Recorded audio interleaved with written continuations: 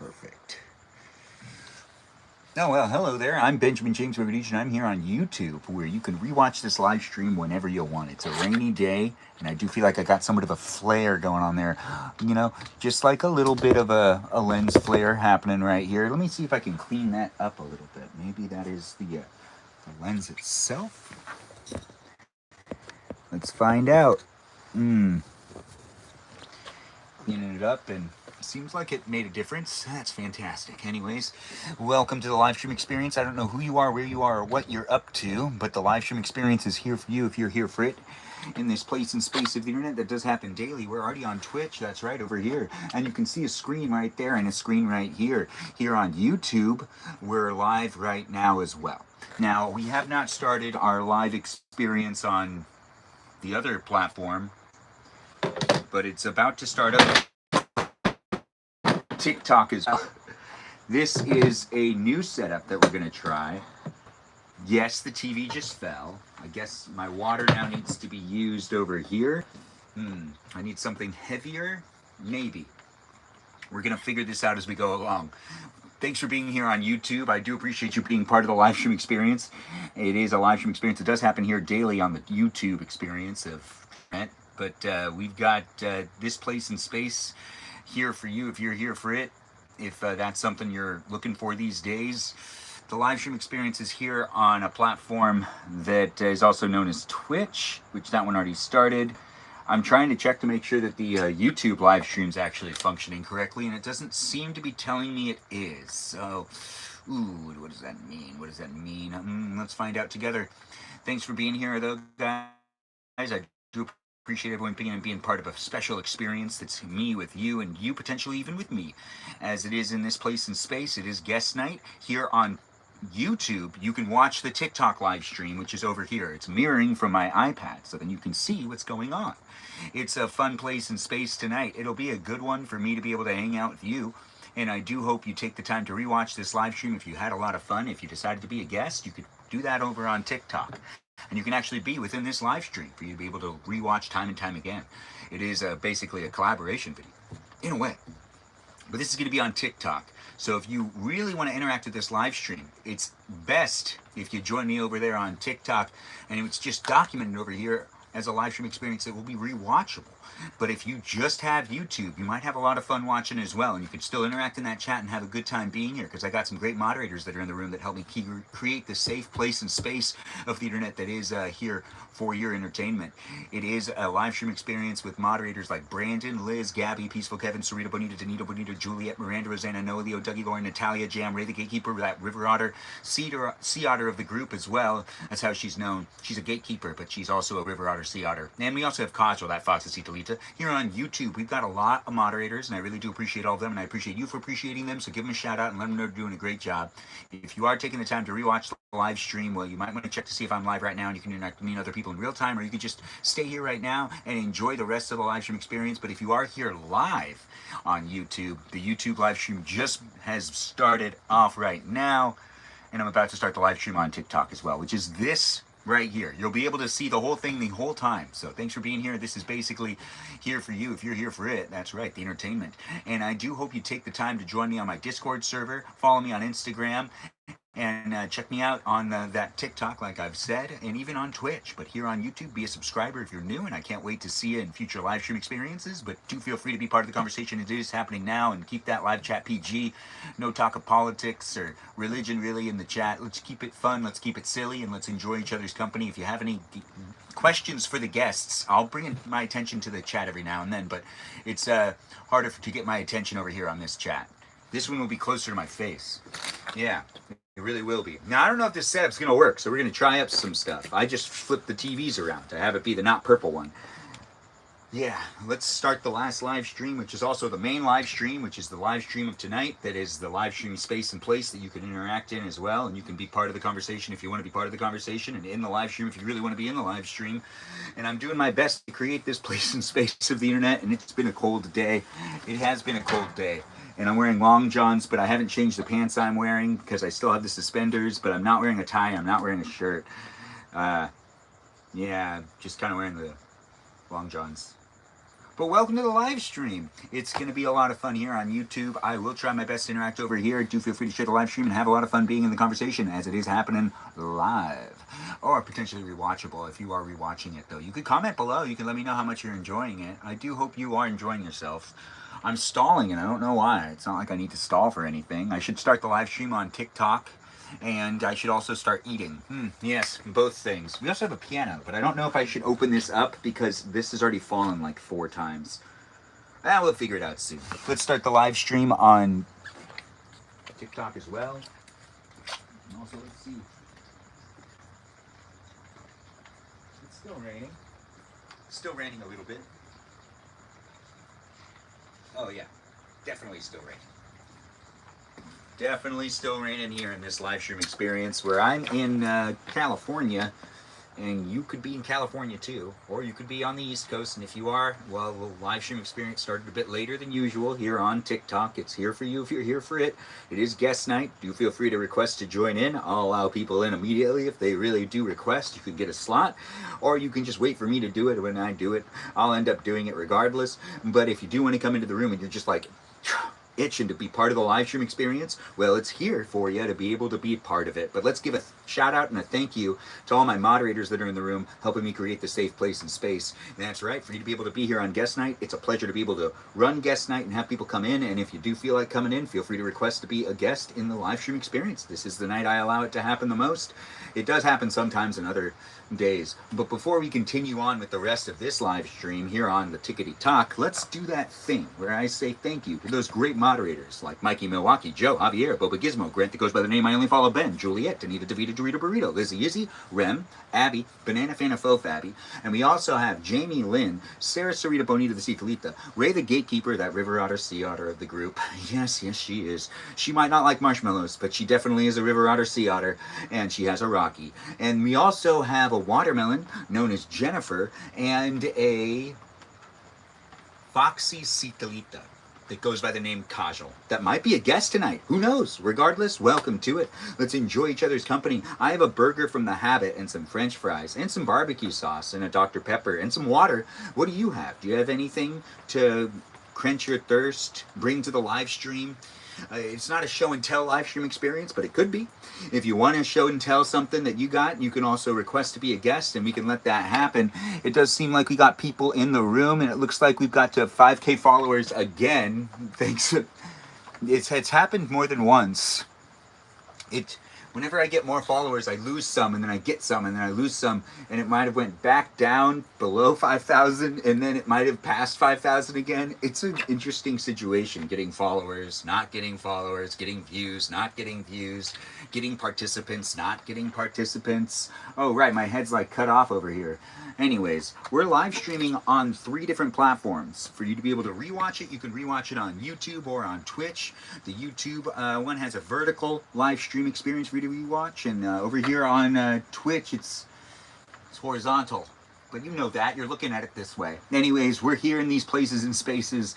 Do feel free to request to join in if you want to be a guest and get a slot, or I will end up requesting people as time does go on. The guest night did start up later than usual. It usually lasts a while. It is a night here in California where I'm in a garage. You can be in a garage too. This is guest night in a garage, so do be part of it if you want to be part of it. We'll have to make sure that the sound's up and everything, and I'm not sure if this setup's going to work, but this one looks a little bit better than the purple one. The purple one is too washed out for you to be able to really read things, it feels like, or to really get a good look at it. But then again, I'm still figuring out how I like to do these live streams and overall how I like to show up on the internet. That's right. I'm showing up for you, though. Wherever you are. Wherever you are, whatever you're up to. Rain outside. I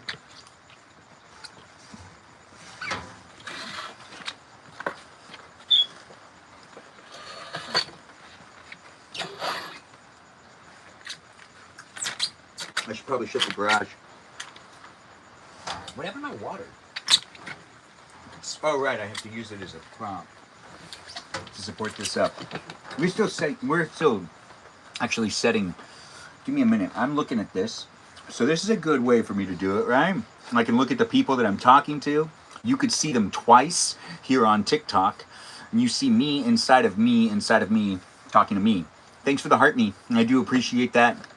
And it's nice to have you here, Stephanie. It's nice to have Miss Woods X in the room as well. Thanks for calling me handsome. I do see that. I'm not sure who the first person to comment was, but now I know. Belly, Ben, your outfit, you look so snazzy. Thanks for saying it. It was a compliment, and it was the first comment on the live stream experience here on TikTok. Belly, thanks for being here, and thanks for making such a nice statement to start it off. 5K followers indeed. Don't you look warm tonight? Looks like you... coat is big enough for the both of us. Oh, Miss Woods X, you're so kind. Yes, you're right. You are so kind. And it is nice to have you here. You did realize this is a cuddling jacket. Yeah, I mean a cuddling trench coat. You can definitely get a second person in here. 100%. It also could be used as a blanket. I've used it as a blanket before, going to go see movies, but it's a bad idea because then you fall asleep. All right. This guy does. Reminding me of Caroline.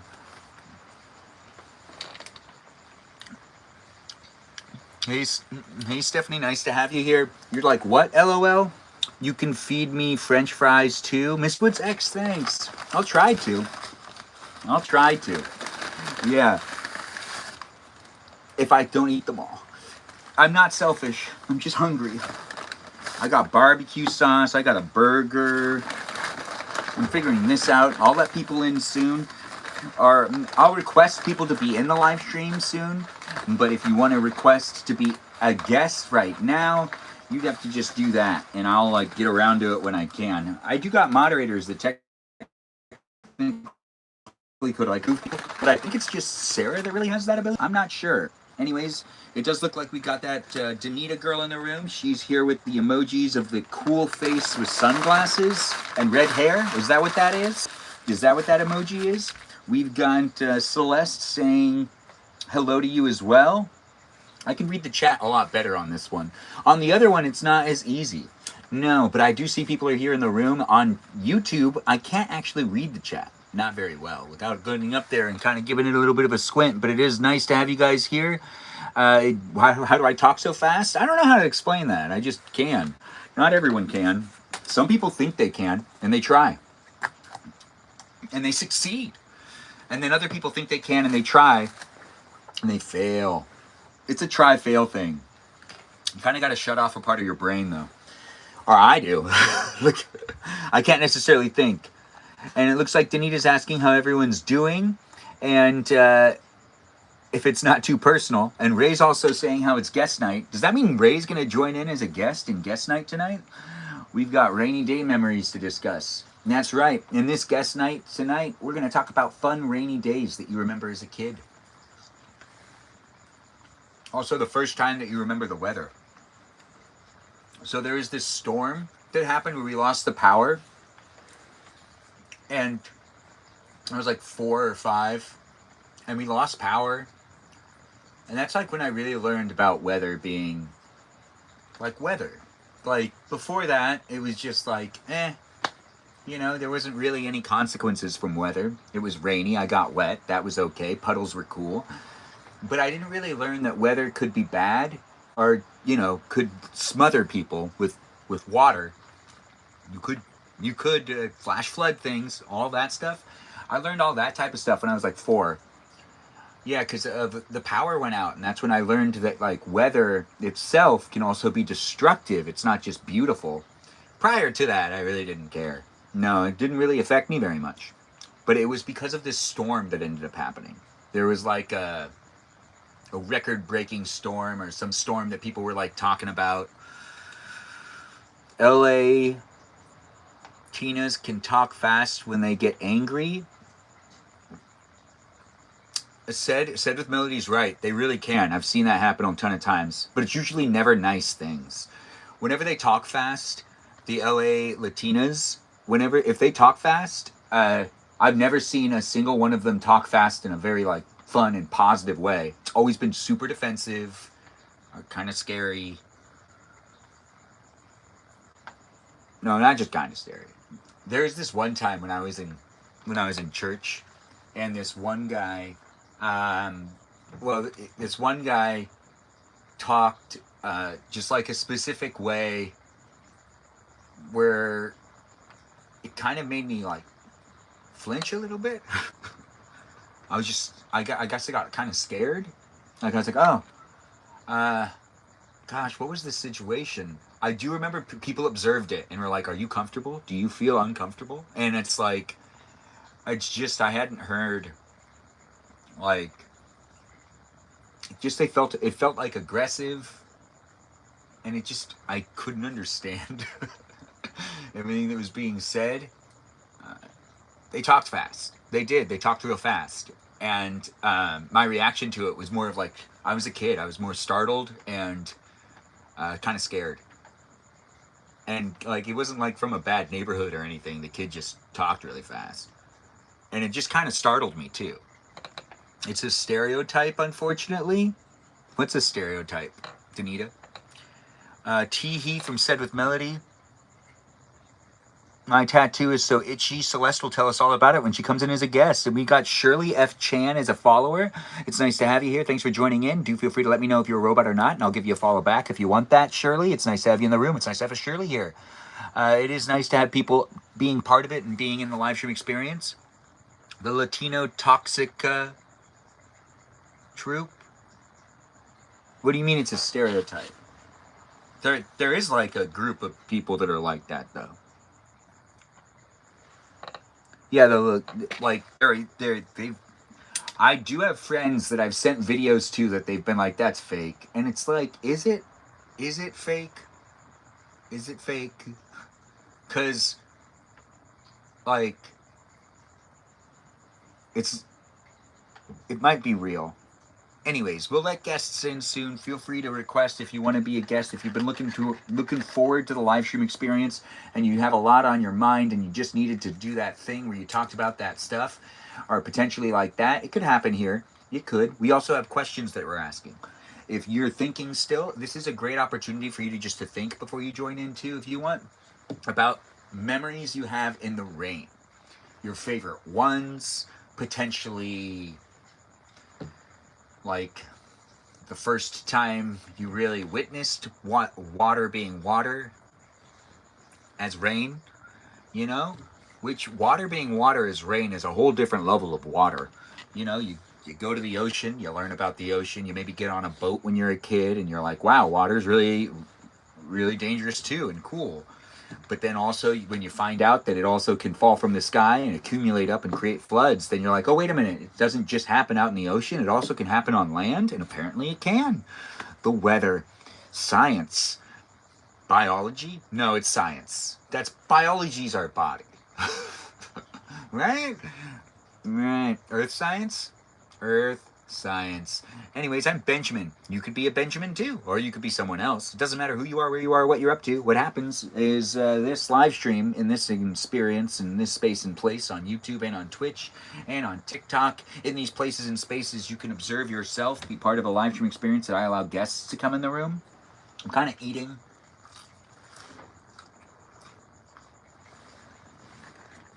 Starting up the live stream. No, that's 2 fries on the ground. Well, I'll eat them anyways. Whether I eat them on camera or not, doesn't really matter, right? And it looks like we're doing a test. Hey man, how's it going? You want to do a battle? I'll take that as a yes. Yes, one battle, please. Interesting. Interesting. All right, so we're going to also do a test. You can hear that. I can hear it. Fantastic. We're going to mute this guy. And we're in the middle of a battle now. Now, this is also showing what a battle looks like here on TikTok. But we're here on YouTube. Ain't it just confusing? But it's also a lot of fun, right? So this is a battle where you can see that there is a progress bar and a clock counting down. Actually, I don't think you could see that very well, but you can still see that it's a split screen. This is what it looks like when there's a TikTok battle going on in the live stream experience that I do here on YouTube. This happens sometimes where YouTube can't see it, but this is a great experience for you to be able to look at it. It's here in front of you. How do I fill the bar? I don't know. The king himself is saying that in the chat. I can read the chat right here. I can't scroll because, that's a TV. Have you ever watched By Manor? I don't know what that is. You're great at talking. I couldn't be. Oh. Looks like Eat Them Horse Hooves is in the room, and I don't know if Eat Them Horse Hooves wants to actually be a guest this time.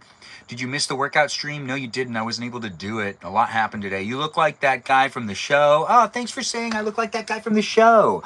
Yeah, I know what you mean. How do I fill? Oh, wait, no, nice to be here, guys. Thanks for. Yeah, so you do fill the bar by sending gifts like that rose. You helped me out right there. The king himself, you're helping. You're doing it. We're doing a couple battles before we let in some guests and we start doing the live stream experience with guests in the room. I did hear that you can do battles with guests or something like that. I don't know if that's true though. Maybe tonight's the night we find out. Maybe. Anyways, we're here on Twitch, YouTube, and on TikTok.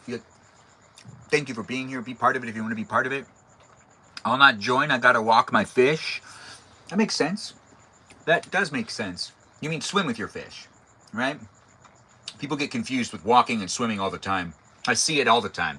People are like, I need to go on a walk, but then they jump in the lake and then they start swimming and like, right, it was a swim I needed to go on. People get them confused all the time. People say that they're going to go for a swim and then they end up going for a walk. That's why there's a lot of miscommunication in the world, in my opinion. But that's just an opinion from this guy. This guy to who you guys are, whoever you are, wherever you are, whatever you're up to. Now I'm talking and I'm saying things and I'm eating some French fries, about to eat my hamburger, and I'm about to potentially win at this battle. We've got 2 minutes left, guys. Feel free to tap on that screen and help me be a winner if you want to help me be a winner and help me get one of them wins. Yeah, Tanita always confuses her walking with swimming. 100%. You can't? Oh, is Jennifer here? I hope Sarah joins. Yeah, Sarah's busy. Sarah's busy.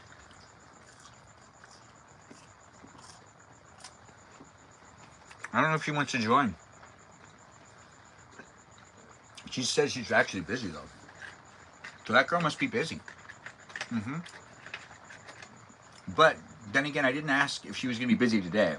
A lot's happened today, and I didn't actually end up talking to her. But the one that I wonder if they will is Kajal, too. We haven't seen Kajal for a little while.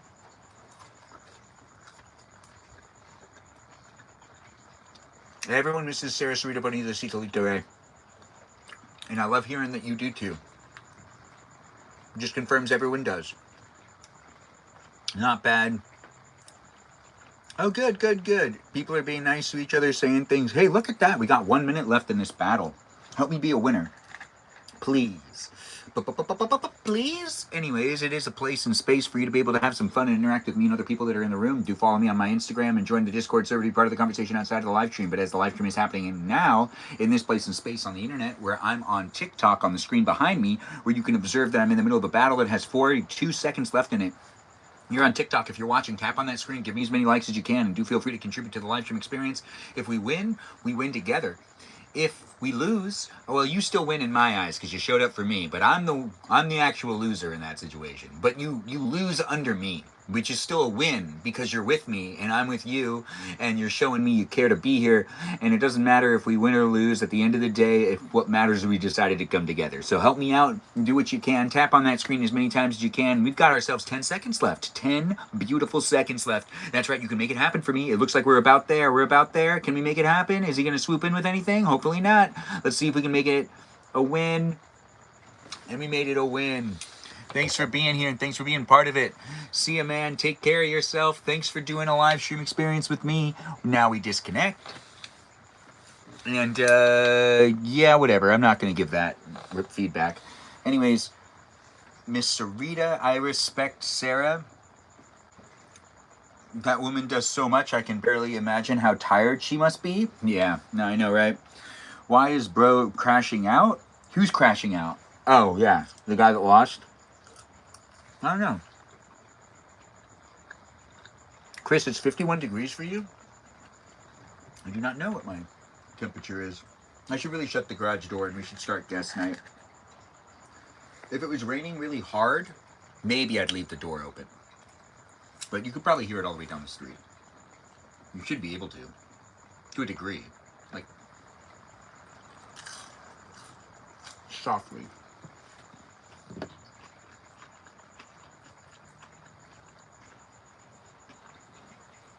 Caroline? Very Caroline of you tonight. I still don't know what that means, but I do like the sound of it. Thanks for being here, Lucifer's Helper, and thanks for liking the live stream. It's just starting off. We've been here for about 30 minutes. It's here on Twitch, YouTube, and on TikTok. Rewatchable here on YouTube and on Twitch. We'll let guests in the room. Caroline Jones, book up the movies. Oh, right, Coraline. Yeah, I do remember Coraline. It's the first Blu-ray 3D movie I ever bought. That's right, I bought myself one of them Blu-ray 3D movies. And that was the movie I picked. Was I impressed? Not so much. But I was happy to support the process of getting more 3D movies to direct home video. Coraline. I still have the glasses from the DVD. Oh, Chris, I do too. It is claymation, but they still filmed it with 3D cameras. You know, that's basically two cameras right next to each other, like that, filming, and then they layer them on top of each other.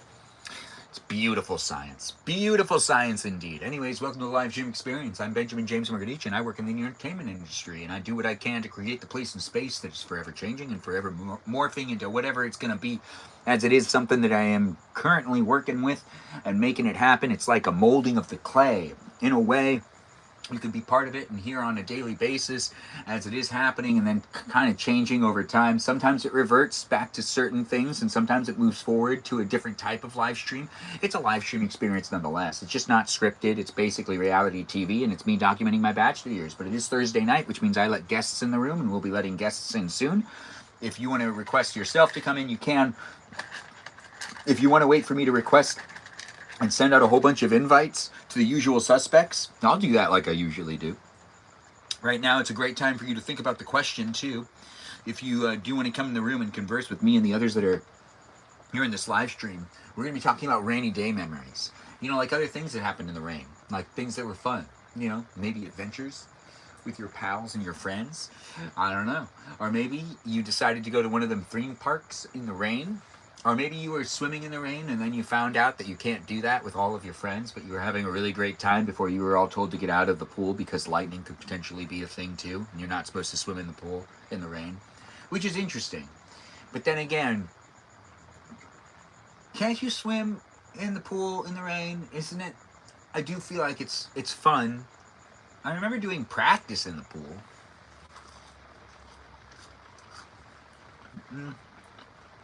I don't know. Yeah, keeping up with Benjamin. That's basically what it is. Welcome to the live stream, guys. Let's get some peeps in the room in a moment. I'm still eating some French fries, and I'm about to eat a little bit of a burger, and then we'll start inviting people in, and I'll put people on a hot seat. We'll ask the question.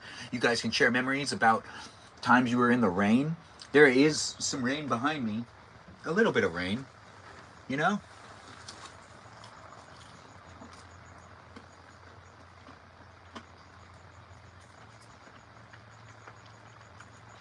Yeah, as long as there's a lifeguard on duty. Swimming in the rain is fun, though. It can also be, like, exhausting.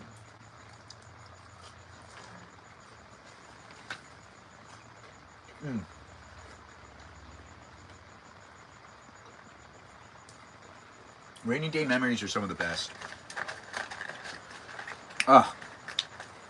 There are some great shed memories in the rain. I watched the Goonies. I watched the Goonies in the shed when it was raining outside once. You know what rains in that movie? It rains in that movie. It's like a rainy day movie. It was raining and they're like bored. So they go upstairs and they go through the attic. The Goonies is a great movie.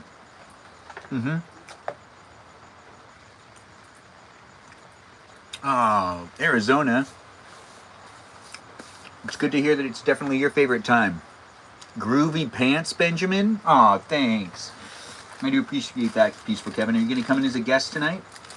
I'll request you. I will. I'll be like, hey, you want to come in and be part of it? All right, so I have a cheeseburger. I've got some bacon.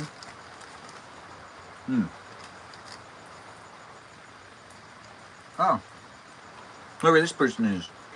Yeah, we'll do it.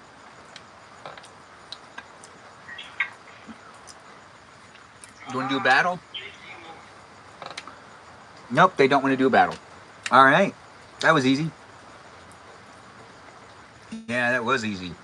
Spoilers, Spider-Man kisses MJ in the rain. Yeah, that is a really good rain scene. Thanks for sharing over here on the YouTube chat.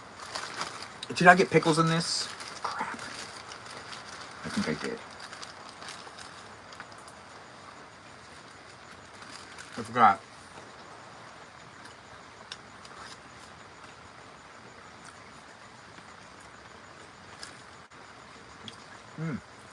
Well, Peaceful Kevin, you can either request to join now or you can wait for me to invite people in, which I'll do in a little while. If you want to come in as a guest and take over, you totally can. But it's here for you if you're here for it. Who said Spider-Man? So on the YouTube live stream, Ray, there's people talking about Spider-Man in the chat. Top 80s movies and other things are being discussed over there on the chat of YouTube. It's nice to be here. Nice to have you here. Thanks for joining in and thanks for being part of it. You can see the screen behind me is actually TikTok. That's right. This is TikTok. It's not just me looking at me, which is 4 me's that you can see. 3 you can see very well, but the 4th one, really tiny. You see, really, really tiny. You can see I'm pointing at it with this finger. I'm pointing at it with this finger right now. Really tiny. You see that? But it's also being pointed at through the screens. And this is what it looks like when there's 4 of me on a screen. What's it look like when there's 4 of you? But only really 3 of them are very viewable, except for that last one right there. Yeah, see right there. Yeah, that one right there. Yeah, that one. That's the 4th me. Where's the 4th you? That was a hiccup. Where is the 4th you, though? It does look like we've got Black and Tan in the room, Chris in the room, Celeste, all sorts of people. Looks like we're basically ready to start up a good live stream experience where we have guest night, jumping in with the peeps coming into the room. I should shut the garage door.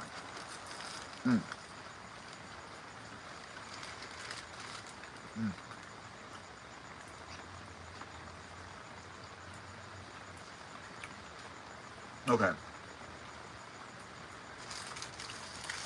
I took the pickle out. Where's the soda? You mean this Dr. Pepper? That isn't a proud sponsor of the live stream experience. Is that what you're asking about? Was that said with melody? Oh, thanks for the mustache and the hat. I do appreciate that. It's nice to have you here. Love that. And that was from Celeste. I need to buy something green. Ooh, I'll buy something red. Thanks for letting me know. Anyways.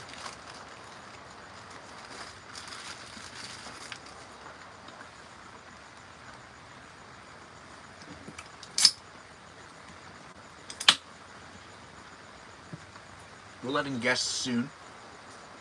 It's a rainy day over here in California.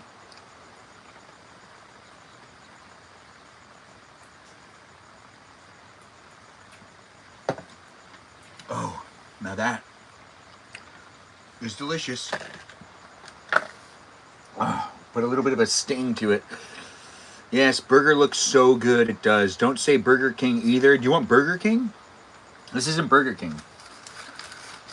What place is this? They're not paying me to talk about it. So we're not doing it. 100 coins. How's your day today, Black and Tan? You're being asked by Danita. I use those ones because of the silliness.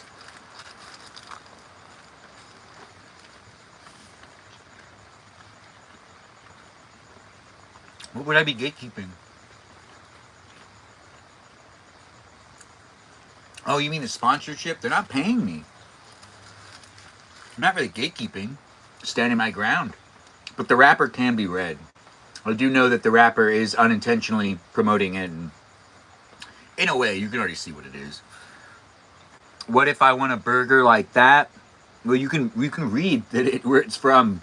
You can definitely read that. You can't read that? Well, you can definitely read it over here on the TikTok live stream if you kind of zoom on in. Maybe even here on the YouTube live stream. Yeah, thanks for saying the sandwich looks good. Ben, is it a chain that's outside of LA? I actually don't know. You can't read it. Well, there it is. Can you read it now? It's a really delicious burger. We'll talk more about the burger later. I'm going to shut that garage door and invite in some guests. We're going to have Peaceful Kevin here tonight. If you have any questions, feel free to ask those questions either here on YouTube or even in the chat here on TikTok. We're going to talk about rainy day memories. Maybe a fun board game that you remember playing with people or something you remember doing in the rain. Maybe it was like a house day or something. Maybe there was something that happened at school once. And, you know, oh man. There were some times that were fun, where there were rainy days that made it so we couldn't go outside. Rarely happened, though.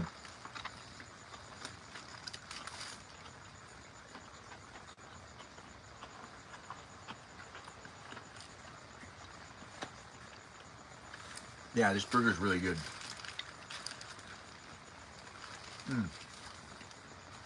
Well, creamy sauce, you said.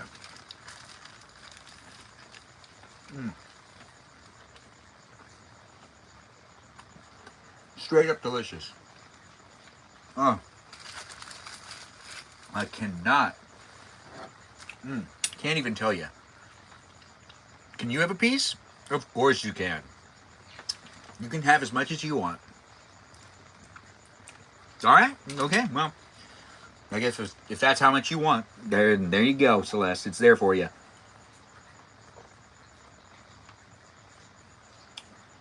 Oh, now that's some delicious Dr. Pepper right there. Now you might be here for it if you're here for it. The guest night, that is. Can you have a piece of the guy that's holding it? No. Passion. You're gonna make me blush. Thanks for being here. Is said with melody your passion?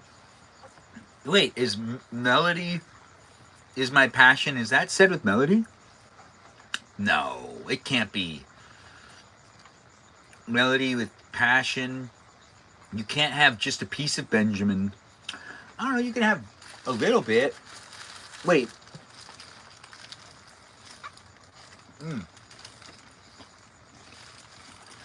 I'm really enjoying this.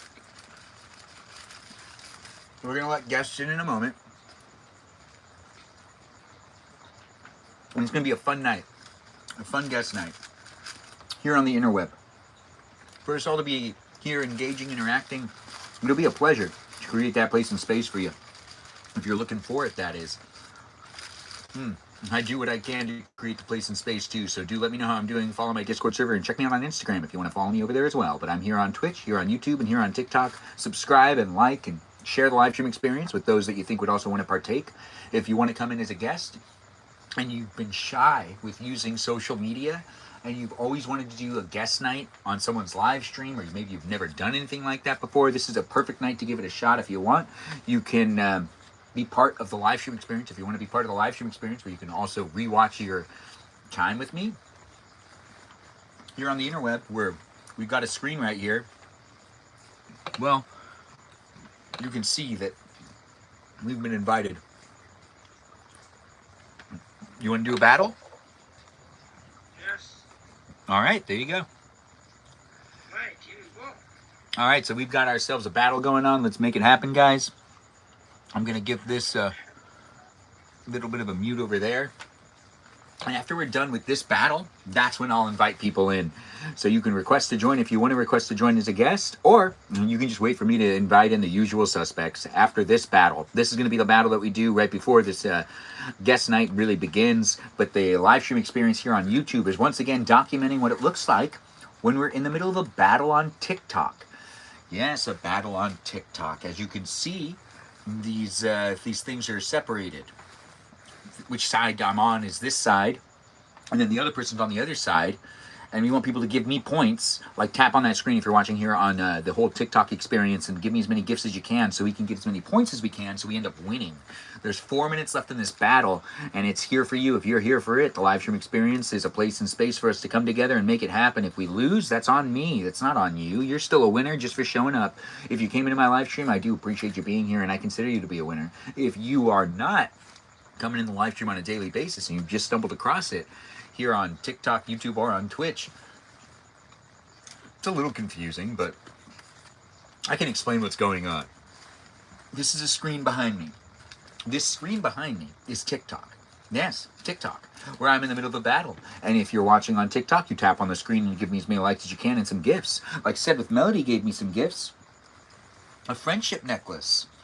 And it looks like some others gave me gifts as well. We've got gifts from Peaceful Kevin, and Melody My Passion, the roses, the beautiful roses, and I believe we're getting more gifts from Melody My Passion and Said with Melody, which I don't know if they're the same person, but it does feel like they are, but they're going to have to justify that it's not the same person, but I really kind of feel like it is. But Melody My Passion, where are you from? And do you want to join in as a guest as well? It's nice to have you in the live stream experience helping out on a battle. I believe you're a new follower, and it's great to have you here. So thanks for liking the live stream, sharing the live stream, being part of it. It does look like we got roses, friendship necklaces, coming into the room and being here as gifts for me to be able to potentially beat this guy over here, which I don't know what he's up to, but he is over here as well. You can see him here too. I still got my burger. I should pay attention.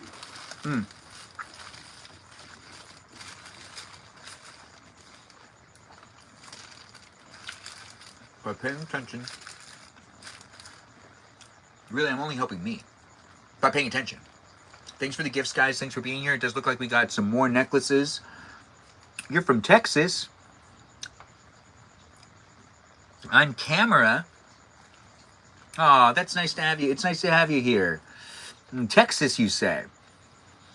Melody, can I ask what part? We have lots of Texans here. It looks like Sarah Sarita Bonita the Cicalitas in the room. Sarah, we're in the middle of a battle. We're about to start up guest night. If you want to request to be a guest, you know the deal. You got to request to be a guest because I can't invite you.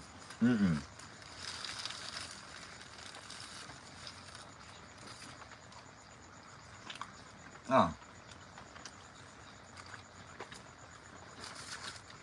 We still got a minute and 30 seconds left, guys. Is it time to change your name again? It looks like Sarah Sarita Bonita Citalita saying hi to everybody. Giving a shout out to all those that are in the room, letting them know they're here. As I finish up my burger and start up guest night.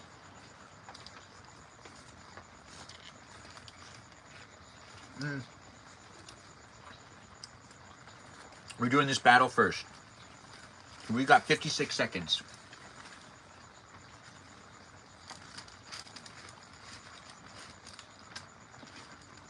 Bacon. I'm almost done eating.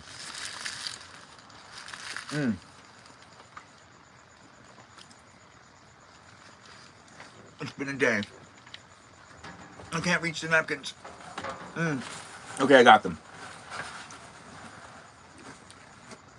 Yeah, I got it. You saw that, right? I was able to get it.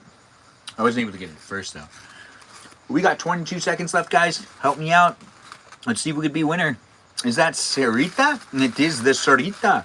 Thanks for the little crown. I do appreciate that. It is nice to get the little crown. Thanks for being here, guys. Thanks for being part of a live stream experience. It does happen daily. It's here on the internet for you to enjoy with me, if that's something you really want to do. You don't have to be here, but you could be here if you want to, and you can give me some likes and some shares here as we have the end of the battle. Oh, the battle has ended, and it looked like we won. Swooping on in there with all them points. Thanks for the fest pop, and thanks for all the gifts, guys. Thanks for being here, man. That was a great battle. I do appreciate everyone being part of it. It is a live stream experience. It does happen daily. And do feel free to be in the live stream, as it is a place and space for us all to be able to engage and interact with each other. In this place and space, it is guest night tonight, since that's Thursday night. But in that previous battle we just did, well, you helped me win, and I really do appreciate that. So let's make it be fun rest of the night. getting in some of those usual suspects. Sarita, why are you here?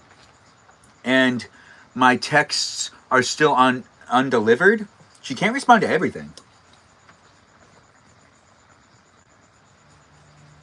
Or can't she? It says sorry. Huh. That's interesting. All right, I can read it over here too. Huh. Thanks for liking the live stream. Thanks for being here, guys. Thanks for clocking it. And thanks for... Oh, we're not doing another one of these. No. We're going to let in the guests now. I'm going to go through. And we're letting the... We'll let in the... I cannot change my name to Lilac. I want to change my name to Lilac Queen. Said with Melody, I'll just call you Meow. I don't know if I could say Lilac Queen all the time. Well, then again, it's your name. Lilac? That's stupid. I mean, that's not stupid. I mean, pronouncing it. Not the name, just like Lilac. What did I say the first time? Never mind. Anyways, the pronunciation is Lilac. So, Lilac Queen. I could say that. That makes a lot more sense. It's a color. No, the way I pronounced it was wrong. Benjamin, California, education so good. I would say kind of. I mean, I didn't really go to the public schools. So, yeah. So it should be better.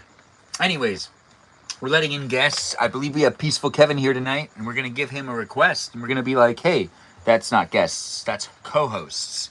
Yeah, that's not what we were going for. Where is... So we've got Peace... Oh, dang it. Invite sent to who? Wait. Who's this? Accept. Peaceful Kevin's now in the room, and we'll invite the usual suspects. We'll even invite Eat Them Horse Hooves, which we've never done before. You want to introduce yourself, Peaceful Kevin? Hello, I'm Kevin from Maryland. That's I need to shut the garage door. But thanks for introducing yourself, Danita. You want to introduce yourself too? Yes, my name is Danita Burrito, Yervita, etc. the third. Yeah, and I usually stream on Twitch.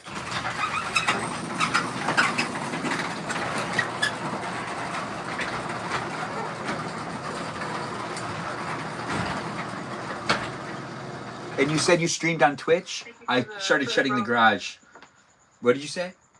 Oh no, I was saying that yeah, I usually stream on Twitch. I just been taking a break, but also thank you, Miss Lilac Queen, for the rose. I really appreciate it. Roses, thank you. Ah, look at that. Everyone being nice to each other, showing appreciation. So Lilac Queen is now said with Melody. Is that how that's going down? Is that what we're doing? Do you want me to still call you Melody? I can still do that. Well, I mean, said with Melody said she's going to change her name. Looks like you got some sort of princess crown. Anyways, we do got two guests in the room. You could be a guest too if you want. We have the Burrito Girl here, and we also have Peaceful Kevin in the room. You can see that there's a screen right here. I'm looking at me, actually. Yeah, that's me. You see, I'm pointing at myself. Yeah, and then I have a screen over here that you can see on Twitch, but Twitch's live stream just disconnected.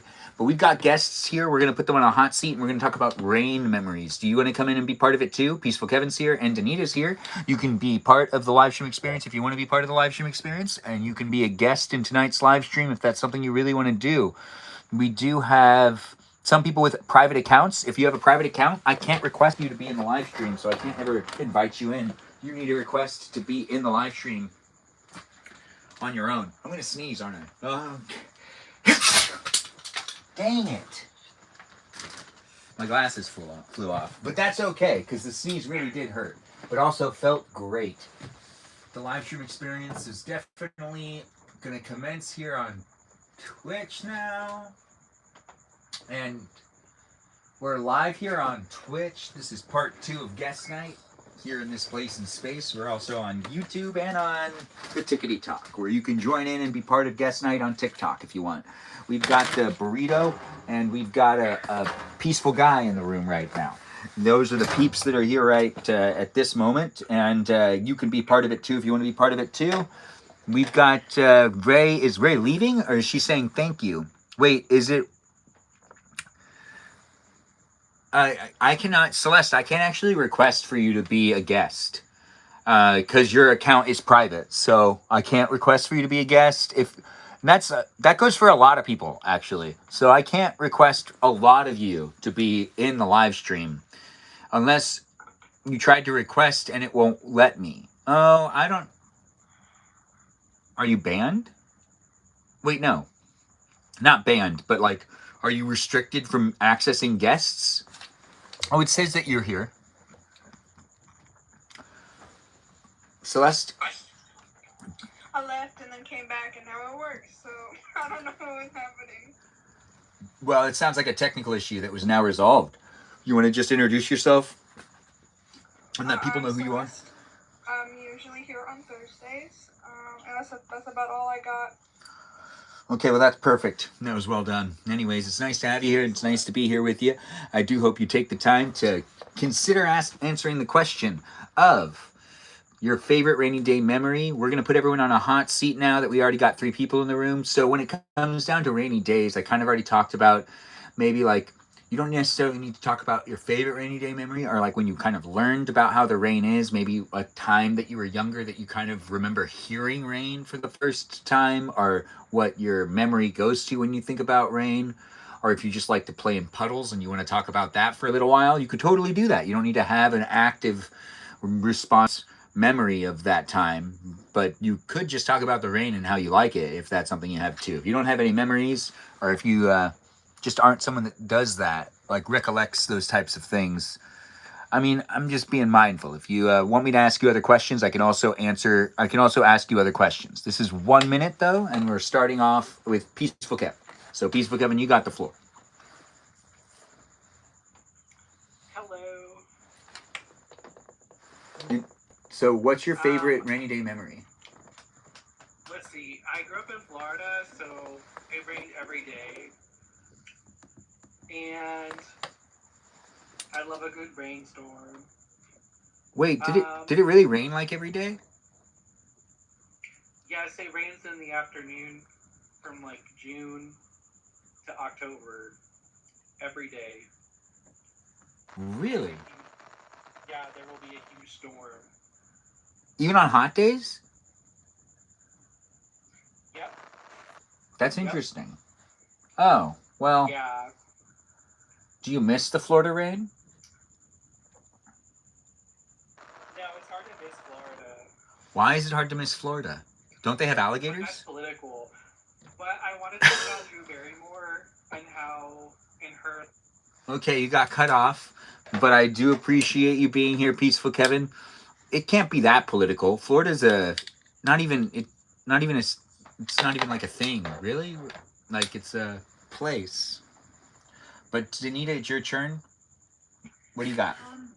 I think one of my favorite rainy day memories, I remember I watched Breakfast at Tiffany's with my mom, and it was just the 2 of us, which was kind of nice, because usually, like, you know, we have to, like, split time between, like, my siblings and I and stuff, so that was really nice to just have that time be with us.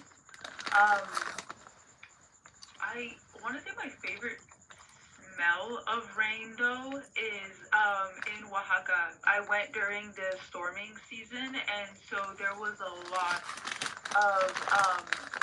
of rainstorms, and like I had seen it like flood that way because the infrastructure just isn't like the best, but it smells really good. Okay. Hey, you did it in your time. Great job. Thanks for sharing. Celeste, it's your turn. I used to really like gardening in the rain, like checking on things. Like in a car? Or do you mean like on a porch? I just used to like sitting on my porch and like watching it rain. I especially like in like the fall, or like when it first becomes fall, or like when it first becomes spring, because there's like a flowering tree in my front yard, so it was really nice. And yeah, I miss that. Every time it rains now, I'm like, oh man, I wish I could check on things again, because it feels like for like 10 years I checked on things every time it rained.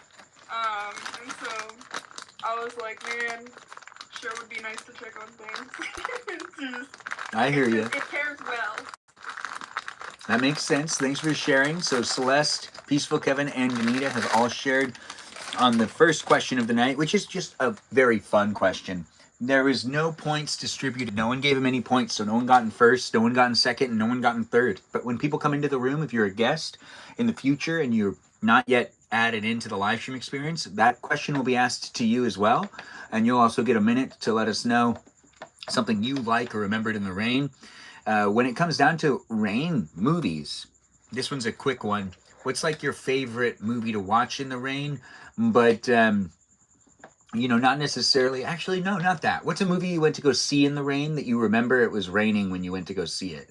I went to go see all 3 Lord of the Rings movies, and it rained every single time I went to go see that movie. It was raining when I got into the theater, and it was raining when I got out of the theater. And that was for every single Lord of the Rings movie starting from 2001. Yeah, I believe it was 2001, 2002, then 2003. I believe that's how it worked. It's nice to have you guys here. Does anyone have a movie that they went to go see that was like during the rain, that they remember it was raining when they went to see it? Like at the movie theater? Like you went to go see a movie and it was just so happened to also be raining that day. Rainy days at the movie theater used to be jam-packed because people used to actually go to the theater a lot more in general. And there was also like an arcade that would sometimes have people just at the arcade on rainy days. I went to go see a Dragon Ball Z movie with a friend, and that was when I had first moved up to the Bay Area. And like Bay Area rain is very different. It's very nice, but I didn't really know anyone in the Bay, so it was really nice to just like spend time with someone that I did know. And you were able to spend time in the rain with them. That's sweet. A little bit, yeah. Now, has anyone had like a long walk in the rain with maybe like a significant other or something? I had one date where like the girl, we went out and we weren't supposed to be walking in the rain, but we both talked about how we liked being in the rain. And then we decided to go on a walk in the rain, but we didn't have umbrellas or anything. We just got really wet. I never talked to her again after that night, though. I also got sick. But hey, it was worth it. It was worth it. She's a school teacher now. I believe in Northern California. Anyone else have a similar story? Maybe the same type of story? Did that also happen to you? It happened to you too, probably. Even if you're in the chat, if it happened to you, you can shout it out in the chat and you can let us know if it happened to you. It's a very common thing to happen to people. I don't remember. You don't remember Peaceful Kevin? No. But I have had a date on the beach. Did it rain on the beach that day?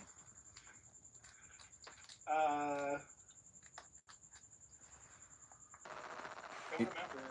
So that's I usually went at night when it was nice and dark because my skin is like pure white, so I avoid the sun. Oh, that does make sense. I mean, you get sunburned really easily? That's what you're saying, right? Yes, I got burned at 9 a.m. one time. It never makes any sense to me how that always like, you have to be outside in the sun. How did this happen to like, it wasn't like this before, was it? For thousands of years, were people just getting lots of sunburns and no one was talking about it? Our bodies didn't evolve. Anthropologically, yeah, like our bodies do evolve to our environment. Wait, no. Is that biologically? I'm supposed to be in Ireland. Yeah. Wait, what about Ireland? I'm supposed to be in Ireland. What type of weather is that again? It's just always gloomy? No sun? Different angle than, well, it's further north than Florida. That's a good point. So it has like, Angle of the sun. but it has like a shade to itself, right? Well, UV rays can still go through clouds, but the angle of the sun is less intense, less direct. What's Celeste saying in the chat? Did she can't unmute herself. No, there's nothing I can do. It really said you're done speaking. It's probably because I remuted when I was done talking. Okay, I can't, oh wait, I can do this though. I can let you back in the room. Look at that. Celeste, can you hear me? Yeah, I think that it was because, like, after I got done speaking on, like, my turn, I remuted it, and I know in the past, like, when you, like, left while we were on that thingy to go, like, check on something or get a drink, like, if we muted, you couldn't, like, unmute us or something, I don't know. Well, didn't you have a problem also? Eric, just quick question. Is your TikTok app up to date? It should be. Because sometimes there can be technical issues with microphones, and you said that you were having a hard time connecting the live at first. So I'm just asking. It's something to check. It can be resolved real fast, but every once in a while there are technical issues that are due to the fact that people don't update their devices. Over here on this phone that Twitch is on, it never updates. I don't know if I need to update it, but I probably should. I probably do need to update it. Anyways, thanks for being here on Twitch. We're here in these places of the internet. We've got Tales from the H giving gifts to the cake slices. Gifts by the cake slice to the burrito girl. And we also have people here on YouTube, like the I'm the Smith girl saying hi to everybody. Maybe give them a chance. Sandpaper, they might regret blocking you, but try to communicate about it. Looks like there's some advice being given over there on the YouTube live stream. It's always nice to see people are coming in and being part of it. Do feel free to be part of the conversation. It does happen here in these places and spaces of the internet on a daily basis. Come back daily for my live stream experience, which is at least 90 minutes a day. But right now we have a screen right here that has a Celeste, a Peaceful Kevin, and a burrito all in the room, hanging out here in this place and space of the internet for you to be able to engage and interact as well. Feel free to ask questions to the guests that are in the room. They'll talk and you can listen here in the place and space of the internet that's rewatchable here on YouTube and here on Twitch, not here on TikTok, but it's still live here on TikTok in this really great place and space. In this really great place, space, and environment. We also got bots, programs, algorithms, and software in the room. Be mindful of them and also give them a shout out. Tell them they're doing a great job. I appreciate them. I appreciate you for appreciating them.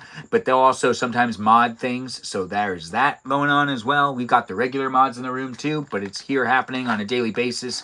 Come back for it. This one's Thursday night, guest night. I'm going to go inside and get some snacks in a second.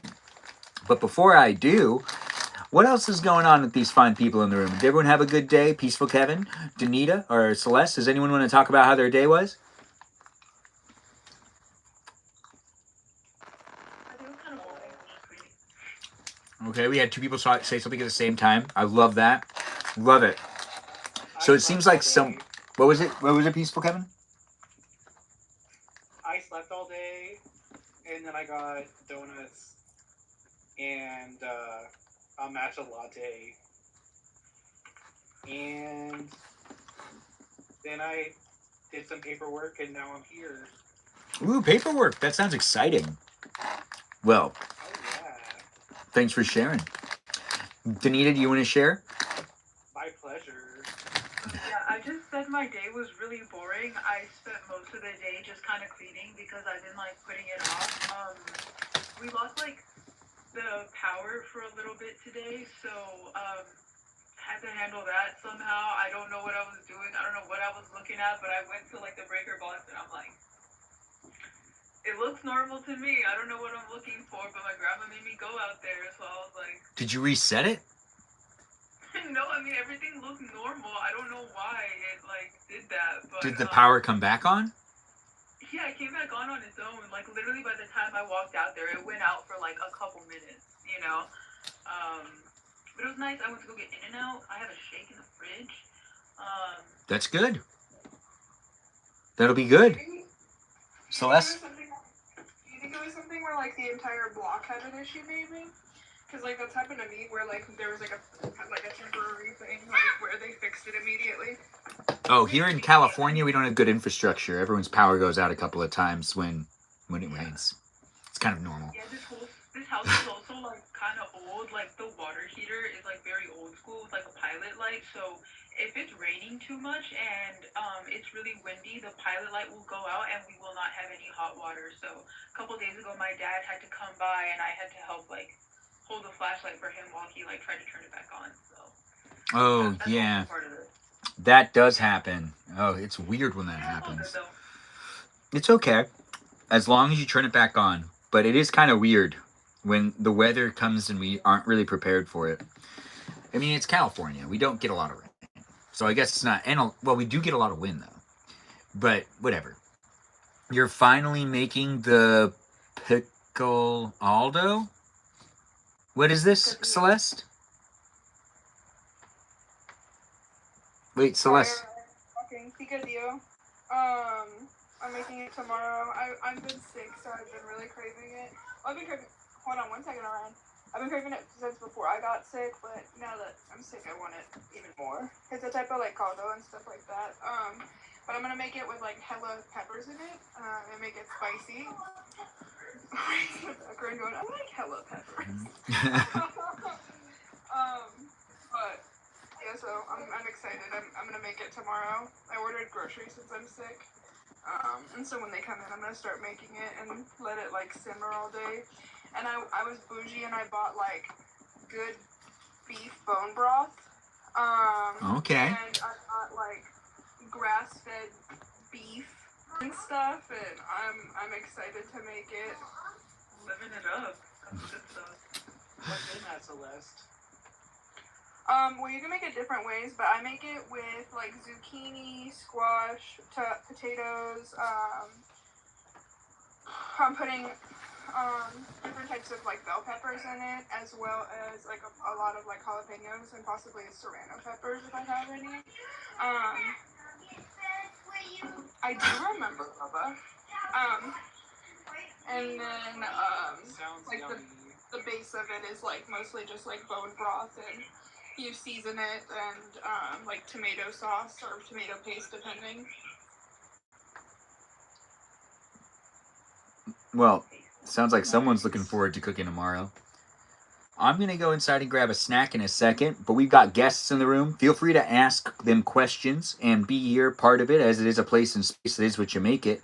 I always appreciate people being here and being in the live stream experience. Do feel free to be in the conversation, either on the chat or as a guest in the live stream, or even in that live chat with the others that are here. You can talk to them and get to know people and be like, huh, these people are so nice. I wonder if they talk to each other outside of the live stream. And then I'll tell you, yes, we do. Not all of us, but some of us do. And you could too. If you want, on my Discord server, you can be over there hanging out with me and the peeps that are in the live stream experience on a daily basis if that's something you really want to do. It's here for you if you're here for it, so do feel free to make it a place and space.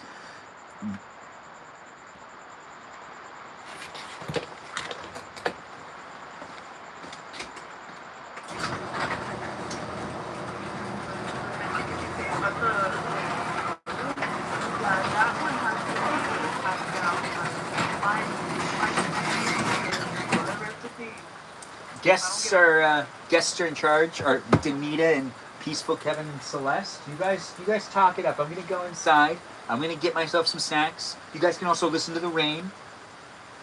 Just do what you can to make the environment nice and fun for all of those viewers that are here as well. I'm gonna be right back. You will. What would Look it up, Kevin. Yeah, pozole. It's super good, and you put like shredded cabbage on top and stuff like that, and it's super good. My best friend usually makes it every year, but I was excited because she was gonna make it as well as some carne asada this weekend for like Friendsgiving, but they ended up canceling, so now I'm sad.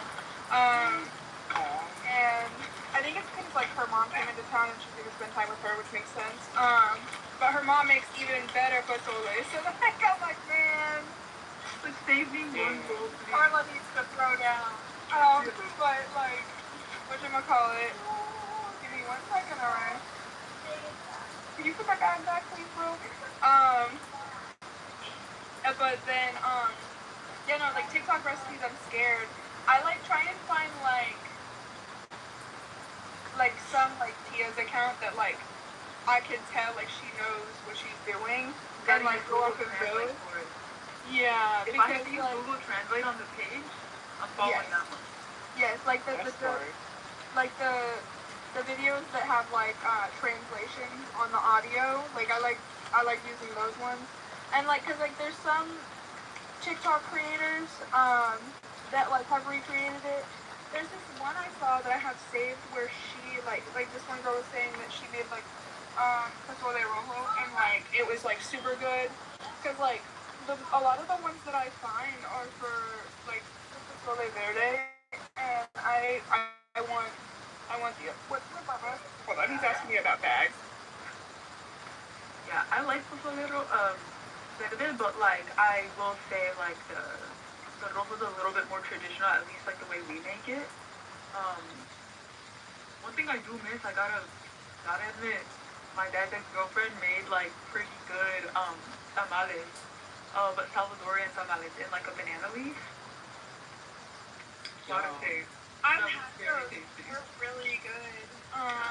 When your Amy bought them, my friend I was just talking about, and she was like, I did not realize these were Salvadorian when I bought them. And she was like, I've never had these. Do you want to try them? And we like tried them, and they were really good. What I don't fuck with though is the dessert tamales. I don't like them. One year I put like homemade salsa on them thinking they were normal. Like they were in there with the rest of them. Like at like Michael's grandma's house, and like I said, she's like in her 90s now. So like she just be putting like stuff all in the same place. And so I like went and I like got a little ladder and I climbed up to the top of the cabinet. I got the little like jars of like the canned like salsa she made. And cause it made me laugh because like before I like moved to Texas, she was like, yeah, we had a whole jar, like a whole cabinet full of salsa, and then like you moved here, and now like it's just like I was like, I don't know if this is a bad thing or a good thing. She's like, no, it's good. Like no one would ever eat it, because like she made like I think it was like the best, but like it was one of the salsas where like it was more spice than flavor. Like your lips would get swollen after, like you know what I mean? Like when you eat something like super spicy. And it doesn't even matter if it does have flavor because you're so numb. Yeah, exactly. And it was so good. And like That's so it was good. yeah, it was so good. I loved it. And like she would be like, do you want to bring jars back to y'all's apartment? And I was like, oh hell yeah. And like I'd be like, thank you, Benita. And like so then like she hold on 1 second, alright, okay? And then she would like she would make me rice and stuff, and so I would just be like throwing down. But the problem was she did not label things, and you know, as grandmas do. And so like I'm going to I live with my grandma, I know what you mean. yeah, so like I went to I'm getting beans out of the butter container. And so then I'm like getting the beans out of the butter container. I go to get like the rice, and then I'm like, tamales. And so like I made some for me and Michael, and he likes putting cheese on top of his, and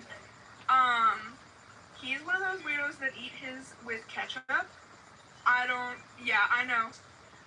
Well, There's a couple people in Texas that eat them with ketchup, and I'm like, you are foul. I don't know what your problem is. I know, yeah, literally. Ew. Trump eats his steak with ketchup. Oh jeez.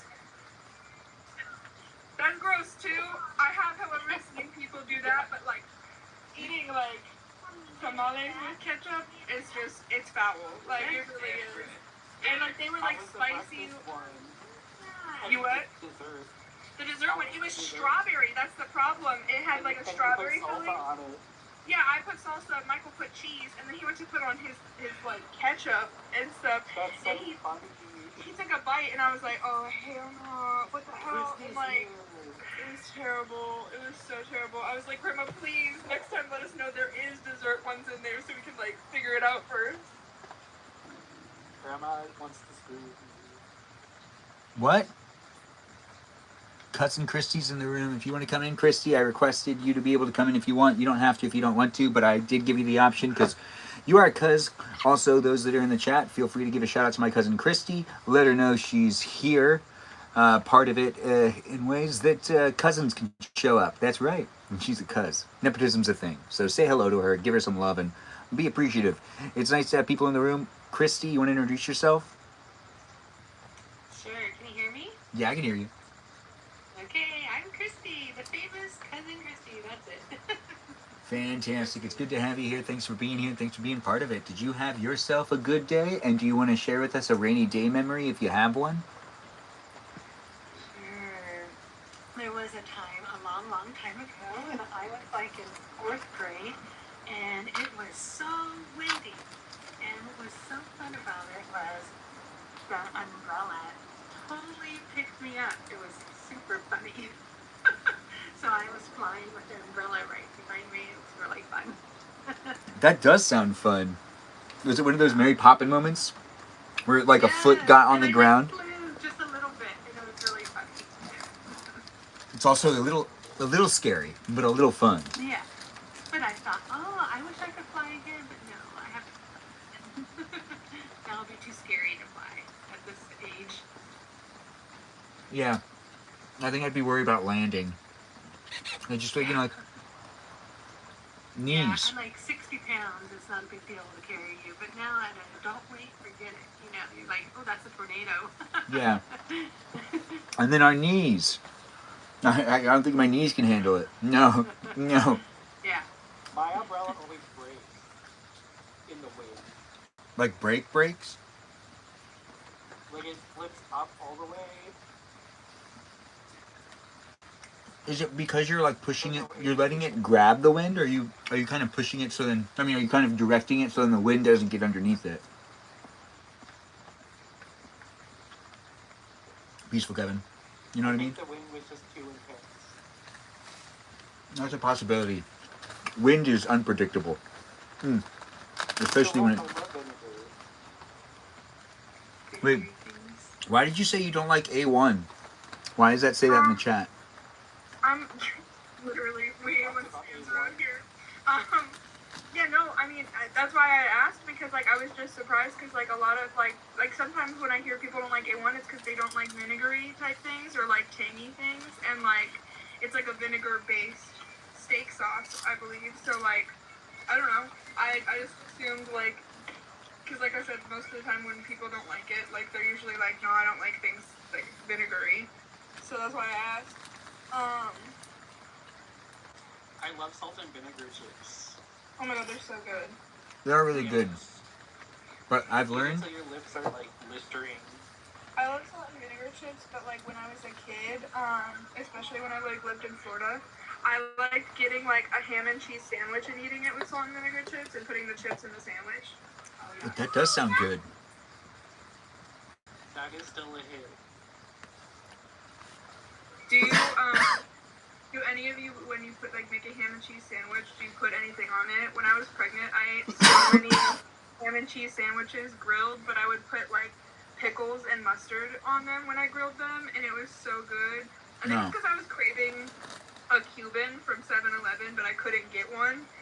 So I was like, we're gonna try and make something similar to that. It's like a Cuban sandwich on a budget. That sounds really good. Yeah. Okay, I guess that does sound kind of good. Yeah, there's apparently a really good restaurant here that has Cubans, like authentic Cubans, and I really want to go to it. Apparently we That also sounds have, amazing. right? Well, like when I was younger, 7-Eleven would sell pressed Cubans, and they don't do that anymore, and we also don't have 7-Eleven here. But we do have a Publix, and I've debated on like going to one and getting one, but I don't think they press them anymore. But I miss Publix so much. Publix has the best buffalo chicken dip. Wait, what has the best buffalo chicken dip? Publix. What's this public Do you place? guys have Publix there? It's like a Florida staple, or like a I have- staple in the South. No, I don't know what it is. Oh man. It's like like a a grocery store in Florida. Black and Tan, 7-Eleven used to have like decent like gas station food, like back in the day. Like it wasn't horrible. I loved Like, getting 7-Eleven hot dogs. yeah, exactly. And ever since COVID, they don't taste the same anymore. 7-Eleven. But it used to be so much fun to stop and be like, well, we can get a snack. And then you end up getting a hot dog. And you're like, it's still a snack. It's just like... Well, and like It's a filling snack. When I was like probably like it was like probably like in the early 2000s, like in the early 2000s, like when I was like younger, like the food was not like a Tana saying like radioactive or like a laxative. Like it was not bad. Like they just like the food in general in the U.S. has like really gone downhill. Yeah, it's like casually poisonous. Yeah, and Yeah. so like I think a lot of those like convenience foods are especially bad now. However, like I said, like they would make these sandwiches and they were so good, and we would like when we were on the way to the beach, we would get like a bunch of them, or we would get like the gas station hot dogs and stuff, and it wasn't like an ongoing joke back then that the food was gonna make you super sick. So, but now Look, it is. Laura, you dropped. Christy, you dropped out. If you want to come back into the room, just request. I can also invite you back in too. My cousin's still around, guys. I don't know if she's They have food. dropped out accidentally, but she can come back whenever she wants. I wish it had that Thai. Had it at the Thai. You wish you had what at the Thai? I think they're saying they wish they would have been able to try it before it was gross. I've heard Oh. that like in like I think Japan that their like gas station food is really good and everything is fresh. My lady that does like my waxes, she is from Taiwan, and she says that all of the food there is super fresh. They don't like have like Oh yeah, they started doing test trials in America, doing the Japanese style or whatever, the Japanese style 7-Eleven convenience stores, which here in America, I am so jealous of Japanese 7-Eleven. wait, They haven't figured out.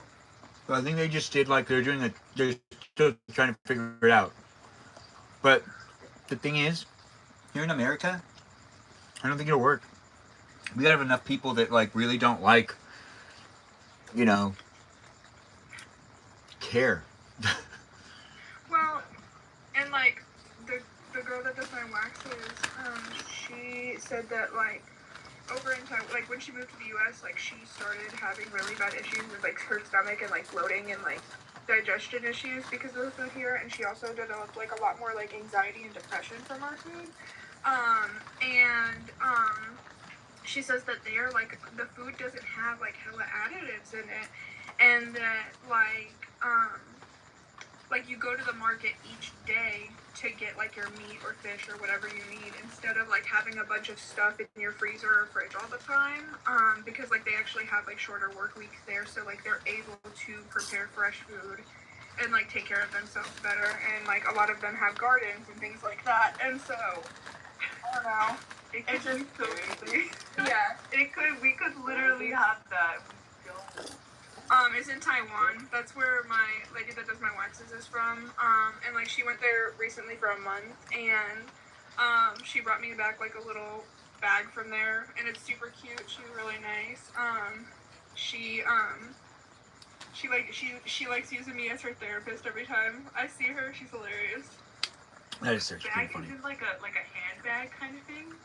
It's more like it's like more like a little like coin purse, but it's like embroidered with like a little elephant on it, and it's very like the patterns are very vivid, and it's beautiful, and I love it.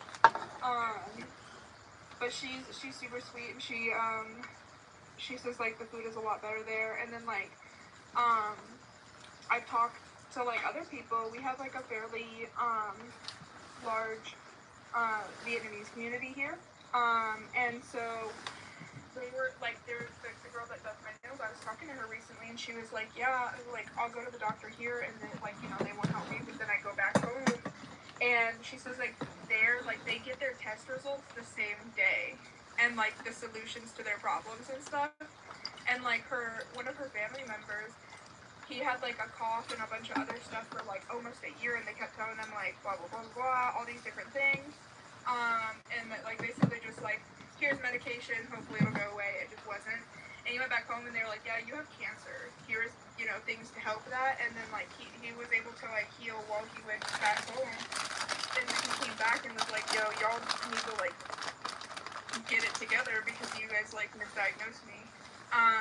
Crazy. What other symptoms did he have? Yeah, that's a curious she thing. didn't tell me what all Just he a had. cough?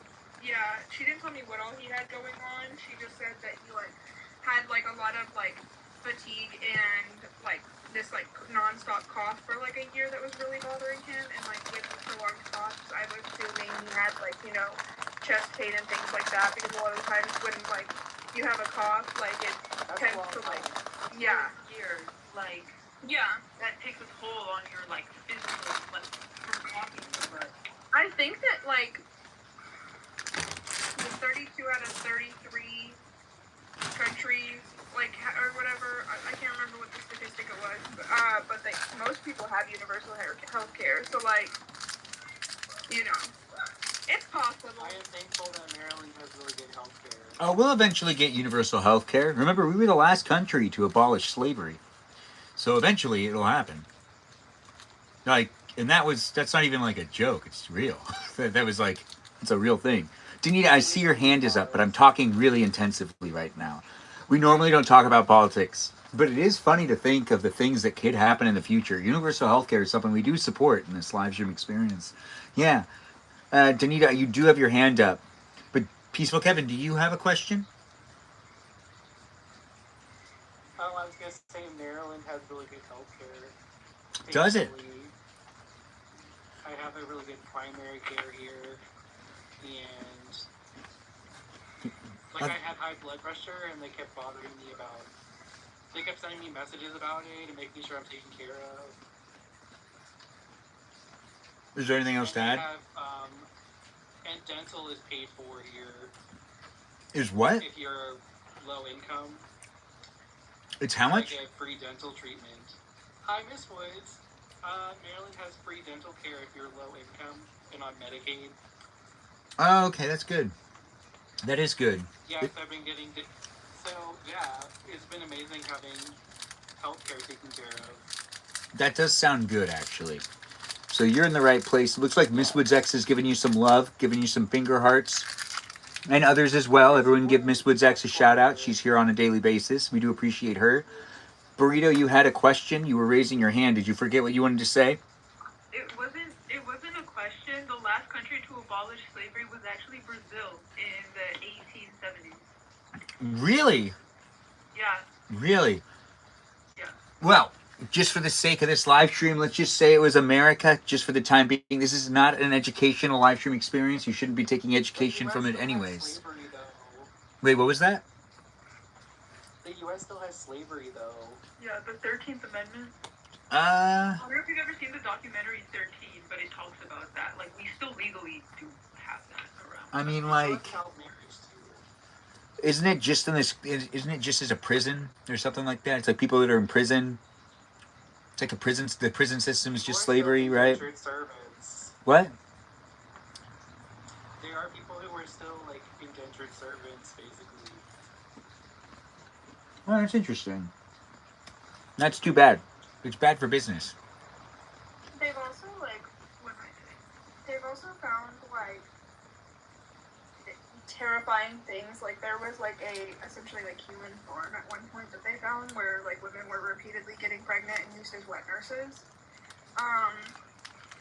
And so like there is like there's like some really sick people that do really sick things. And sometimes our government just turns their eyes to it. So like, you know, it's pretty spooky. The human condition, am I right? Yeah.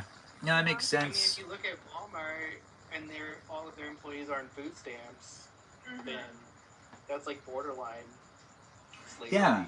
How does that work? And they control everything. Well, and like, you know, just like psychologically speaking, like there's a lot that they just kind of like bypass. Or like there's people who they'll be like, this person is, you know, too mentally ill to technically work, and they'll do things like have them do like basically free labor because they're like, this person can't work because they're too mentally ill. Oh. Really? That's... There's also like the wellness farm that they're wanting to do because, you know, and things like that. And Black and Tan's right. Like, It won't be used lightly. But it will be here in the conversation for a second more. But we will continue to talk about other things as well. This live stream experience is here on YouTube, TikTok, and on Twitch. Rewatchable here on YouTube. If you're here in the chat, be mindful of that. Don't talk smack about your friends in the live stream and expect them not to hear it, because they'll be able to rewatch this if they really want to. And that's something that you could be held responsible for saying. If you're going to be in the room and you're going to talk smack about family too, this could be an awkward thing in an awkward place that documents you talking smack about your family. If you have friends out there and you're just in a social situation where you don't like the people you're with, you can watch me and these other people that are in the live stream instead, and you can just ignore those friends of yours. They're not even really your friends anyways. They suck. They're not even that nice to you. No, you want to be here in this live stream. I'm not telling you to be antisocial. I'm telling you to be social in this live stream. And you can maybe walk away from those friends and request to be a guest in the live stream experience on TikTok if you want. But you're either here on YouTube or on Twitch. But if you want to be a guest within the live stream where you can be seen on the TV screens that are here and here, yeah, that's right. There. And you could rewatch your time with me and others that are in the room and that are part of the live stream experience. Also, feel free to ask questions in the chat. Sorry, had to post my new video. What? Someone posted a video. I'm going to have to check this video out. Everyone give some support to my cousin Christy, who's in the room. Come back into the chat if you want to be part of the guest night. I'm going to go and look for this video, though. Where's this video at? Is this video on your profile? Pippity pat, patty pat, patty pat. Christy, Ladybug. Let's see what we've got here. Thanksgiving special, 30 cookies for $20. Message me Orange County. Now look at that. Thank you so muches, and finger hearts going to each other. I'm checking this out. So yeah, so message me Orange County and surrounding areas. And then there's also, wait, is this? Now this is a great example of someone doing one of the duet and the split videos, where I show you what it looks like when I do something, and then you show me what it looks like when you do the same thing that I've done. And I have cousins' participation with doing those videos so far. Yeah. But what was the other vote? Did you post another video somewhere? Maybe on, it's the chocolate chip cookies? The one that you posted to your stories, Christy? That's the one that you're talking about, right? It does look like someone was giving a hat and a mustache to Danita. Appreciate it, thank you. Y'all are very generous tonight, I feel it, thank you. Wait, that was Celeste. I know, thank you. You're very generous. Yeah, I wanted to see a mustache and hat. I have a screenshot of Ben with it, but I don't have one of Danny. Have you guys ever tried the brown butter chocolate chip cookies from Whole Foods? They're so good. Like, it's the best cookie I've ever had. I've seen people go there specifically to get their sugar cookies, like their themed ones too, like for different holidays. And I haven't tried them, but I really want to like go to their bakery section and get different things. When I was a teenager, I used to go to Whole Foods and like get like a plate there because they have like a little like buffet type thing, and like it's actually really good. A Black and Tan has tried them and that they're perfect. I'm not sure if they mean the sugar cookies or the chip. Honestly, I want to try them. I'm gonna have to know. Are you talking about the Trader Joe's chantilly cakes? Because that one is amazing. I just had their pumpkin one recently, and I was telling Danny and Sarah how good it was. And their vanilla one is so good too. I really want to try their other ones. Trader Joe's also has like really good like these like mousse type dessert things that are like amazing. I don't know. They be going hard. Trader Joe's and Whole Foods. Trader Joe's Chantilly? What's that? I think it's a type of cake. I'm not sure. At least the one that I'm talking about. I need to look at Trader Joe's Chantilly. Or not Trader Joe's, Whole Foods Chantilly. I really like looking at their cakes though, in like the bakery area, because they always have these like super intricate decorated cakes, and they're super duper cute. And like my son's allergic to everything, so like I whenever I buy something with allergies, it has to be something like small that I can like eat in my car. So I can't buy an entire cake and eat it in my car. You could buy an entire cake and eat it in your car. If I make a video of myself buying an entire cake and then eating it in my car, would you then do the same? Would you? For me. Ben, you're trying to make me start up my binge eating disorder. I mean, honestly, it'd just be bonding. If it's a holiday experience and it's just a holiday gift, it's a holiday gift. I, too, could rationalize my disorder with a bonding. So if I do it, so there is... That's called being a feeder, Ben. There is a video where I eat a pie, and I eat the whole pie in the video. You guys should watch that video. It's like a 8-minute video here Have on you ever tried TikTok. eating a whole onion? Crumble. Wait, what did you say? Wait, what's Crumble 6-pack mukbang? What's a Crumble 6-pack? Oh, I really want to try it. I think they have like a cheesecake or like some type of cake right now. Oh, it's like a Dubai cheesecake, like a Dubai chocolate cheesecake or something. They have something there that somebody like was like, these aren't even that good, don't get them. And there's like not a single crumb left in their thing. Like they were like joking, like obviously it's delicious, but yeah, you gotta do your Wait, grilled? You missed. Wait, missed what though? You grilled. You missed this. LOL. What is this that we're talking about, Black and Tan? That was the last week. Oh, I don't know enough about Crumble to like know that they have like a weekly thing. I'm not gonna lie. I have never had Crumble. Because like I've heard they're overhyped. But we do have something called Insomnia cookies that I've heard is really good. Oh, I've had those. Yes, I've had those. Those are good. Insomnia cookies are good. But Subway cookies are also really good. I used to get them all the time, Peaceful Kevin. But I don't feel like they're really good for you. I feel like they're really bad for you. Yeah, no, probably. I Like, feel like really bad.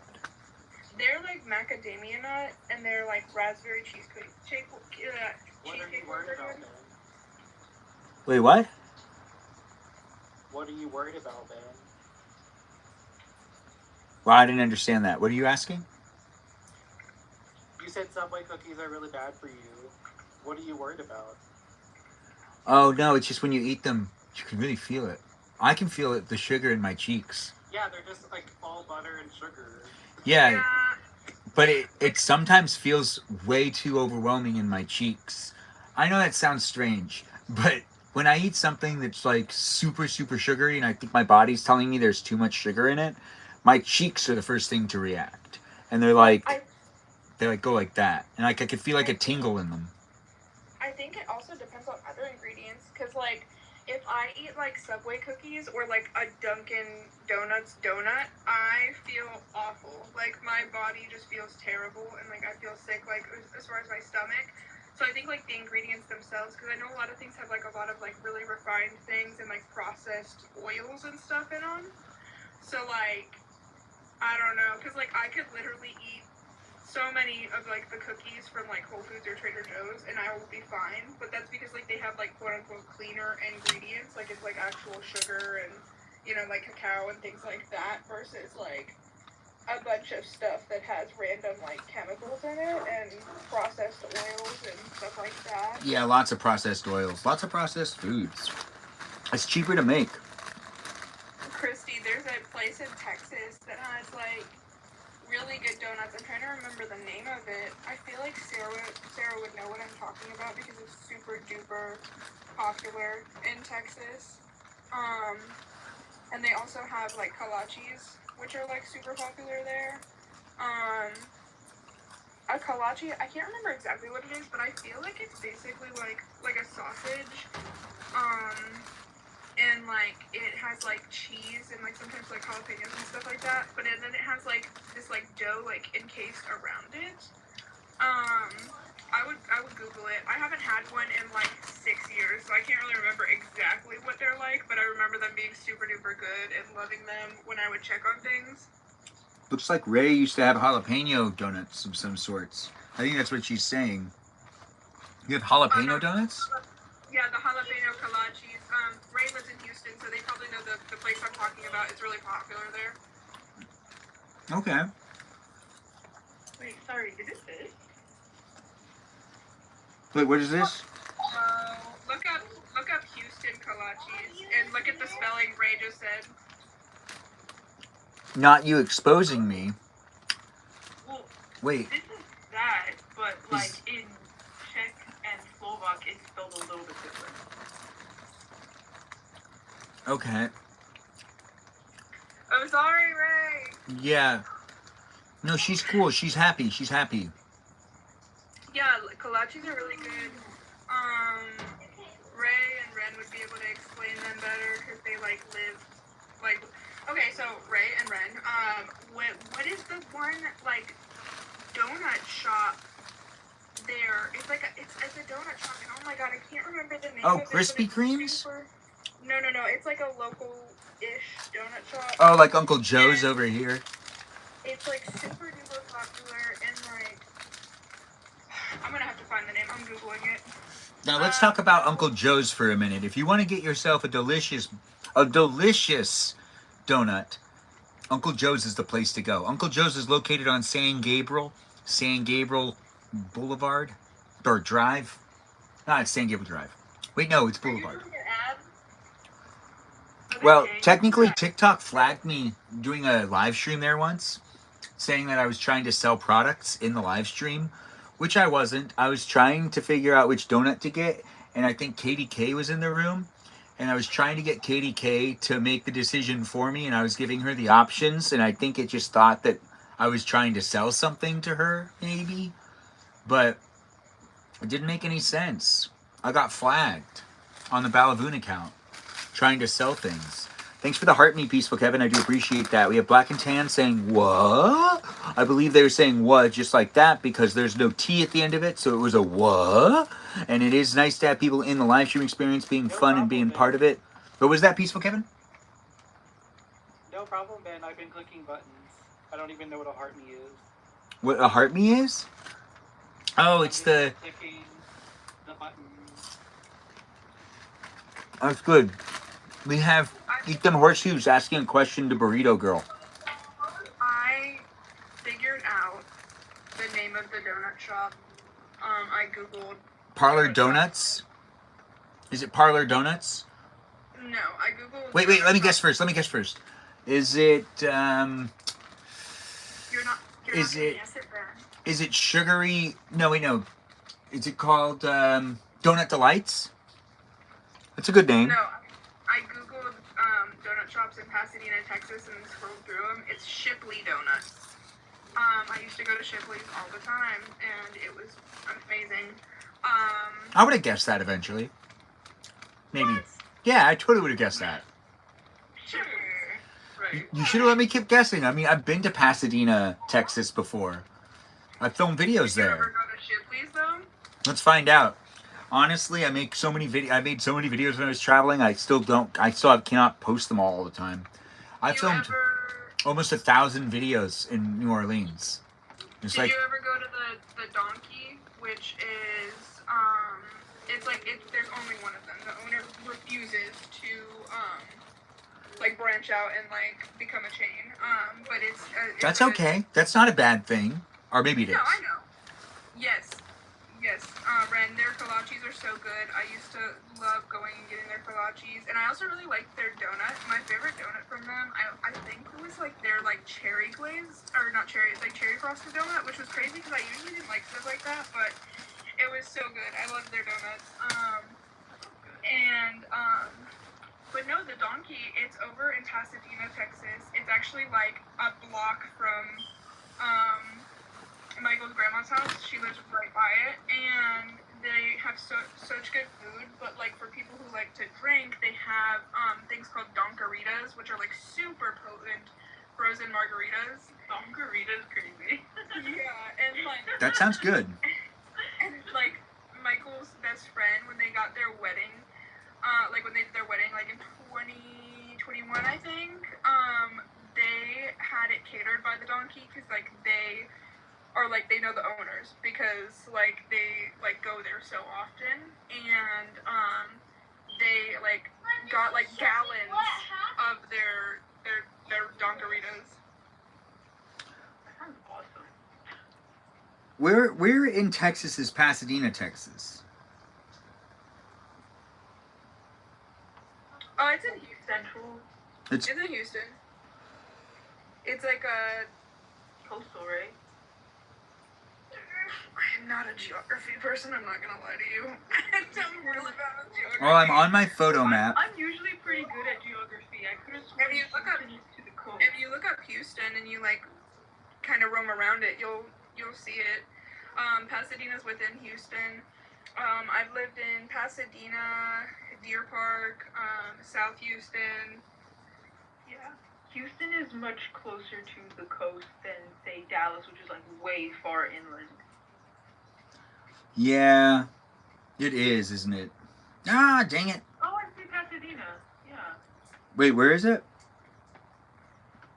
Right by Houston? It's like, yeah, it's like this main part right here is Houston, and then south, what is that? Southeast is Pasadena. Oh, that's weird. My photo thing isn't loading up. Normally, everything's geotagged, so whatever videos I took there isn't loading. It says that there's 11 videos in Houston. I'll try this later. I don't need to find it now. But I think Tyler, Texas was the one I spent 3 days in, though. I was there for 3 days. Yeah, when you went to, you said you flew into Houston recently, like as a layover, right? Oh, yeah. Yeah, I had asked you what airport you flew into because my kid's dad, his dad, I guess my kid's grandfather, he works at the Houston airport. He works for Southwest. So like, that's why I was curious which one you went to, because you might have like ended up passing him at one point. The airport I went to in Houston, it started with an I. That's it. That's all I remember. It was an international one. I think that he works at Houston Hobby or something like that. How many international airports do they have in Houston? I feel like they only have like 2 airports in Houston. I could be wrong. Are both international? I'm not sure, honestly. It seems like Ray barely got out of something. But we're going to see if Ray needs to... Ray, do you need to come into the room to talk about something? We have Peaceful Kevin here. If anyone has any questions for Peaceful Kevin. He was requested to be a guest tonight on guest night. He's been missed. He's here. We also have Sarah in the room, the other Sarah. And Sarah, it's nice to have you here. If you want to be in the chat too, you can request to be a guest as well.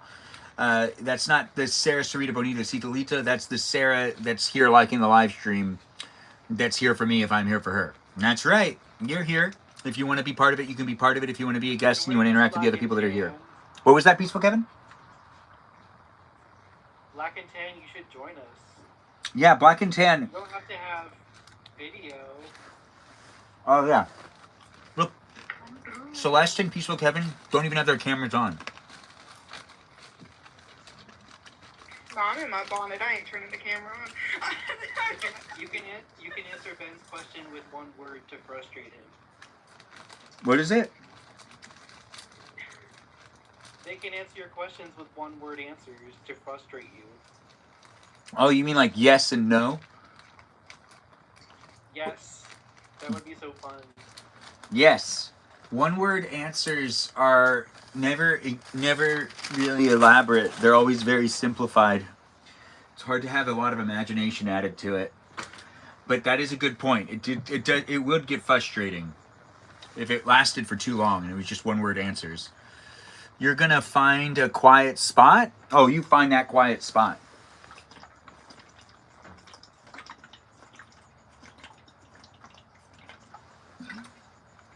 Be here if you want to be here. Be part of the conversation if you want to be in the conversation here in this live stream experience. Feel free to share it as well in this place and space of the internet. It's a rainy day here in California, and I'm here for you if you're here for me, along with these other people that happen to be in the room. Be nice to each other and be part of the conversation if you want to be part of the conversation in the live stream experience. If you want to be in the live stream experience. How's your Green Day, Ben? Wait, what? With your arms. Hold on. 1 second.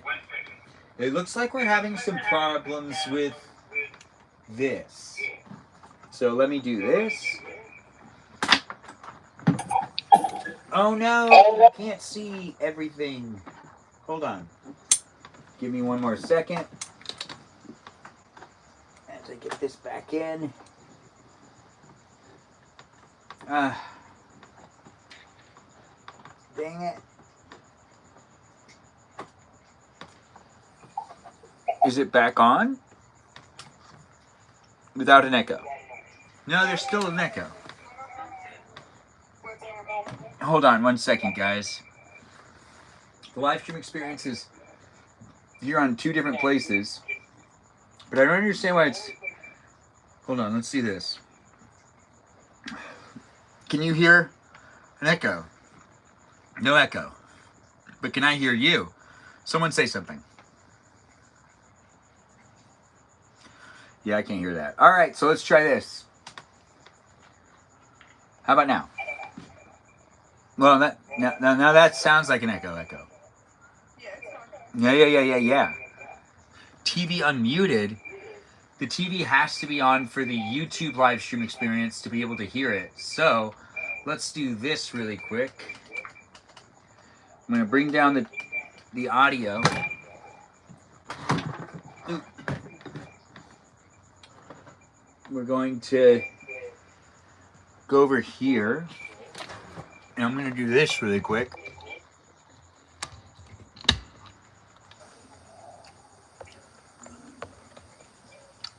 Echo. No. No echo here. All right. And then we do this again. And that should fix the issue. Let's find out. Is there an echo? Oh. There's a delay. It's not an echo, it's a delay. Now, why is there a delay? I don't know, does anyone have any ideas on why this could be happening technologically? Technologically speaking.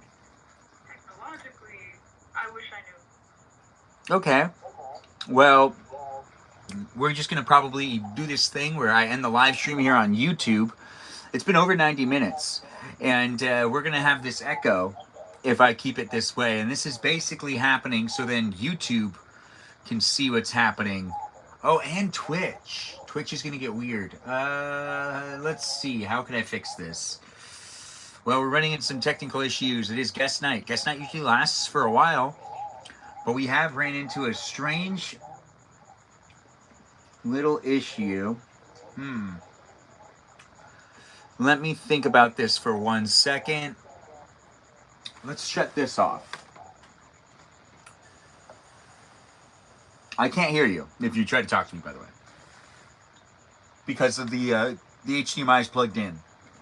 Just trust me. It looks like Sarah's saying something. Sarah is saying, it's looking good. Aye? Sarah said, aye, it's looking good. It's nice to have Sarah chiming in. Sarah, if you want to be a guest, you have to request. I can't ask you to be a guest, but it's nice to see that Citalitas come back. It actually adds a nice touch. Black and Tan, what are you talking about? What adds a nice touch? We're giving this a second off. If you were wondering what I'm doing, I'm just going to give it a second not being on. And we're going to turn it back on, and we're going to see if it keeps going. Sarah's giving some sort of smiley emoji face that also potentially has the tongue sticking out, which is like really aggressive language from her. She's a very moderate person. I was going to ask Sarah, but then future wife would think I'm a little too crazy. Wait, you're afraid of Sarah thinking that you're afraid of Sarah? Well, it looks like you pissed Sarah off. Because she's like, boy, Ben, throw your glasses back on, King. Hey, Joe's here. Nice to have you here, Joe. All right, we'll give this a test now. Let's see. Do we still have an echo? Let's find out. Together we'll find out. Feel free to say something right now to help me test it. You don't need to say something. I want to know what Ren is trying to ask. You want to know what Ren is trying to ask? Just ask whatever you Wait, is it still echoing? No. It is a little bit, but that's okay. We're gonna let that be what it is. Right? You talk, Danita. Is there an echo to you? No. Okay, good. You're saying there is, but I don't hear anything personally. It looks like someone's like, no, I was going to ask if you cut the bangs. Do people think that she has to cut her bangs? I did cut my bangs. Yes. That was on well actually it was last week. I cut them like last Wednesday or something. By yourself? Yeah, I just like that. So risky. What if you got hurt? I've hurt myself in the past and I've learned my lesson, so I know how to fix up my bangs on my own now. Okay. Well, let's see how Sarah feels about that. Sarah, do you appreciate or do you approve of Danita taking care of her own bangs? Or do you think she needs to have someone else do it for her? Yeah. Thank you, Black and Dan. I'm true to this, not new to this. This is I'm a veteran. Well, Black and Tan agrees. Let's see if we can get more people to chime in. Also, Celeste and Peaceful Kevin, you can also. So it looks like you got your seal of approval from Sarita. I need. Ren did it for you? I feel like in the last like year that I've been in these streams, I've seen Danny cut their hair multiple times. One time I did do it on TikTok Live. Yeah, I remember. You were like, put the scissors down. I was like, no, look, I got it. No, literally, like, I joined and I was like, Diva, are we okay? It looks like Ray really needs help doing her bangs. And Danita, can you get over to Ray to help Ray with the bangs? Yeah, I'll do my best. You probably purposely did yours bad because you hit them for eating candy. Or she's like not sharing candy or something. Nah. No, the only thing I can't do is thread on my own, and I shape up my eyebrows on my own just because getting them threaded by someone else is kind of expensive. And I know how to thread, but I can't do this part underneath because you have to hold it like this and like pull the skin underneath. But I can't do it. I need another person to help me with it. Oh, I believe in you. You should try. I guess I could try. Yeah, you should try it. Or, you can get more people to help you too. There's nothing wrong with that. I did my brother's eyebrows one time, and my dad walked in on us, and I had the thread. And he's like, "What are you doing to my son?" I'm like, "He asked me to shape him up, so I did." He looks fresh. Was he okay after you were done? He had never gotten his eyebrows done before. He had only kind of shaved his mustache, And I was like, okay, well, you want to try threading though? This is what I do once a week. And he was like, okay, yeah, I'll try it. Because my middle brother and I were very close. And thank you so much. I see you're giving me more gifts. I really appreciate it. But yeah, no, I tried it, and the first rip, I don't know if you've ever had your eyebrows threaded, but it is painful. It's not a fun experience, especially if you've either never done it before, you haven't done it in a long time. Wait, so then why are people doing it if it's not fun? It's the most effective way to remove hair because wax pulls. It pulls on your skin way too much. What I do now, I shape it up. I have a dry razor, and I just shape it up this way. But I have to do that more often because my hair grows back so fast. The threading will pull the hair out, but it won't pull the skin too much. What really hurts is the upper lip. That is painful. I do not like that. Beauty is pain, but that doesn't make sense because beauty is normally not pain. I wouldn't think beauty is pain. Literally pain. Wait, what? It's literally a saying. Beauty is pain is literally a saying because Wait, Danita. Wait, where's that mute? Is the echo coming from me or coming from someone that's? Is it Danita's microphone picking up Celeste's microphone, reverberating off of it? Or is it my speakers on this thing? Wait, no, it was working a second ago. I'll try muting myself and you let me know if there's a difference. Celeste, now you talk. Okay, it might be Danny. Yeah, okay, that does make sense. You just have to Do mute you yourself. have your, You have, phone? Do you have yeah. your phone turned, speaker down, maybe? Oh, it is down. Yeah. Wait, is there an echo now? Like now, I'm really self-conscious. Well, Talk? no. No, now it's fine. But I did think it was mine. Well, of course it couldn't have been mine because I already did the tests. Wow, that's interesting. It has happened many times before. My volume was really loud though, to be fair. So I turned it down. I don't know if this made a difference or not. Kind of feels like it did. If you're here on YouTube, you can hear it better, right? Right? Anyways, we're here on Twitch, YouTube, and on TikTok. Feel free to be in it. The live stream experience goes on for at least another hour. Here in this place and space, we're going to be doing this guest night for you to be able to participate with the other people that are in the room. Ask questions if you want to ask questions. We've got Joe here if you want to give Joe a shout out. He's one of our moderators, our OG moderators that can also run a poll. If you guys want a poll to be ran where we have topics for the guests that are in the room, feel free to throw out those ideas and put them in there. We've got these guests here to be able to communicate with each other in this place and space, to ask questions and to have a good time interacting with each other in a way that only we can here on the interweb with one another. It's the internet, and it's a place and space for you to be able to hang out with me and for you to be able to hang out with these other people as well. You can also hang out outside of this live stream experience on my Discord server, where you can hang out with me and these peeps on a daily basis if you really want to, and you want to be part of the conversation outside of the live streams. It's a community in itself, and it is a community that basically rotates around me live streaming. So if you like my live streams and you hang out with me, you also hang out with these other people too that decide to come into the room too. No one's forced to be here though. Everyone's here willingly, I think. Is anyone forced to be here? Say it in the chat. It definitely sounds like you have your viewers tied up. Do you feel forced to be here, Celeste? No?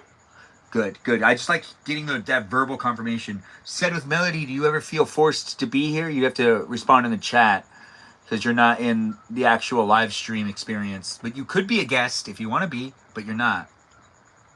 We've got Eat Them Horse Hooves sending finger hearts to Celeste and others as well. Only because I'm doing research. Said with Melody, how's your research going? Do you have any research you could share with us? Anything that's inconclusive that you need more research for? Danita, did you go to In-N-Out without me? Ray wants to know. Yes, ma'am. Sorry. Here's a chocolate shake, but I did give the first sip to the chat, so I hope you got that. If you didn't, I'll pick another one for you. I still have some. It looks like we've started a poll, guys. Feel free to vote in it. Almost completed, only pertains to myself. So it does seem like there's some research being done, and that research is probably commencing on a daily basis.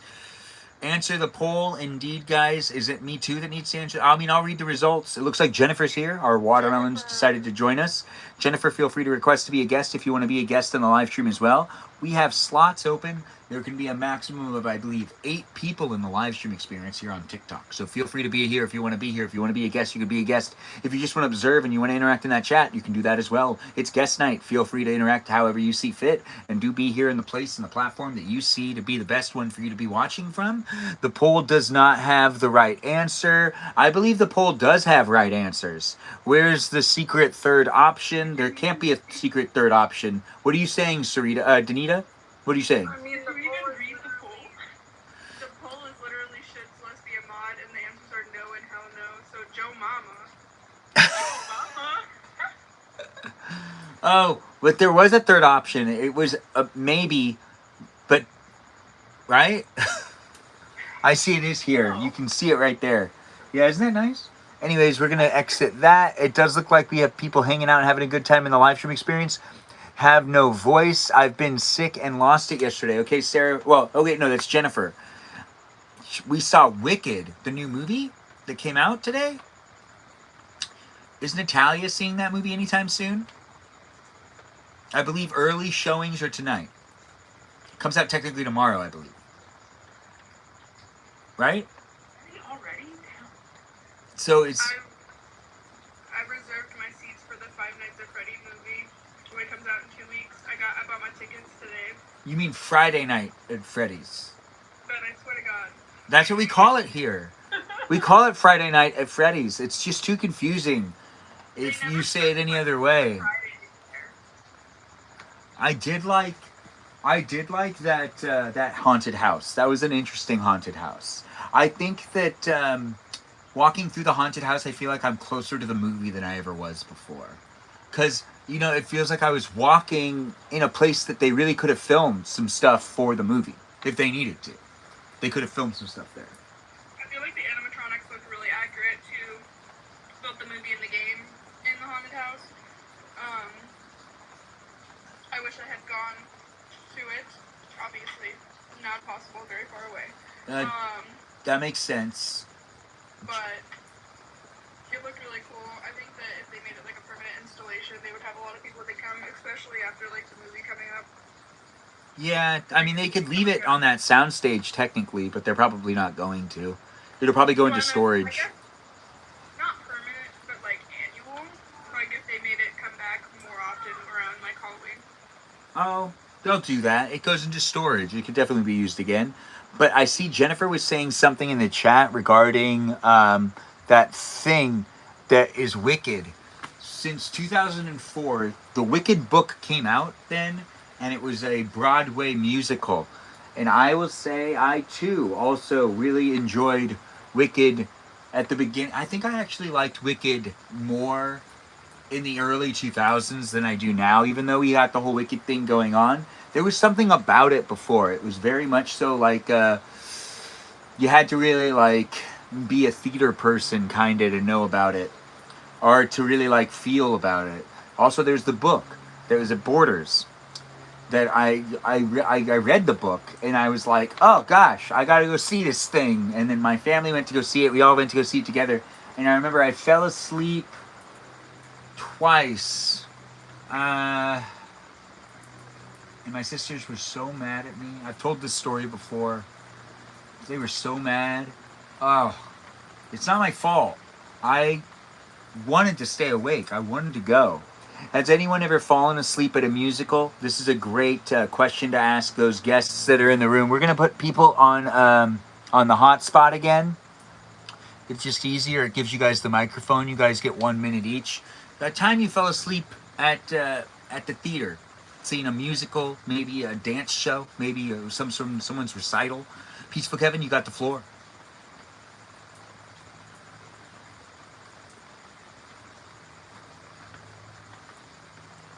Okay. Well, Peaceful Kevin, I assume that you just don't have the time to talk right now, but it's just 1 minute. So I'm going to give you this time still. If you got a story to tell about the time you fell asleep in a musical, maybe a play, maybe a movie theater, maybe a concert, maybe just like a niece's recital, a nephew's recital, maybe a school dance, something like that. There's lots of things that people could fall asleep at.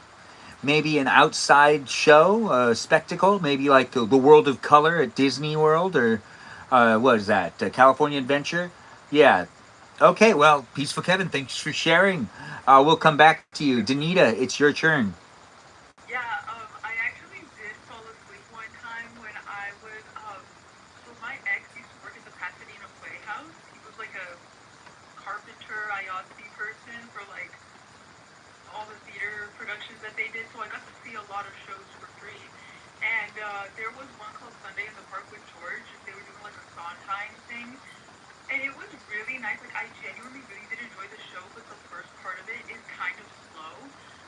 And I did kind of like doze off. I like went with my friend, and we both kind of like dozed off. But then by the second act, we were like, okay. But yeah, it's no shade. I really enjoyed the rest of it, but I did admittedly fall asleep during that show. I am so sorry. I was not listening, but I thank you for sharing, and I'm gonna ask for you to share it again. You can tell me one more time. I just was not listening because I got really distracted listening to the rain. But Celeste, it's your turn. I swear I'll listen. I promise I'll be listening this time. So what is that question? I forgot. Okay. Crap. Well, I'm Wait, no. gonna tell you about I know. I remember. how excited I When did you fall asleep at a movie theater? Maybe a play? I believe Danita was talking about the Pasadena Playhouse at first, and they just kind of started paying attention to the Never. rain. However, I am excited to go see the new Five Nights at Freddy's movie, and I am very excited because I am going to Georgia with my Discord friends to see it, and I am forcing all of them to meet What up. are Discord friends? Like they're my friends that I play Marvel Rivals and different games with. And I'm forcing them my whole server. We're gonna go and we're gonna. Oh, you mean your gamer friends? Yes, but specifically, like, we communicate through Discord, so I just call them that.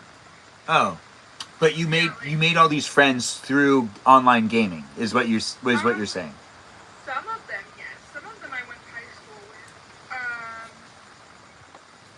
Oh, wow, one of them is in the chat, and he just said Discord friends. Wow, okay, Trey, go away. Why are you... Of course he joins right as I said that. Wait, say it again? Floudry315, Benjamin Discord friends? What's this? Flo Dre. He's offended that I called him a Discord friend. Well, I mean, apparently he is a Discord friend. Discord friends are friends too. You're thinking of... He's here to see the movie anyway, so he doesn't count because we're all going without him. He's still going to be involved in, like, the fun plans afterwards and stuff, but he says that he doesn't mess with surround sound, and he's not about to watch animatronics pop out with surround sound, so he's not coming. There's 6 of us. Yeah, literally. There's 6 of us in total, but he's not going to come, so there will be 5 watching. But yeah, we all play video games together and stuff. Why aren't you even awake? It is 1 a.m. Feels like he's going to be snitching. Oh, I'm sure. He's been joining all the time. It's nice to have you here, Flo Dre315. Make sure to snitch on this girl. Hey, a Leia Ribbon person joined. His name's actually Trey or Sylvester, so he's about the friend. We can call him Sylvester? It's I nice to mean, have a I don't know how Sylvester he's here. gonna feel about being called Sylvester, but usually he reserves Trey for like close friends, so maybe he'd be more okay with you guys calling him Sylvester. Can you read this, and guys? I've actually, huh? Can you read that? No. It says a Leia Ribbon person. I can't invite her because she still has not approved her age, girl. You still can't come into guest night unless you approved that thing. But you've joined in from a repost. Guys, I'm going to make another account to go live with y'all because I still haven't done the... Yes, okay. Do the appeal. It's not going to take that long. Let Celeste do it for you.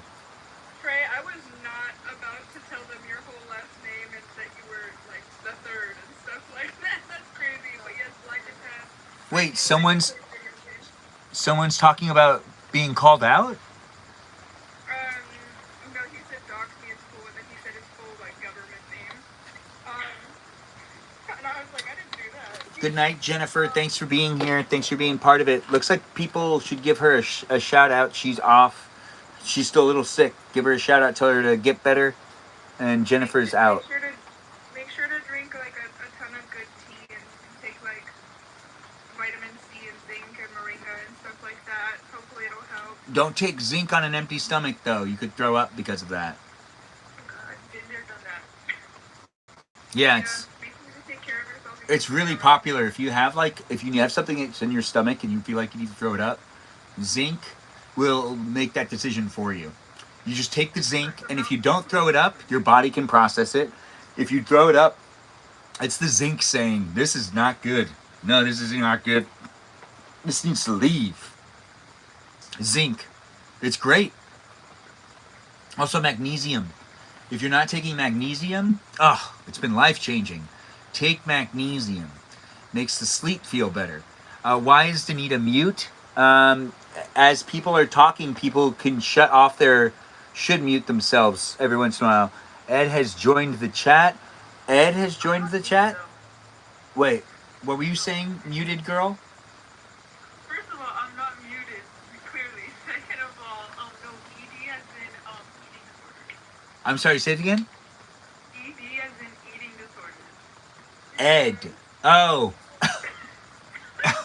I get what you're saying. Okay. Yes, black and tan purging after the binging is, it's got it. That's I wish I had a whole pie right now so I could eat it with all of you. And I'd eat it for you. So you don't have to eat it. I'd eat all of it. You wouldn't have to eat any of it. But you could watch me eat it and live through me. Mm-hmm. It's here in the interweb for you. It is nice to have people here. I'm going to shut the garage in a minute because it's cold outside, but you can hear the rain. You hear that pit paddle? The pit paddle, paddly, piddly, piddly, piddly, piddly, piddly pat. Guests, do feel free to share how you're doing tonight. Is everyone feeling good? Anyone have any topics they've been wanting to talk about in guest night tonight? It looks like we got Freaky Sonic in the room. I just got snitched on. I just sent a Snapchat to my group chat and was like, I joined the live and she was calling us her Discord friend.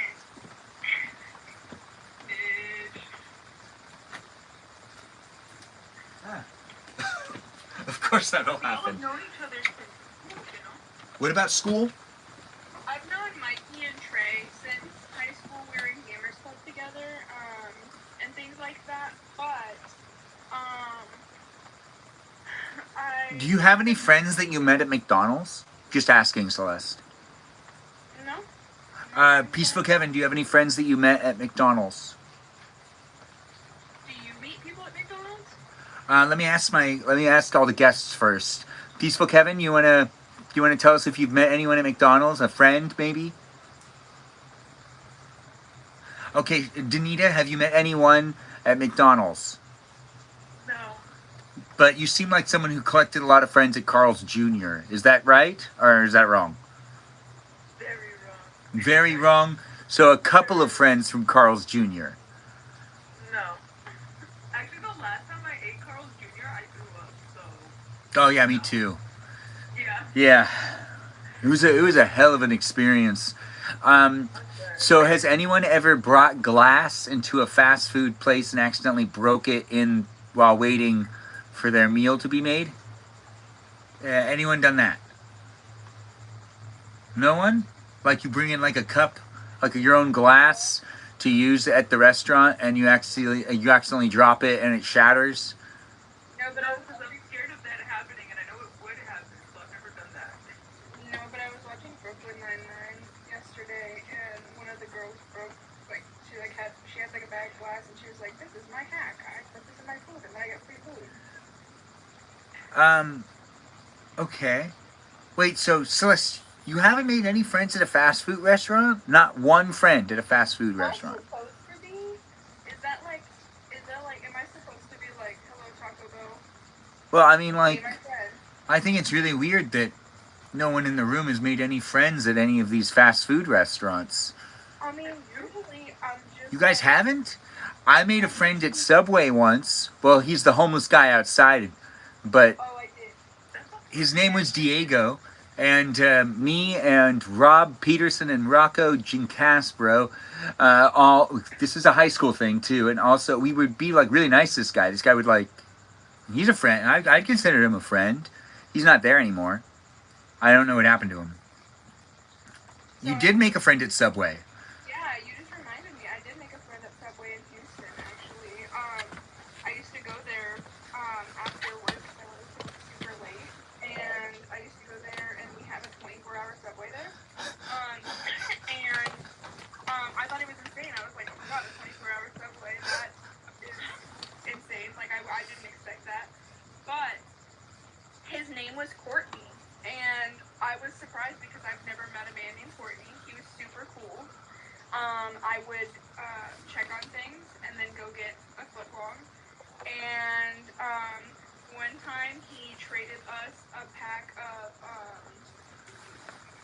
what are those ones cigarettes? Oh my god, I can't remember. Candy? He traded us he traded us a pack of cigarettes for 2 foot longs, which was crazy. That's a deal. Yeah, it was a good deal, but he was really, really nice. And he was super duper chill. And when my ex and I broke up, he was like, man, like he was really like so depressed. He was like, man, because we used to go in there all the time. Okay, well now we have Ariana Nader, which is a Leia Ribbon person, which is here on alternate account? What account is this? You want to introduce yourself, Ariana Nader? Okay, this is my account from like 2 years ago, so I haven't updated it since. It's kind of corny. But anyways, my name's Aaliyah, and I'm joining from a different account that I have made a long time ago. Long time ago account in Nice Time Room. This is Nice Time Room for us to have fun with long time ago account here in the room because her account is suspiciously not I approved. still haven't done it, so. You should do it before they like decide that you just shouldn't have an account. You're right. You never know. You got to be on top of these things. TikTok's weird sometimes. But at the same time, I think you'll be okay. Just hang out with us as we're here. I believe you need to answer the question of the night, which is, do you have a memory about your favorite time in the rain, a rainy day, or even potentially learning about the rain when you were younger? Any of those memories that you'd like to share with us?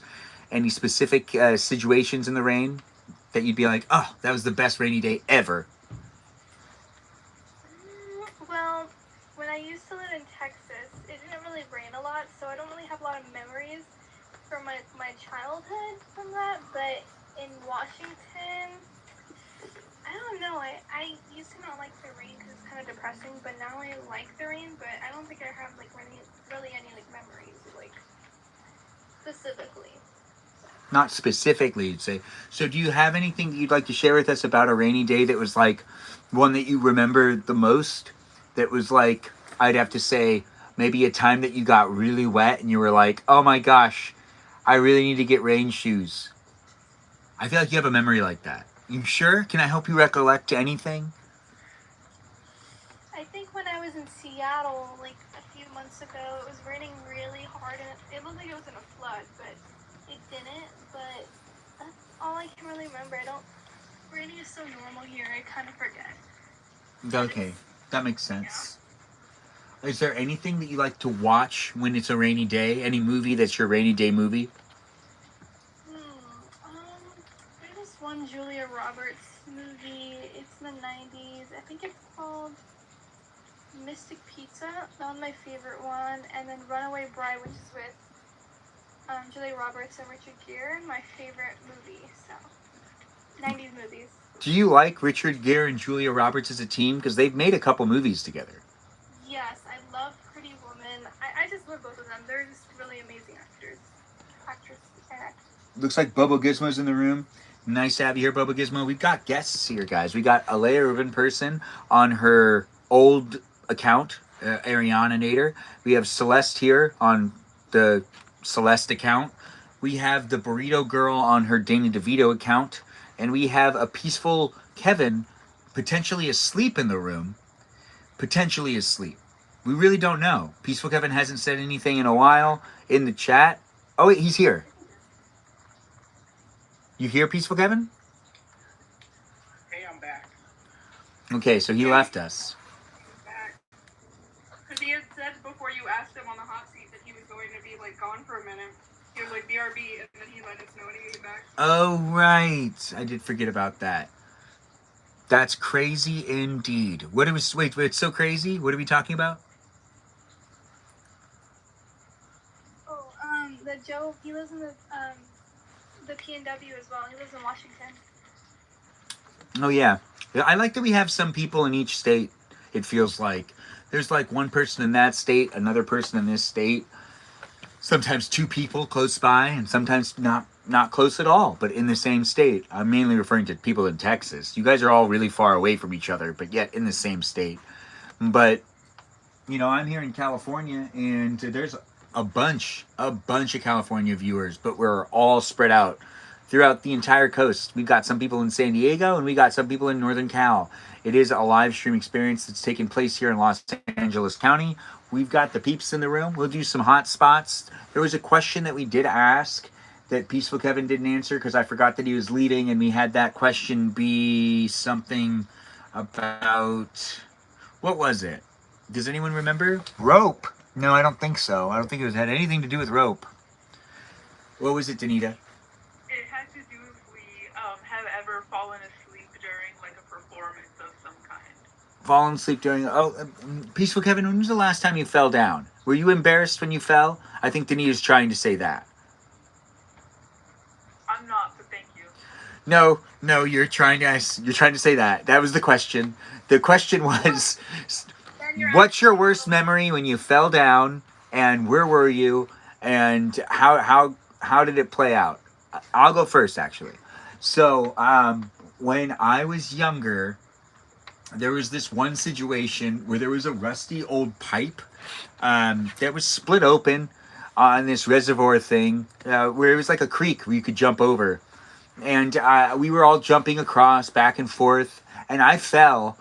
And, well, for some weird, like, somehow, I don't know how it happened, but my entire leg landed on the side of the rusty pipe, and then the pipe went into my leg, and then I had to go and I had to, like, get stitches. And it was one of those situations, too, where I was a kid and I tried to play it off. Like, we could still play. We're good. But I was bleeding quite a lot. So it was one of those situations where there was just blood. And there was a lot of it. Peaceful Kevin, you want to share a story of a time you fell down? Back in 1996, I was like 4 years old, and my parents were at a party. We were all at a party at the neighbor's house, and I was running around, and I tripped over the sliding glass door had like a lip on it, and I tripped over it, and I went flying into the coffee table and hit my head really hard, and my eyebrow was bleeding profusely, and luckily I survived. Nothing bad. My eye is fine. It missed my eye. I have a scar on one of my eyebrows. You can still see the scar to this day? Yeah. But the doctor did a good job sewing it up. That's always a plus. And yeah, that was really traumatizing. I remember being in the car with my mother, rushing to the ER, and yeah. Did you get to tell people? First kids. Did you get to tell like a cool story on the playground that made it sound like you were really cool? No. Okay, all right, that's too bad. I feel like that's a missed opportunity. Do you want to hear another story? Yeah, actually, you know what? Let's put you on the hot spot, and I'm going to give you the center stage, and then everyone will get a chance to talk as well. And we're going to do 2 minutes, and that makes it so then people can kind of like, you guys get to fill 2 minutes up with some chit and some chatter. That's right, we're going to call it chit chatter. We also are going to accept Redacted in the room. Redacted, before we start this round, do you want to say hello to everybody? Redacted.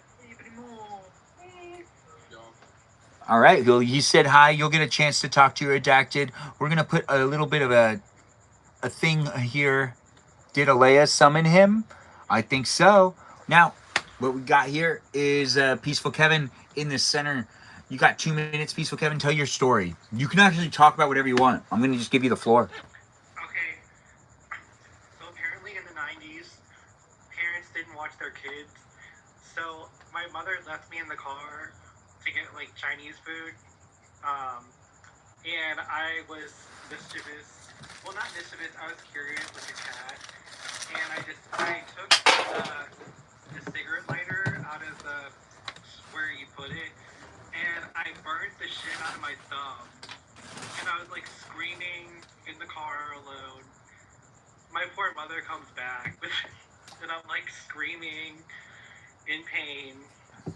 And yeah, that was really horrible. Burning my thumb.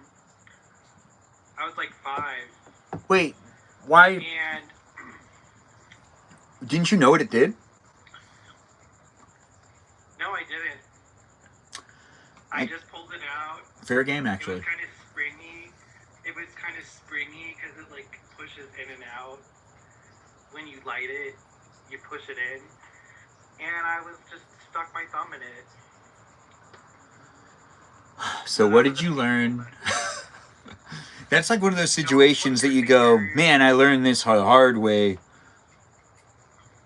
Don't you stick your fingers in everything. Did you ever get electrocuted? Because you seem like someone that would have also got electrocuted. I don't recall. I just set the bathroom on fire one time. By yourself or with friends? I was by myself, and we had a babysitter, and it was her first time watching us, and I decided to play with the candle in the bathroom. I'm the type that people would accuse of getting electrocuted, Celeste. I've been asked that so many times if I've been electrocuted. So if it's an insult, it's the first I've heard about it. I don't think it's an insult. Who just dropped out, by the way? Was that a Alea Ribbon person? Come back, Alea. You're part of this as well. But we've got Danita in the room. I normally talk over her time, but I'll give it to her in just a second. Anyways, be here if you want to be here. We're on Twitch, we're on YouTube, and we're here on TikTok where Danita has center screen. You can see her on this screen and on this screen. Go ahead, Danita. What are you going to answer? Just like an injury, like a childhood injury that we got stitches or something? No. When did you fall down? Fall down. Oh, I took a nasty fall when I was in Big Bear, actually. I have cousins that live out there. And, my cousin and I were, like, fighting over the scooter. We, like, went on a hike. And we were fighting over the scooter. And I was like, okay, but I want to go downhill. She's like, okay. And so I started going downhill. And I just, like, I slid and I ate it, like, so bad. There was, like, a gaping hole in my knee. And we had to go down to the little creek and, like, use the water to, like, clean me off. And, What'd you learn? yeah. I learned that, like, sometimes you don't need the scooter that bad. Okay. Sometimes. And you know what, though, to be honest, I didn't learn my lesson because then I fell down skateboarding right here on the hill, but I thought it would be different because it's a skateboard. No, it probably was a little different. It probably hurt a little bit more, right? It hurt a little bit more? Yeah, this one was definitely way worse because I, like, slid and, like, flipped over. Like, that, like, this one was way more intense for sure. And that makes sense. And it looks like we have our ribbon person back in the room. She's going to be put to the end of the list. We still have Celeste now in the room, who has the floor. But Celeste, you want to tell us this time that you fell down that you don't mind sharing with the group? So when I lived in Nebraska, one time I was roller skating and I fell and like roller skated like over my finger. And then another time, my brother was chasing me with a BB gun through like the forest and was like trying to shoot me with the BB gun, which hurts really bad. And I tripped and fell over rusty barbed wire and like gashed my leg open. And like I didn't realize I cut it, so I kept running, and then I had to get a tetanus shot because it was rusty. And I ran through poison ivy with an open wound, so like that was another time I fell. And then I told you guys about when I lived in Arizona, I like tried to jump over our bull mastiff, thinking he was like an Olympic jumpy over thing. I don't know the sport, but I was like messing around doing that, and I like jumped over him and fell and hit my head on the the brick fireplace. I fell a lot as a kid. Like when I lived in Florida, I would climb trees and fall out of them because there would be so many like tree ants and banana spiders and stuff like that. So like, I don't know, there's just a lot of times that I fell as a kid. And as an adult, would you say you fall less or more? Oh man, I was actually just talking about this recently, but like I fall less, I'm sure. I'm still really clumsy, but like, just like probably like a year ago, I fell when I went drinking with my friend. But like I fell in like the middle of the road and like busted my ass. Like it was awful, but it was fun. And now it's Redacted's turn. Redacted, you want to share with us a time you've fallen down, which was either embarrassing or maybe even exhilarating. Maybe it was exciting. Maybe you were excited when you fell down that time. But if you got hurt, I mean, was it really exciting? Do you have any stories? I didn't accidentally fall fall, I purposely fell. More like I jumped off of something. Wait. So, okay, context. I love the Assassin's Creed games a lot when I was a kid. So, and if you lived in Oklahoma, you know how many leaves fall during the fall season, right? I don't know what 10-year-old me was thinking, but I genuinely wanted to see if video game physics actually apply to real life. And yeah, Assassin's Creed is one of those games that greatly exaggerates it, because I confidently leaped into a giant pile of leaves from a 20-foot tall trailer and said, yeah, this is gonna work. And how did you walk away from this? Hurt? Disappointed? Ambulance? Disappointed, in pain, and I'm pretty sure that's why I can't stand up straight anymore, but we learned our lesson.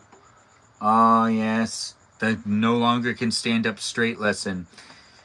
Well, you got anything else to add? You got 28 seconds left. 27, actually. No, 26. Ah. I did walk away from that. I did walk away from that when I was in pain. And then, do you think if you could go back in time, would you tell yourself not to do it, or do you feel like you needed to do that to continue the process of life? I think I'd go back and tell myself, be like, you're an idiot if you think this is gonna work. So you think it wouldn't have a ripple effect if you didn't do it? Maybe. Well, we'll find out later. Alea, urban person, you have the floor. Do you want to tell us a time you fell down that you remember that was maybe embarrassing, or maybe it wasn't embarrassing, maybe it was just funny? Honestly, like nothing too crazy, but there was one time in my freshman year of high school, and it was like a spirit day, so it was like dressed up as like a baby or something. I don't know what it was. And I dressed up in like pajama pants and like a Seattle t-shirt, and I don't know why I was feeling myself like I was feeling like cute or whatever, even though I was wearing like the most ugliest outfit ever. I was wearing like Crocs and pajama pants. I don't know what I was wearing. And I got off on the bus and I was walking inside. I didn't know there was a puddle right when I walked in, and I slipped and I kept on sliding down the hallway, and it was like at 5 a.m, and it was so embarrassing. But yeah. I can see it now, and honestly, it sounds like a really funny moment, but not for you. It was funny, but I don't know. I feel like if I wasn't feeling like if I didn't have an ego, I feel like that wouldn't have happened. But I don't know why I was feeling like that. Like it was just very random. But yeah. Well, thanks for sharing. Do you have any other falling incidents that you feel like would be fun to share, or do you have any other like situations that you'd like to share with us, like a time maybe an animal tripped you over or something, maybe a dog came up behind you or was nibbling at your feet or something, anything like that? I mean, I tripped down the stairs in school. Oh, is it a carpet stairs? I've always had trouble with carpet stairs. Yeah, steep stairs. I don't know. It was just really embarrassing. And yeah. Now, when you get embarrassed, are you normally embarrassed for the people around you, or are you embarrassed for yourself? Because sometimes when I get embarrassed, I'm just embarrassed for everyone else who had to see me do that, not necessarily the fact that I did that. Like, oh, I'm embarrassed that they had to see me that way. You know? Yeah. There's two ways to like look at it. Which way are you looking at it? Yeah, I don't know. I used to get embarrassed so easily, but I think I've like kind of like blocked out that emotion because I've gained more confidence. So I think I just kind of, yeah, like, you know, like I just kind of like, I don't get embarrassed as much anymore. So, yeah. I think like normalizing that a lot of people get embarrassed, as well as like exposure therapy and confidence really like help with it a lot. I know there's like a lot of people that like do like rejection therapy and stuff like that to like face embarrassment too. Rejection therapy? Yes. You like go up to a stranger and like ask something random you assume they will reject you for, and then it like kind of helps you like desensitize yourself to being rejected so that it doesn't like make you, you know, like ruminate on it. Ah, that would have been very helpful back in the day. like that. Yeah, I like that too. I feel like I don't know. Redacted. Do you have any Redacted and Peaceful Kevin as males just in the room? Because I'm not trying to make any like points here, but a lot of times men ask out women more often than women ask out men. But that might not be the case in the room. If someone asks out people a lot in the live stream, they can also answer this. But Redacted and Peaceful Kevin, have you guys been rejected at least, I don't know, 10 times within the last, or, well, let's see. So Redacted, you're 20. So, Me as of last week. so I would say, have you been rejected at least 5 times asking people out? It's crazy you think I got game like that, but 5 times is a lot. Like, when you're in your 20s, you start to ask people out more often because you realize you're not getting any younger. But when you're in your teens, you don't feel like you have you don't feel like you have to ask people out. Peaceful Kevin, do you agree or disagree? Kevin in the room with us. You might not be. Regardless, Redacted, how many times have you been rejected? Like ever, or just within the last? Just asking people out in general, the most you can remember. At least 3. 3 times? Yes, that I can remember 3. Look, well, I was guessing 5. That's just 2 more. You sure you don't have 2 more experiences that you want to say? I don't got game like that. What can I say? All right. Well, that's okay. That's fine. But but statistically, it's like every 100 people you ask out. No, every 99 people you ask out, that 100th person's going to say yes. You got to start asking more people out. It's still a statistic. I do think men are more like prone to asking people because like I've been proposed to a couple of times and that's like an insane like By commitment someone to you ask know or by someone you don't know? I only asked because I proposed to someone before and I didn't know them really. I remember that story time. No, I've been proposed to like 3 or 4 times, by like three or 4 different people. I would say. Eddie. Black and Tan requested to come in and would like to join us. You have mod powers. You can accept it. I would have. I don't see anything.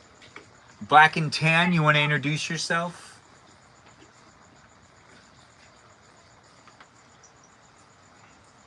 Oh my god. Hi, guys. It's nice to have you here, Black and Tan. Hello to you. Now, when it comes down to these questions we're asking tonight, you got to answer the question of the night, which is, do you have any memories on rainy days that you want to share with us? Not ones that are interesting. I remember getting caught in the rain, kayaking with a few friends, like you, maybe a mile or 2 in. But that was more scary than interesting. We just barely made it out of the storm. Okay, all right. And would you say that you got any other like rainy day things to share with us, like movies or board games you like to play on rainy days?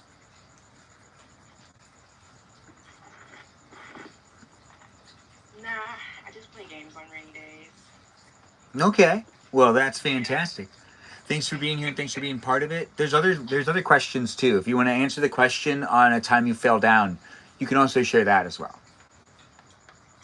Oh yeah, there's one that haunts me. Oh my god, it haunts me in flashbacks. But I used to be a part of this like community theater that was also connected to my high school, and I don't remember which. I was a stagehand, and I don't remember which play we were doing, but anyways, it was a play that involved this sort of vehicle prop that we set up. I'm sorry. Sorry if my voice breaks. I'm a bit sick. But anyways. You're good. It was this vehicle prop that we set up. And it required like 4 stagehands to hold up for the other actors to like be seen in. I don't know how to describe it, but that's just... You're doing a good job. I follow with what you're telling. So it required 4 of us to hold it up. And on, I believe it was like maybe the night before or 2 nights before opening night, we had like all of us props together, all of our set together, and the band in the stand area, which was this music pit right below the stage. And oh my gosh. So anyway, they were in this music pit right below the stage, and it's kind of a deep pit, like between the end of the stage and the music pit. It's a pretty far drop. And as we were doing the little musical part with the prop that we had to hold up, I walked a little bit too far because the stage lights, they're super bright. You can't really see like out in front of you. Yeah, I've been there. The entire front, the entire just like seating area, everything in front of you is just dark. So I walked out too far. I fell over the stage into the music pit on top of the conductor, who was, oh my god, who was this like, she was a plus size woman, so she cushioned the fall a lot, but I did injure her leg falling on top of her, and it was very, very embarrassing. She left that day. She didn't return to rehearsal until opening night. But I just felt so horrible. Like it was just so embarrassing. And mind you, our stage director and this other larger director who was involved told us a billion times, don't walk too far, don't walk too far, don't walk too far. You might fall off. It's dangerous. Pay attention. Know where the stage ends. Like after some practice, you should know where the stage is while the lights are on. And of course, I'm the one who fell like a day or two before opening night and injured somebody. But yeah, that's my horrible fall story that haunts me from time to time. I've also fallen off stage before, but I didn't fall on anybody. But it's just because it's very blinding and it's disorienting, and I remember I had to play it off. But I was acting. I wasn't a stagehand. But it wasn't that big of a deal. Yours was. Which, thank you for sharing. And don't you be embarrassed about it. It's in the past. And we'll bring it up every now and then. Maybe a lot. Who knows? Regardless, the more I learn about you guys, the better. I will bring it up in future live streams. Share stories that you don't mind sharing. I hope you didn't mind sharing that, Black and Tan. I really did appreciate it. No, it's cool. If you're ever sensitive about it, you just let me know.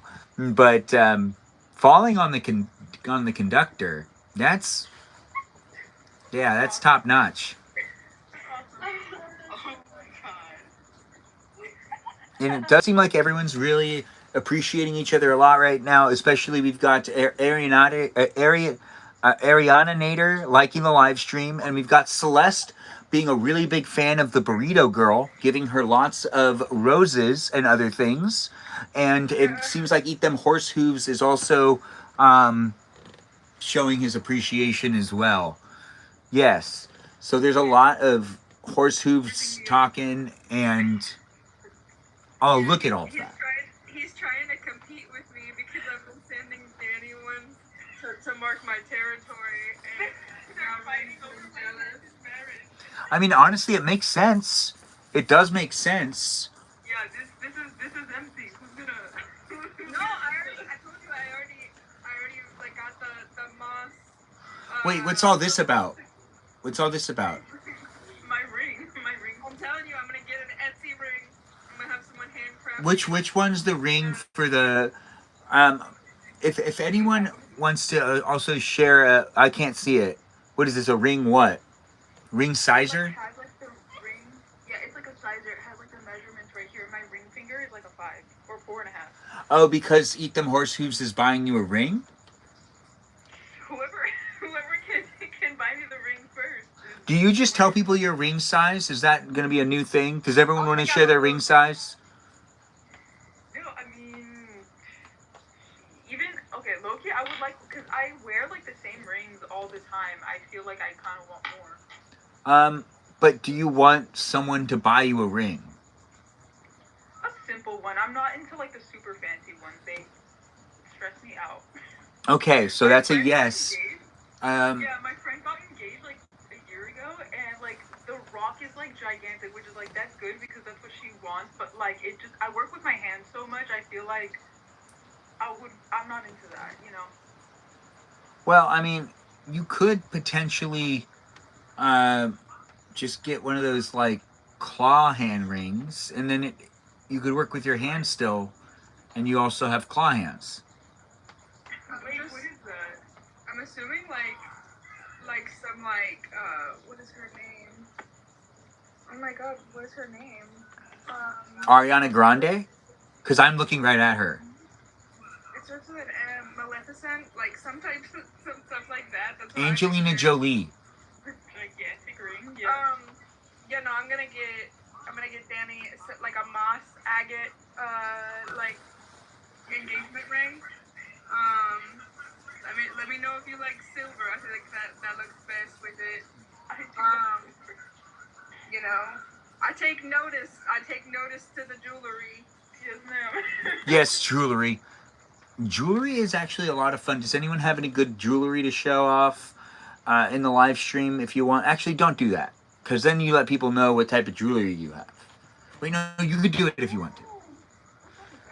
Well, The razor blade because it broke, but here's another necklace I love.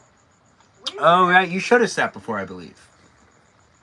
The chain broke off. The pin that was Oh. in one piece, so I'm back on the chain for it. It looks like Celeste is going to show off the ring that she got Danny. If you were to buy a close friend of yours something like a ring, do people know like their friends' ring sizes, or is this new now? No, I would give them this. I'd be like, can I measure you like super quick? I just need it for science real quick. And then if they said that they didn't feel comfortable with it, would you be like, you don't understand, I'm buying you something? And then if they were like, but I don't feel comfortable with it, would you be like, still, let me size your ring up? Would you? Okay, Would you force it? I'm like, don't tell me anything, just so that you know what your ring size is. A lot of people don't know what their ring size is. But if they prefer like a necklace or a bracelet or something, then I would get them that, you know? Okay, all right. Be flexible with them too. It looks like we've got Eat Them Horse Hooves getting a thank you from the Burrito Girl. And we also have users 725 coming into the room. And we also have just people being here in general. But it's nice to have you here, user 725 3828 7385. It's nice to have you in the room. Show the stream the ring that I just showed you. It's got the deer antlers in it. Deer antlers? Mm-hmm.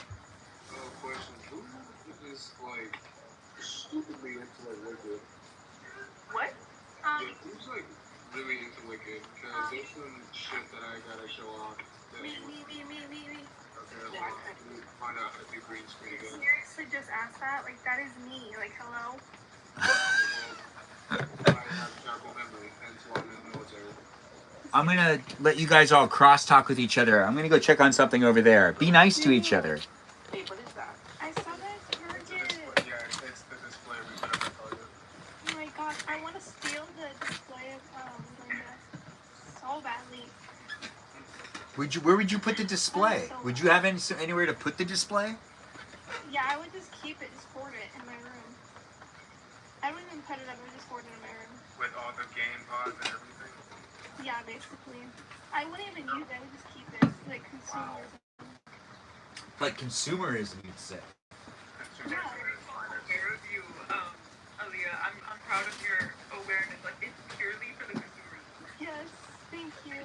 Like, seriously, consumerism final boss. I don't know what this character is. I just keep seeing stickers of him everywhere, and this one has to be my favorite one. I can't change them. I think it's because my account, this account doesn't have live access where I can film all these. I don't know why. Oh, that's nice. You have to, like, build up hours on it, do you think? Hey Yeah, 'cause that's how I got mine. Well, this one like I made long ago, and I haven't posted on this account since like December 2024. So I don't know. Maybe it can still under.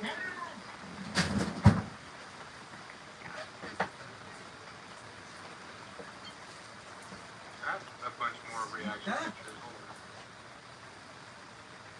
There's this one.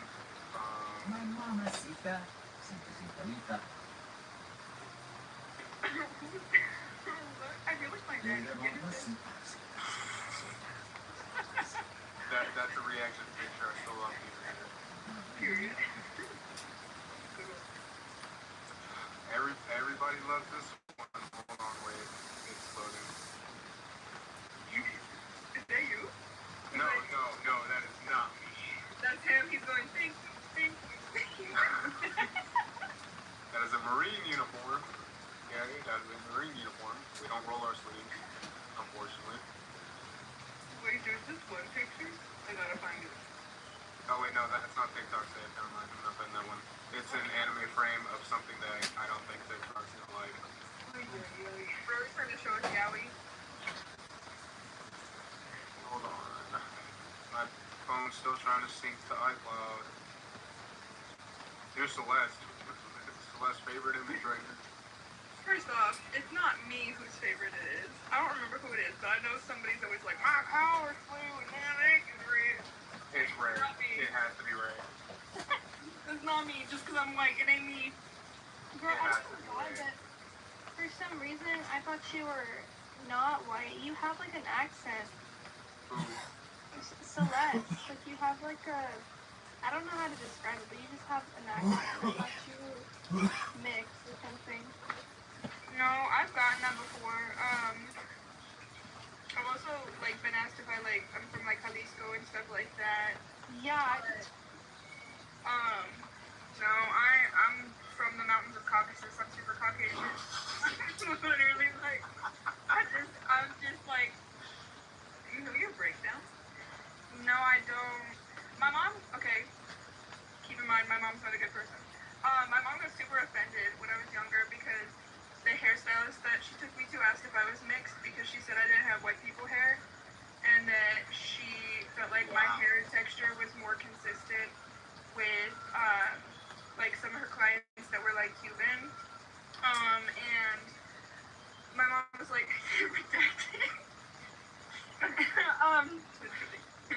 But no, my mom was like, I don't know, my mom was like, I thought she was calling me a cheater. And I was like, why would she be calling you a cheater? She doesn't know what your husband looks like. What do you mean? In some cases, they don't have husbands.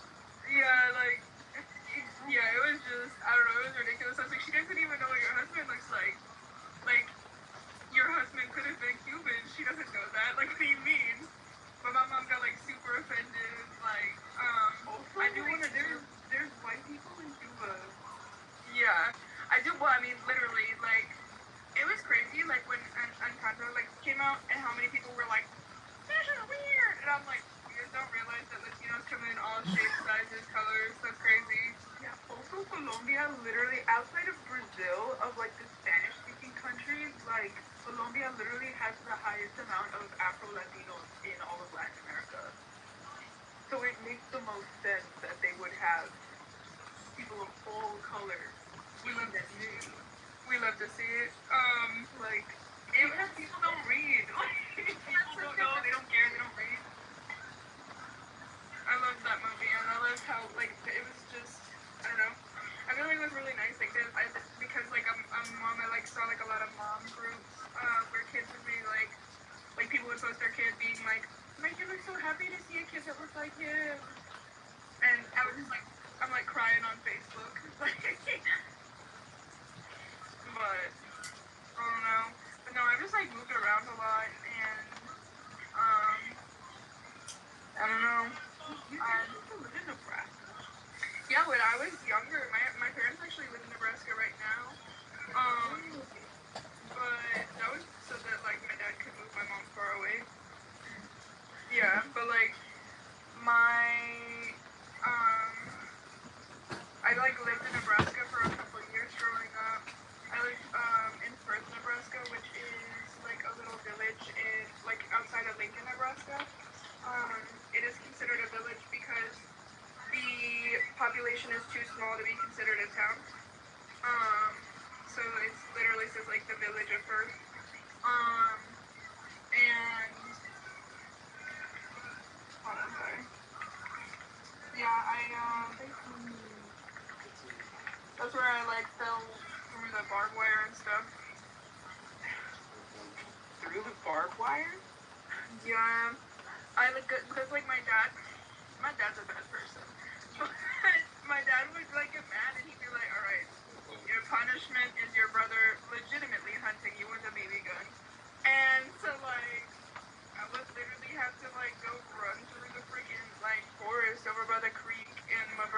like, this is not my dead brother, by the way, that I'm talking about. Actually, I feel like I should specify that. But like he was behind me and I tripped over rusty barbed wire, and I also like found like bones one time by the creek and a swimsuit, and I was like, yeah, this is definitely a person, and my mom was like, no, and then like I like told like my mom, she was like, it's probably a deer, and I was like, why was there a swimsuit over there? And then they just never investigated it. I was like, my mom was like, it's never what could possibly happen? And I'm like, okay. Right. Yeah, literally, like, no. Yeah. It's just gotten crazier. Oh my god. At no point did I know That was in there already. Oh my god, no. That's why Natalia is always like, oh my god, Celeste. Because, like, this is, like, there's just so much random stuff that, like, I'll tell people. Like, okay, so, like, when I lived in Florida when I was younger, my dad had, like, really good friends named Iggy and Iris. And their son, he was actually on the news at one point because he, like, jumped in, like, the Bass Pro Shop fish tank. And like swim around with the fish, and then he was like wanted, and then he was like commenting on like the Facebook posts that the police department was doing, and he was like, come catch me. Well, he was known, like he was on Fox News a couple times, like within like the local area, because he would like skin like gators and hogs from their like tree in their front yard, and like they lived on like a main road, like it would be like Pinellas Parkway or something, and like they would just be like, where did Kevin go? I thought he was in here. I just saw him. Oh, he just stepped out. I was like, speaking of Florida. That's the most Florida man-inducing story I've ever heard. Yes, and I think that's when my mom got offended because our friends Iggy and Iris are Cuban, so maybe she like immediately was like, I didn't do anything. But like whatchamacallit, I didn't even connect that until just now. I was like, wait a minute. So I was gonna say like, how does all this What's the story going? Yeah, like, but like, so his name's Danny, and Danny, not only like did he skin random animals like in the front yard, he like had them, like he had like exotic pets. So like, he had baby gators, and one time I was swimming in their pool, and they did not have a ladder in their pool. I had no upper body strength to get out. I was like, help me get out. He threw like 3 of the baby gators in the pool, and I have like scars on my hands. On my left hand, I have, let me see, like 1, 2, 3, 4 scars because they bit me. They were baby gators, so again, babies, not terribly big, not but they bit me and it was painful. Imagine. Yeah, so like, I mean, I had a weird childhood, but like, I'm alive at 27. Yeah, you're fine. You're alive still. It's all okay. It's all okay. Statistically speaking, people with borderline personality disorder don't usually make it to 27, so like, I'm doing pretty good. Yeah, you are doing pretty good. Like, I'm glad you made it out of the most dangerous game. That was really That's scary. literally the most dangerous game. Oh my god, you weren't here when I talked about like my dad, but he like literally like first guest night I was in, I was like, yes, and my dad tried to kill my mom last year, and they were like, whoa. I was like, yeah. That was like, anyways, puppet time. Looks like Lizzie the teacher's here. Yes, she is. Eat them horse hooves. Lizzie, thanks for liking the live stream. Those of you that are watching on YouTube, I see you're a little confused. You can be in it if you want to be in it. The guest night is on TikTok. It's documented here on YouTube for people to be able to watch while it's happening live, and for people to be able to revisit on YouTube to rewatch it later. But as it is a place and space of the internet here on YouTube, TikTok, and Twitch, we're here in a garage where it is raining outside here in California, and it is nighttime. It's a nighttime guest night here in the live stream experience that is known as TikTok, YouTube, and on Twitch. Be part of the conversation if you want to be part of the conversation. Be nice to each other in the chat. If you are interacting in the chat, this is a PG environment. We don't talk about politics. We don't talk about religion really in the live stream. It doesn't really happen that often because I like to be a silly, fun ball of energy. And it's hard to be silly and it's hard to be fun when you talk about politics and when you talk about religion, because those can be very dividing for people that are in the live stream experience. If you're looking for a place and space of the internet to be able to hang out with other people and be in the actual live stream, you totally can do that if you join on TikTok as a guest. So go over to the TikTok and the TikTok live stream experience, and you can be part of it. If you're someone out there that's also trying to get into live streaming yourself and you want to be part of my live stream just to kind of get some experience, this is a great place to start off and to have some fun with me and the other people that are in the room as well. We've got Izzy, one of our moderators in the room, sending me a heart and jumping into the conversation. Ben wants to divide us. No, I want to bring in people from YouTube. We're here not to be divided. We're asking people to come into the live stream experience as guests. I don't know. What? Are we being divided from you? I was joking, but are we being divided from YouTube and Twitch? Well, I mean, you can't join as a guest on YouTube, so they have to come over here. Yeah, I guess I'm dividing the guests are the viewers. I'm trying to get them to jump into this one. Yes. I guess I would be dividing them amongst the live streams, and I'd be like, hey, we'll have some people in this room, a little bit of people over here. If you don't feel like being a guest, you can watch on YouTube, and you can also comment and read the comments that are in there, because it looks like there's a lot happening over there. But it is a live stream experience that's over there for people to be involved in and part of if you want to be part of it. But don't you worry. We'll have a good time. Looks like Eat Them Horse Hooves is saying goodbye to everybody. Good night, Eat Them Horse Hooves. It is ASMR at its best, honestly. I do kind of like the little ASMR in the background. It is nice to see. Oh, guys, I didn't realize the mic was on. No. You're doing fine. It's pleasant. We're all amused. Yeah, just a little. Sorry, I didn't know that. Wait, what happened? Yes, I have press on. Oh, I didn't even know. I did not know I have my microphone. I think I accidentally turned it on. You gotta hit him with the. Gotta do that. Oh yeah. There we go. Redacted. Would you wear press-ons if they were provided to you? No. I do too many things with my hands. They wouldn't last an hour. Yeah, but they're press-ons. You could just Yeah. Wait, press on means that they can come off easily and be put back on, right? Yeah, you just use glue. You just use glue? Yeah. Aren't you scared? No, I mean I used to get my nails done for real at the salon, but I don't feel like I like press-ons better because you can like customize and they're like way cheaper than getting your nails done every week. But no, I'm not scared. That does make sense. If anyone was to get their nails done, is this something you do on a Saturday afternoon? My sisters and my mom used to go get their nails done, and I used to hang out in this donut shop as a kid, and I was allowed to change the channel on the TV set that was like really up in the corner. Oh, gosh. Yeah, I don't know how much my mom paid that guy in that donut shop for me to be able to just stand there. Or maybe she didn't pay him at all. Maybe that was just a 90s thing. Where's somewhere that your parents like left you guys that you like look back at and go, you really did that. I can't believe you used to do that. Like my sisters and my mom used to be right next door, and I could hang out in the donut shop the whole time. And it would take like at least 40 minutes, if I remember correctly. It would take a long time for them to get their nails done.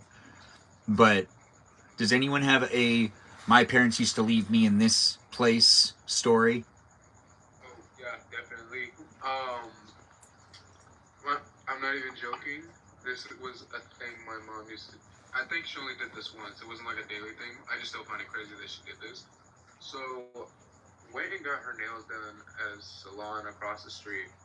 She hands me $30, mind you. I'm like 7 or 8, and she's like, "Go across the street and get your haircut." The lady there is concerned with the fact that I just walked in by myself, and then she's like, "Can I help you?" And I straight up showed her the $30 and said, "I need a haircut." But you just showed her the $30? Yeah. Well, how much was it back then?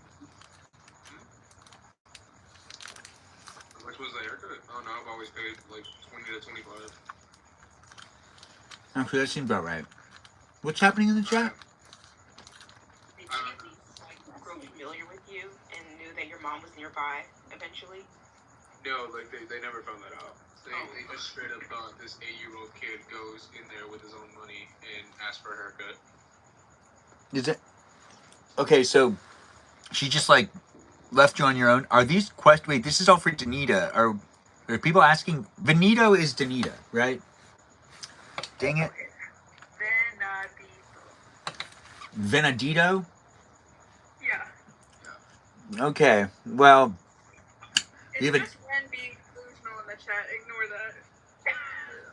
And then, speaking, okay, so that's a mom story. Here's a dad story. This isn't anything that they did. It's just, y'all are gonna laugh when y'all hear it.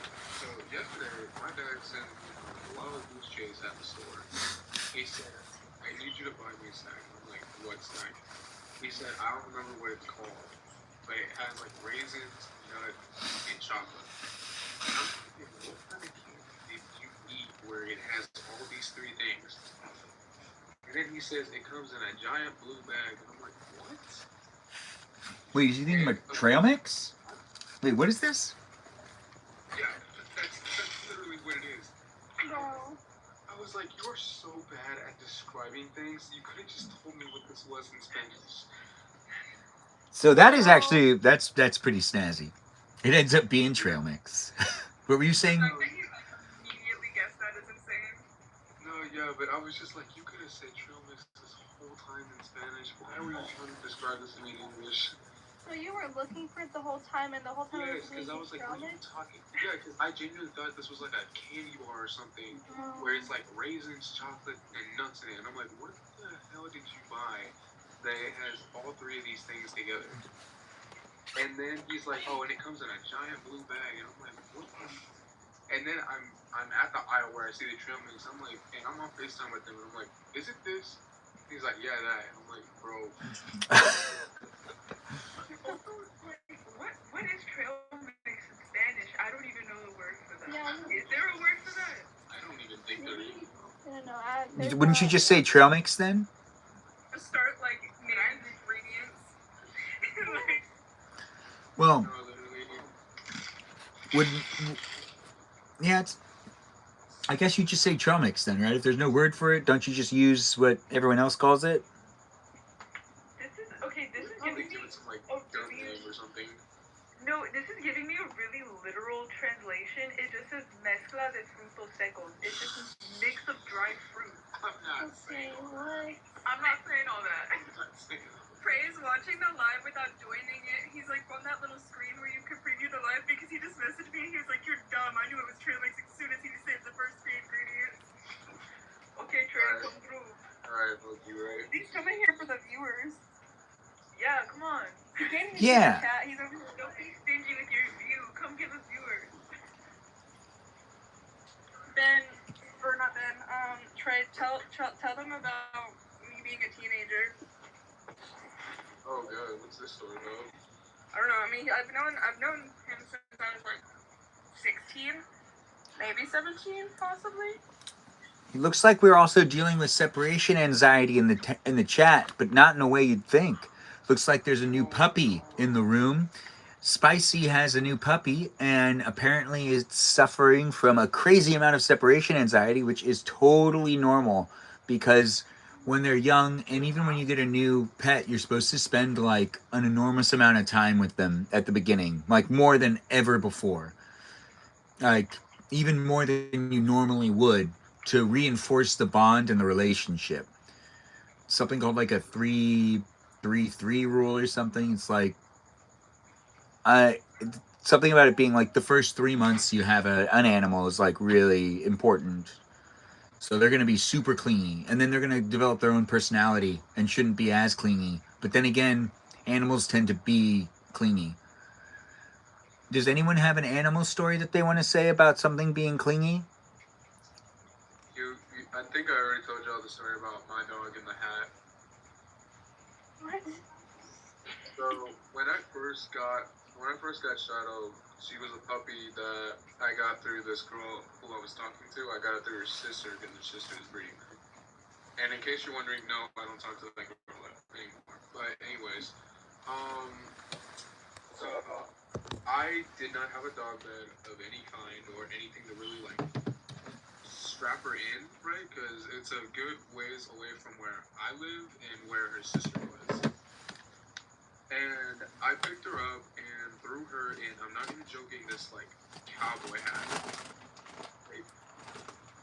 I threw her into this cowboy hat because she was like really small. And I was convinced that I grabbed a male. And I get to the house, carry her while she's sitting in the hat. And my uncle's like, "This your dog?" I'm like, "Yeah." Like, he's cool. And he picks him up and he's like, "Is it he, right?" And I'm like, "Yeah." And he's like, "It's missing a couple of things that make him he."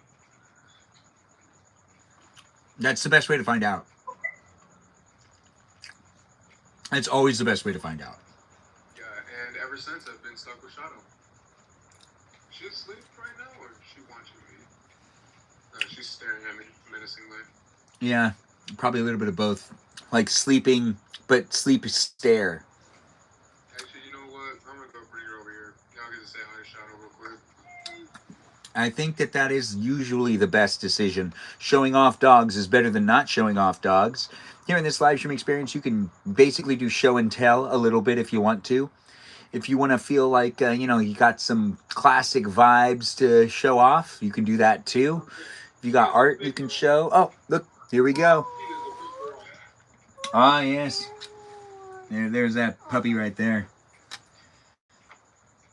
Yeah, this is Shadow. She's 40 pounds and Christ, she was a pain to pick up just now. But still a baby. Still a baby. Yes, a 40-pound baby is still a 40-pound baby. Very much. Cute. How are you? Aw, she's shy. She's so beautiful. And now we have a new guest in the live stream experience. If anyone has a question, go ahead and ask. Redacted can communicate it. Anybody have any thoughts? Does Shadow have a favorite toy or anything like that, or is not into toys? No, she's not into toys. I've tried everything. She does not like anything.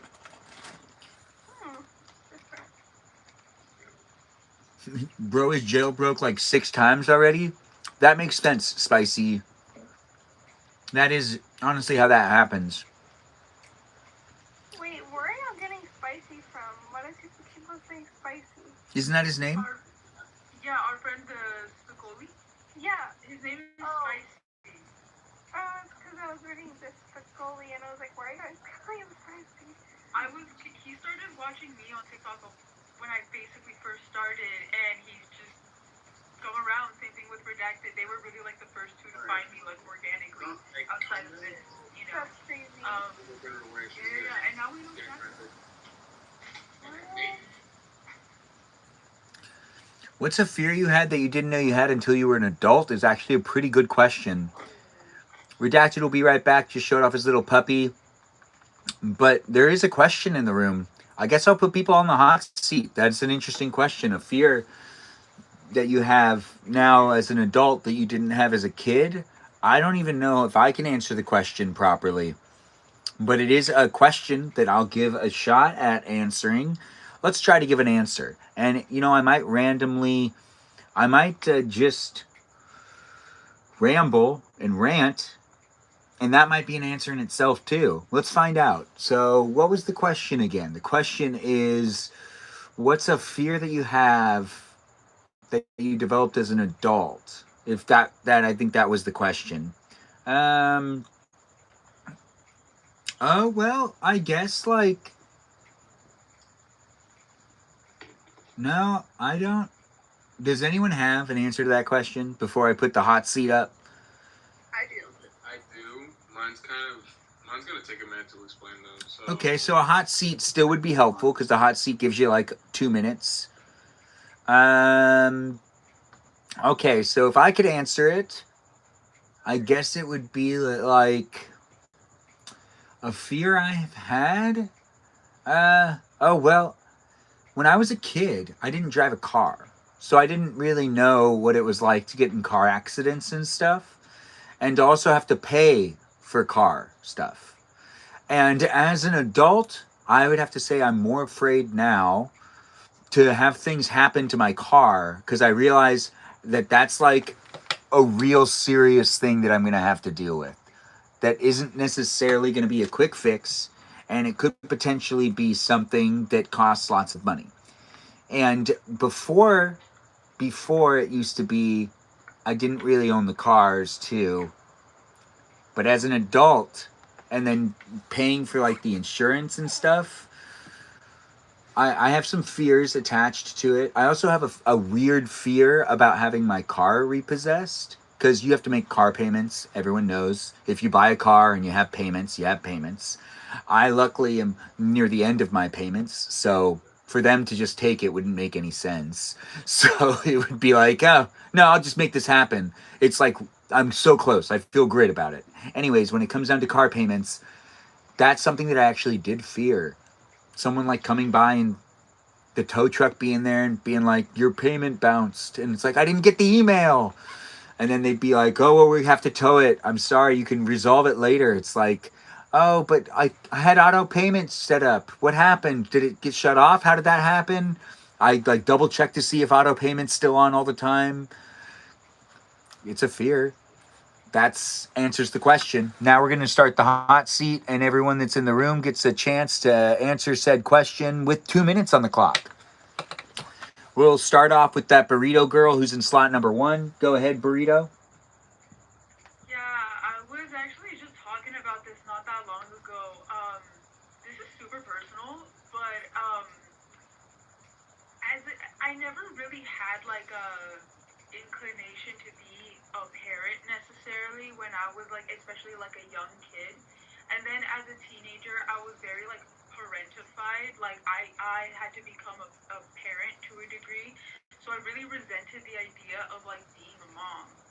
But I want to say the past maybe like 3 or 4 years, I've been like really reevaluating that and being like, no, that's actually something not only I used to be more like, oh, if kids happen, they happen. But now I'm like, no, I would like that to happen. And yeah, I just have, and I know it's something that I can't control, but like my biggest fear is like failing my kids in some way or another, or just like not being able to be there for them, just based off like obviously like the Did you say experience that failing my your friends had. kids? Failing? My kids. Yeah, failing. Like Like I leaving want them at the grocery store failing, or like failing? like failing. Like I want them to feel comfortable telling me anything, kind of thing. Like I never want to give them a reason to feel unsafe telling me something. Like that would make me really sad. If I find out like like that would but I kind of realized how much I feared that until like I continued the relationship with my niece, and I realized like how important that is. I'm like, oh wow, I'm scared. I'm like super scared. So Of your niece, or scared of failing your niece? failing my niece. That makes sense. Your time is almost up. Anything else? No. Okay, good, because you didn't have any more time. You fit into your time. Celeste, it's your turn. My fear that I developed as an adult actually developed within the last like year or so, maybe a little over a year. But now I like give trigger warning to anyone with OCD. Trigger warning. Leave if you got OCD, because this is a big one. My biggest fear is now like I've developed like mortality OCD. So now I'm like hyper aware of death. And like I grew up most of my life being pretty suicidal. So like I wasn't really worried about that. So like now I am absolutely terrified of it. And like I'm constantly like, but what if it happens today? And like because I have a child, it's even scarier. And like when I started having health issues like a year ago,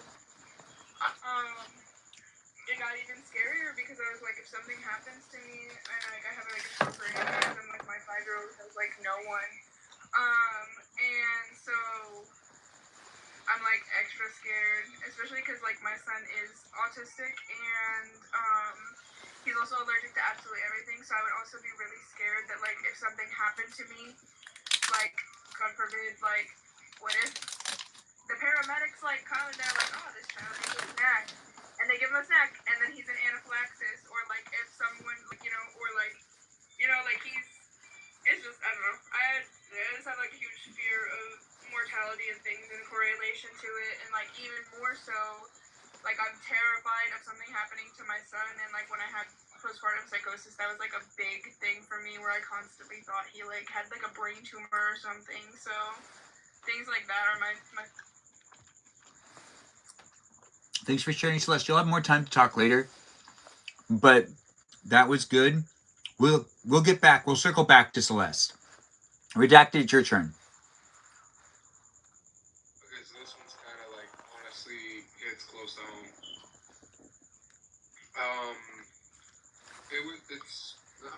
It's a fear, but it's also something like I've realized a while ago, and it still honestly hurts me to this day. I didn't really get to grow up like being a child, you know? Like I feel like I missed out on a good chunk of that, and a lot of it had to do with because as much as I love my dad and like my dad's doing a lot for me right now, like it wasn't always that way. Like he wasn't there. I basically had to figure out how to be a man on my own, and he didn't really show up until like I figured out how to do that completely, or at least to the fullest that I could. And then I don't know, looking back or like looking now and seeing like my brothers and how they're growing up and how they actually get to like retain the innocence that they have, I kind of just like sit there and like feel bad for myself because like I never really had that or really like know what that feels like. So you fear the things you've missed out on, and you think about them a lot, basically? Not necessarily that I fear it, it's just I realize that I missed out on a good chunk of what should have been my childhood, but instead it was growing up, maturing, and basically like what Dan was saying earlier, being an adult before you should be an adult. Yeah, I think that the perspective, based on what the kids' experiences are going through, people can lose their childhood really fast. Depends on the environment that they get to grow up in. Luckily, I got to be a kid for a while. But we've got a Leia Ribbon person in the room. Do you want to share with us as well? Something as an adult that you've realized you're afraid of that isn't talking on the phone and isn't any of the other things you've shared with us in the past? Which, by the way, have you started to talk on the phone more? That doesn't scare you anymore, right? No, it definitely does scare me because I'm not. I don't know how to explain it. People think it's dumb, like millennials or like Gen X, but I don't know. I feel like if I don't know what to say, I get anxious. So I literally have to come up with like a script. But it really isn't my fear. Like I just like it's kind of like an anxiety ADHD thing. I get that.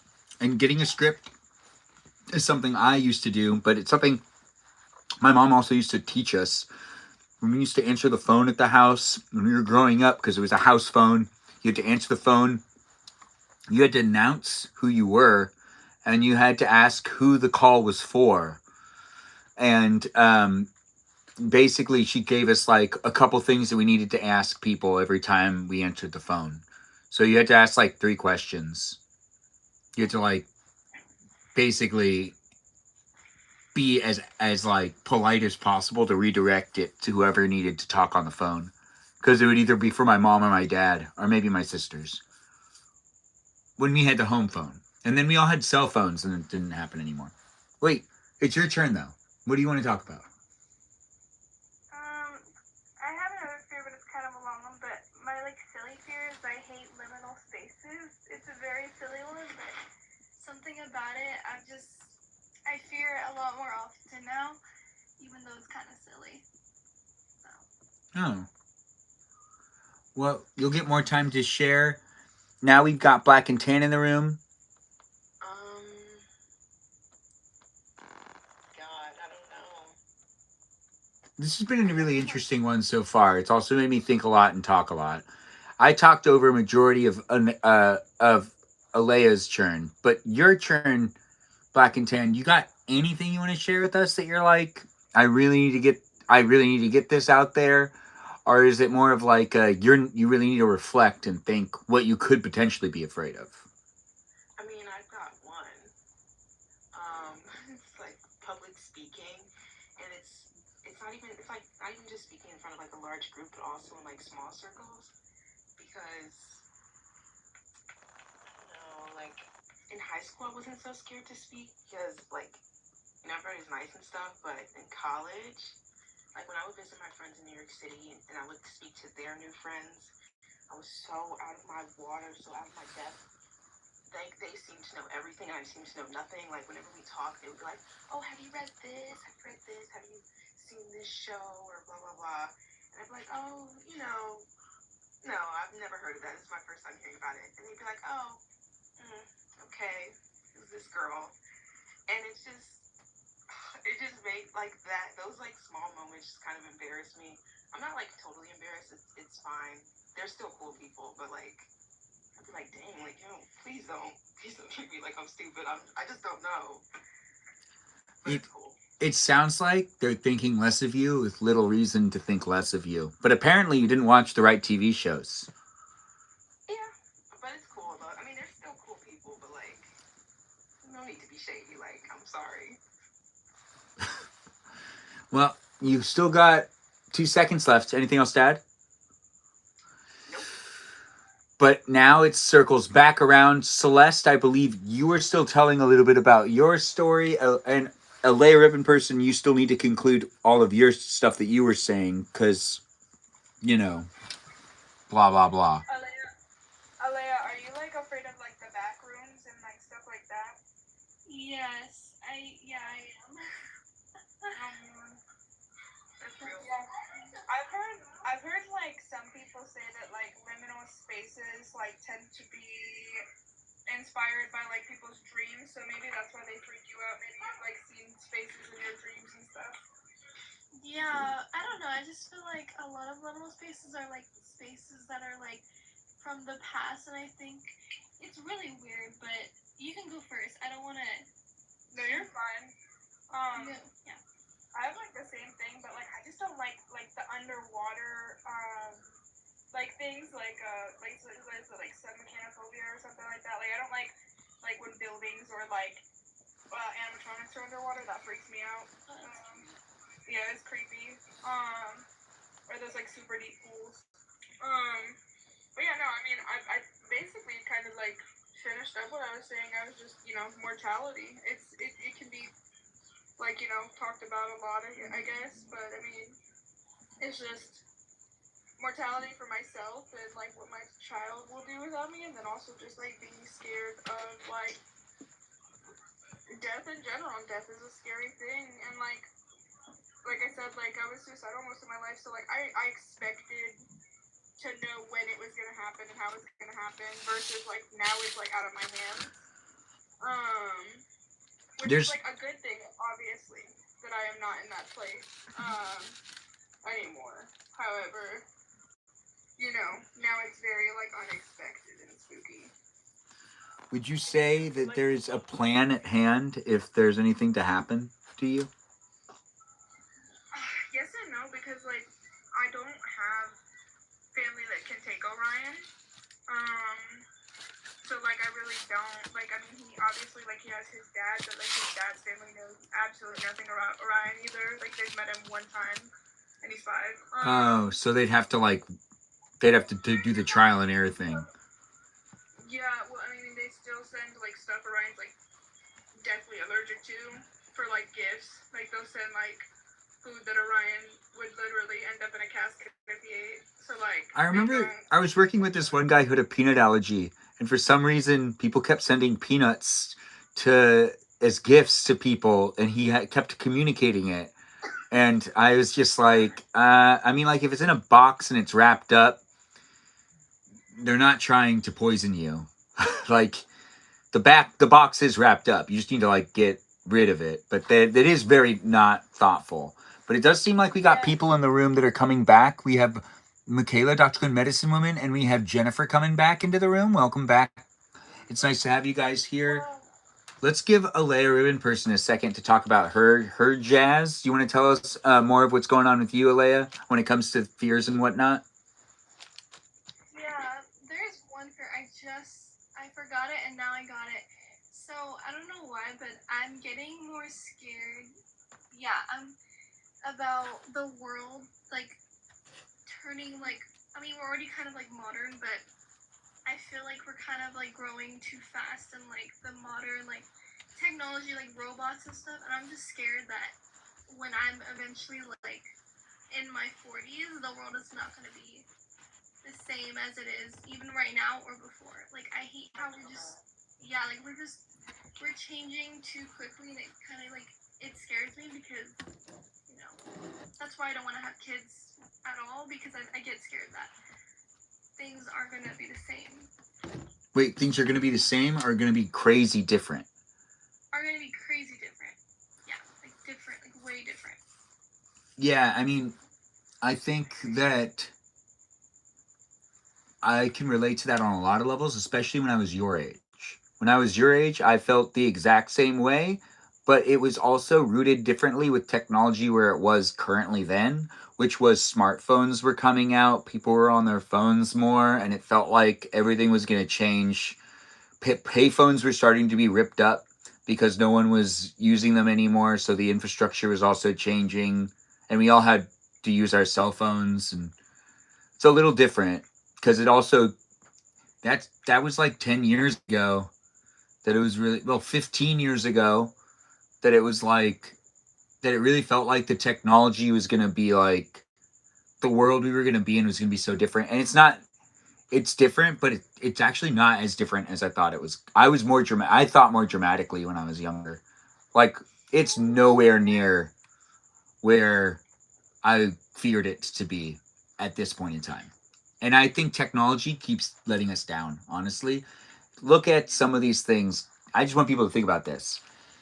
So, like 10 years ago, they told us VR was going to be the next big thing. But it turns out VR can't be supported because of how much power it takes on a device. And it ends up basically destroying a phone if you watch something that's in VR for like 20 minutes. And you have a VR headset. It like our phones cannot actually do it. They overheat. Our iPads and our you have to get like a real setup with a lot of computer gear in order to do VR anything really. So VR didn't end up being something that all of us were able to absorb in our own environments for a cheap amount of money. No, not in any way. It's still an expensive process to do. That part of technology was a huge letdown. And then when it comes down to the other things that happened after that, there was something else that came about that also kind of saw its demise, but I can't even recollect what it is. I can't recollect. What is it? It was like, there was like a technological advancement that we were like, oh, this is going to change everything. And then it didn't change anything. And then, wait, what was that? Meta, maybe. Wait, isn't that still VR? Isn't that still VR? Oh, I don't know about VR. It's kind of like VR, I think, but it was like there was like a metaverse, like you were supposed to be able to do like all these different things in it and blah blah blah blah blah. Like I think it's a form of VR. But I remember being scared when they were talking about like chipping people's brains recently. Where like I think it was like Elon Musk was working on like a Well, there's the guy that did it, the test trial guy that has the computer chip in his brain. That honestly, he's even come out to say that it makes it unfair for him to play video games with other people because he doesn't have to push a button. It's like instantaneous. So since it's instantaneous, there's less of a response time. You can't pull the trigger faster than him, technically. So we have things like that on the internet that are people being documented in that way that makes you go, oh yeah, that's... Gosh, what was this other thing? Maybe it was 3D? Yeah, it was 3D. So we also were told that 3D was going to be more of a thing everywhere and that would have been like, imposed without having to wear 3D glasses, and we weren't able to figure out that tech either. We've just had a lot of What? technological advances and also a bunch of setbacks. Right now with AI, it consumes too much power, and we don't technically have enough power for all of it to function to the best of its ability. So it'll probably be like one of those things where it also is kind of a letdown after it builds up and then it kind of just the bubble bursts and we're like, okay, so that's really how it's going to play in society. And it was kind of disappointed, but also everyone thought it would be better. But I see Jennifer saying she got an Oculus, and yes, that stuff is fun to do. It's just not feasible for everyone to have it. What's the Danita question? Yeah, no, I mean, just like anthropologically, because like I had to talk about this so much in like different classes and stuff, but like, you know, it's really what's more scary is like it's not the technology itself that's dangerous, it's the fact that it's accelerating so fast without people really having any time to like adjust to it. Well, yeah, And that's how I agree with that. But I felt that way in 2010. We were kind of saying that like it just seems to be a repeating process where people think that it's like, and then we end up having it for a while, and it's just not. Yeah, but I mean, like, change is scary. So, like, that makes sense. Like, humans kind of are resistant to change sometimes. Yes, but that's what I'm saying. Like, I think people just need to slow down with the ideas and the production of these things because you're just kind of throwing a lot of money in one direction and it's not really going anywhere. Like, you know, all of these things are flopping. They're not really going anywhere. You could be using that money for so much more for like actual medical research that's like actually going to like help people and that is actually going to be like successful. I think experimentation is really important, but it's like. Wait, are you talking about the money that's invested in technology? Yeah, like what kind of technology are we developing and why? What is it for? It doesn't exist in a vacuum. You know what I'm saying? Like, because at the end of the day, the technology. Well, it's mainly I think to make it so then it aids to the benefit of our lives, either through entertainment or through health, because we have the AI coming in as doctors and helping people out with certain things. Yeah, And but, like, I mean, I've seen, like, some things that is good with, like, things like that, where there's, like, the robot that you can control from, like, halfway across the world to perform, like, a very, like, small surgery on someone. So, like, a really good surgeon in Japan could perform a surgery using, like, essentially, like, a VR type thing, like, literally from across the world. So, like, yeah, that would be good. However, I do think there's some stuff where it's kind of concerning because, like, have you guys ever seen, like, the projected evolution of humans if we continue to use technology and things like that the way that we do, and how, like, you know, we're going to have these big neck humps and, like, our spine is going to kind of be a different way and our eyes are going to be a little bit more bulged out, or, you know, oh our yeah, is going to like the stuff they used to things say like that. about people that would watch TV and how that would affect people when they did like studies in the 1950s, and they like also were like, if people watch TV like this, your eyes won't be able to adjust outside in the and then like, you know, science has its trials over the years. It is a constantly, they always say history repeats, and history kind of does repeat, but there was a lot of people saying that TV was going to be really really bad for society. And I remember, and you usually do say that. However, like, we have seen, like, an influx of people who have, like, insomnia and different things like that because, like, the blue light is really bad for our brains, and, like, people do have, like, a lot of, like, more sleep disorders and different things like that, and, like, people do, like, have, like when you are spending too much time using, like, almost escapism with these different tools, like, and different electronics, it does cause, like, an influx of, like, mental disorders and different things like that. So I do think that they're right on a lot of those things, and it does mess with people's eyes. But not only that, but, like, there is, like, I forgot what I was gonna say. Hold on, I'll find it. But, like, man, I lost it. Hold on, I got it. I'm gonna think it through. Or I've got nighttime music on, so it distracted me. There's like a lullaby playing in the background. But like, also, I agree with you though, because like anthropologically, we're not really supposed to have access to this much information at our fingertips at all time. Like our brains physically, genuinely cannot comprehend that amount of information and can't process that. That's why like people just, I feel like so many people are just so fatigued from all the information that they just constantly have access to. fatigued and desensitized.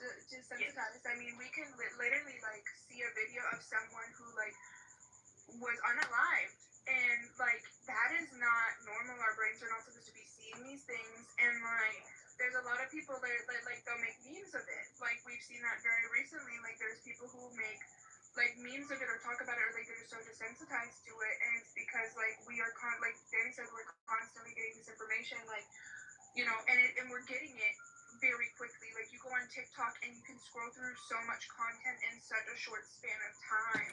Yeah, And that does make it's not sense. actually, like, And also, video games has a huge impact on people too. and they've been saying, but see, video games definitely do have a huge impact. However, like when Columbine and like stuff like that happened, they were blaming it on video games. So like they've been blaming video games for things for a long time, kind of like you were saying with like TV and different things like that. They've been doing that. Well, I mean, it's been proven though that video games actually have brought down quite a bit of. We're not necessarily becoming a more violent society. People aren't doing that really. Video games actually do help people kind of vent, and they've been shown to do a bunch of things for people in a lot of positive ways. So it actually like technology has its the weirdest thing is that as a society and as like we are all living and reacting to one another, we all tend to be looking for different things that give us experiences, and the human experience overall is what's being sold at the end of the day. If we're using technology to gain a better human experience, like the people that used to say there was a highlight for society, and it was back when we started having cold rooms and hot showers was the peak of society. After that, it just goes downhill. So when you look at the technology and you look at the advances, there's the time in history where we could take hot showers and we had a freezer and refrigerator in the house. And that's like the 1950s.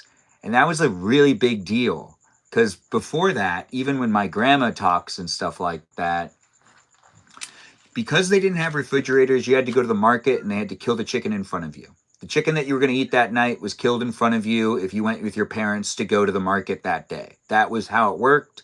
That's just how it was. But then you get the refrigerator and you could start refrigerating things. And this is like a highlight in society where it's like we finally figured it out. We get hot water, which means we could have hot showers, and we get food that we could store in the refrigerator so we don't have to go to the market every day and watch an animal get slaughtered.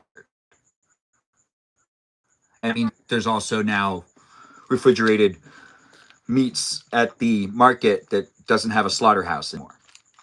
It's kind of nice, right? So what I was gonna say is I think a lot of people are now like scrolling and trying to purchase dopamine. Like there is like a lot of like what you were saying before, like this, where you were saying like there are a lot of people that are like kind of like almost people are almost. Oh, where did she go? She said in the chat that she'll be back in a minute. Okay.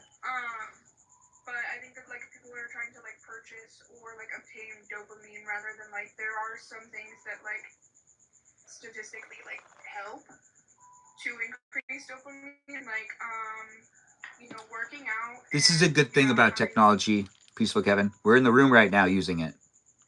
We wouldn't be talking to each other without it. So if you're thinking to yourself, oh, technology really sucks, honestly, you got some friends right here in this room because of it. Just sorry to cut you off, Celeste, but this is technically a good thing. So that's a shout out to the bots, the programs, the algorithms, and the software that's here in the live stream experience. We're appreciative, and we do appreciate being with each other, and it wouldn't be happening without you being here. And as Peaceful Kevin did ask, what are good things about technology? This is one of them good things. So you are a good thing in the room. Thanks for being here, bots, programs, and algorithms. We're trying our best to follow those user guidelines, and we've got a burrito asking a question in the other square that's next to me. What's up, burrito? Yeah, no, is inherently good or bad. Like, I don't think it holds any inherently good or bad value. It's a tool. And it depends on how you use that tool, because you can use it for evil. You mean like the nuclear bomb? Well, yes. It could be used for good. No, it cannot. No, hang on. No, because Oppenheimer went to Berkeley, so we had It to can't be learn used a for lot good. about him. Oh my god, do not. Redacted, like, legally I can't be in this live if y'all are gonna be saying. Yeah, no, I can't be in here. But no, like, Well, I'm I mean, saying, nuclear like, energy could be okay, used for good, but not a nuclear bomb. There is no good thing to use a nuclear bomb for. I did take Unless a it's to class save mankind from an invasion. The thing is, so I did take one of my favorite classes that I took was literally like culture, energy. I have the book over here somewhere. But basically, even when it comes to using nuclear energy, that it creates a lot of waste, and that usually gets dumped into places that like have no resources to like fight back against these companies that like dump these harmful chemicals that cause like literally the Simpson movie. Yeah. Here's something that I've always wondered. When we like look at certain things, we use a lot of stuff that's like really bad for the world. But yet we all continue to use it. Like, Well, that's because like consumerism is like really, really addictive. That's what I was saying. People are trying to buy, like they're trying to purchase dopamine, and like what Danny was saying, like there are like technology can be a helpful tool, but like if it's any type of like what is the word I'm looking for, like extremism or like whatever, like any type of that can be harmful. So like if you are abusing technology or like using it too often or to a different advantage, like it can be harmful. However, like there are good things that technology can do. However, there's also like you saying the thing about moderation? Moderation, but like it being people are trying to purchase like the consumerism. People are trying to purchase Ice water? The unofficial live stream sponsor? No, I'm just messing with you. Go on, Celeste. People are trying to purchase like their dopamine, and like they're trying to like purchase things that will make them happy, and then it just continues to like go into a landfill and things like that. Like it's just, there's no way to buy happiness. That is something that's been like known for a while. It's been a saying for a while.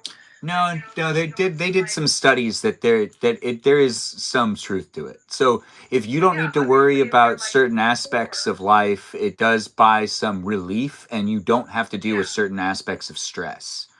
Of course, but in terms of like you should just consistently like buying things because you think they're gonna make you happy outside of having your basic needs taken care of, like buying Labubu's because you think it's gonna make you happy or something, you know, whatever the next fad is, or like some crazy Stanley Cup or whatever it is, like whatever they think it is that's gonna make them happy. When there's been proven things like eating a balanced diet, going out in the sun, and getting vitamin D from the sun and things like that, exercising, yeah, literally grounding yourself, exactly. Mindfulness, where you are like, because there's a lot of people who their entire life they will like chase this thing where like they're waiting on that happy moment, like they're waiting their entire life on that one happy moment they're gonna be like, oh, I'm finally happy, instead of using like mindfulness to be like, this drink is really good, this is a good drink, I'm thankful for this drink, or like being like, it's really pretty outside today, you know, I'm really thankful for this beautiful day, like, you know, the air feels nice today, different things like that, like you enjoying like little moments of happiness rather than expecting there to just be like this big grand gesture of happiness, like, I finally found the one, or something like that. Like it is more about things like that, and like I said, like there is like free forms of dopamine or things that you can do to create it yourself. Even having like a consistent sleep schedule during like seasonal depression time. Okay, yeah, I know we all struggle with that, but like even having like a consistent sleep schedule can like dramatically increase the. I did not struggle with it until I started live streaming. I did not What were you struggle gonna with say, it Danny? until I started live streaming. I had a really good sleep schedule. A really, really good sleep schedule. I also didn't, though, in my early 20s. I didn't have a sleep schedule at all from 18 to 25. No, I didn't have one. But Burrito, you have your hand up. Yeah, no, just a piece of advice that my dad has always told me growing up, that's something I try my best to live by as best as possible, is solamente las cosas baratas se compran con dinero. Meaning the only things that money can really buy are, in the grand scheme of things, they're cheap. Because you can't buy love, you can't buy trust, you can't buy friendship, and like those are really the things that like will actually fulfill your life. You need to have your material needs met. We can all agree on that, but realistically, it's like, do you really need a 10th Burberry bag? You don't. No. You don't, you know, because at the end of the day, is that really what you're gonna miss on your deathbed? You know, like, it's gonna be the people and like the connections that you have around you that's actually what matters the most, and that's like something that money can't buy. You know? Absolutely, and like you know, like a lot of the time, it's like when I started having health issues last year, it made me more thankful for moments that I had for people, and it also made me want to like give back to things more and like help people more, because like if I can make somebody's life easier, that is more fulfilling than owning like random things. Like material things are cool, however, like if I have like my basic needs met and my child's basic needs met, and like honestly my child's pretty spoiled, like he has toys, like he has all these different cool things, however, like I would rather help people who are struggling, and that's more fulfilling, and that would give me like more dopamine than like I was just telling Danny and them the other day, like I'm trying to figure out what to do with this gift card that I have, because I want to give it to someone here who needs it, or I want to use it to buy formula for someone or something like that. That would honestly give me a lot more like dopamine than like some material thing. It's kind of like a reward for basically just helping the fellow man, just like helping someone else out. Yeah, it's just like taking care of other people. That gives you some dopamine. Yeah, absolutely. That's not for everybody, just to let you know. So there are people out there that won't get any dopamine from that, because it's like everyone's different. That's also why technology's a very interesting thing to play into society, because it will allow some people to find their like niche that'll hopefully help them connect better in some ways, because there are people out there that actually do have a hard time even leaving the house, and technology ends up helping a lot in that way too, because you know, you never know where people are coming from. Yeah. And we really are only in the room together because technology has moved this fast. And if you're saying to yourself, technology's moving too fast from here on out, it really can't go anywhere else but be more effective with surveillance of us. So everything moving forward is just collecting more information from us in different ways. This is it. This is as far as it's going to go. It can't go any further than this with the way we use our phones. They can't make them smaller and smaller.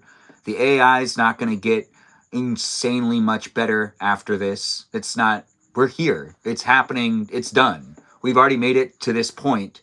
If you feel like it's moving too fast and we're going to be taking on other things, I am actually curious. Is there anyone that thinks that there's going to be a new type of technological wave that we just haven't yet stepped into? Do people really think that chips are going to be something that majority of, like, Black and Tan, you haven't been here very often, and in guest night, so I'm going to just pinpoint you right now. Would you get an implant of a chip in your brain to be able to use technology?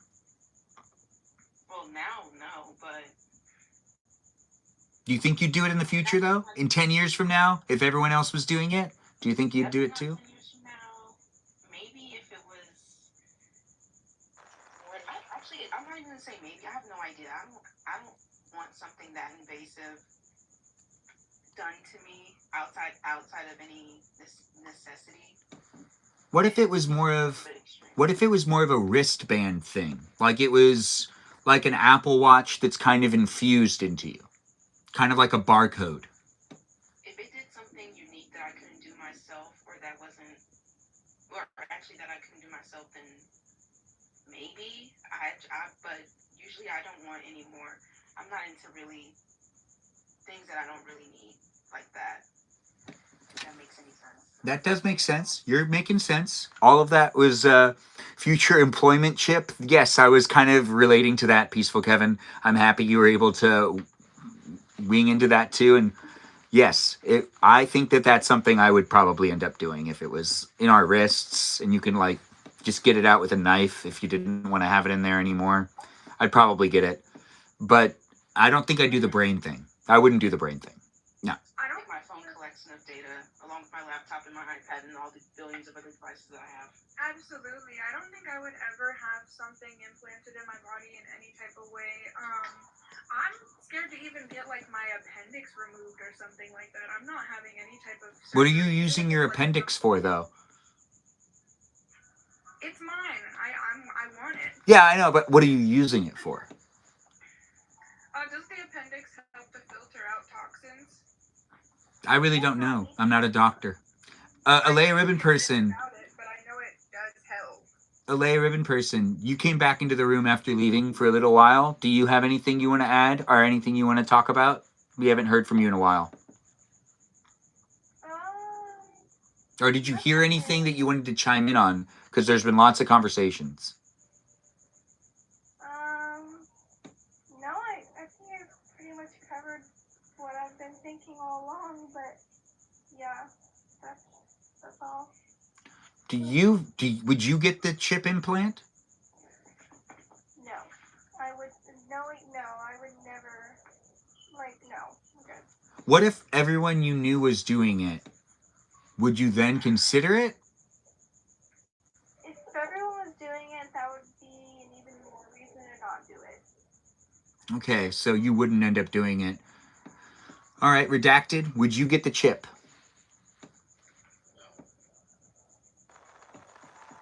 No, you wouldn't get the chip? You wouldn't get it? He's like the government already owns me. I don't want more. That's a good point.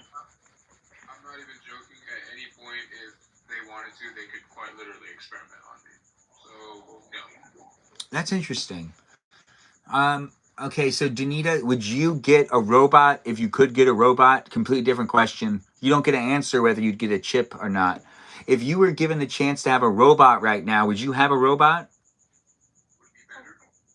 Like a robot, what? Like There's your robot in the house with you.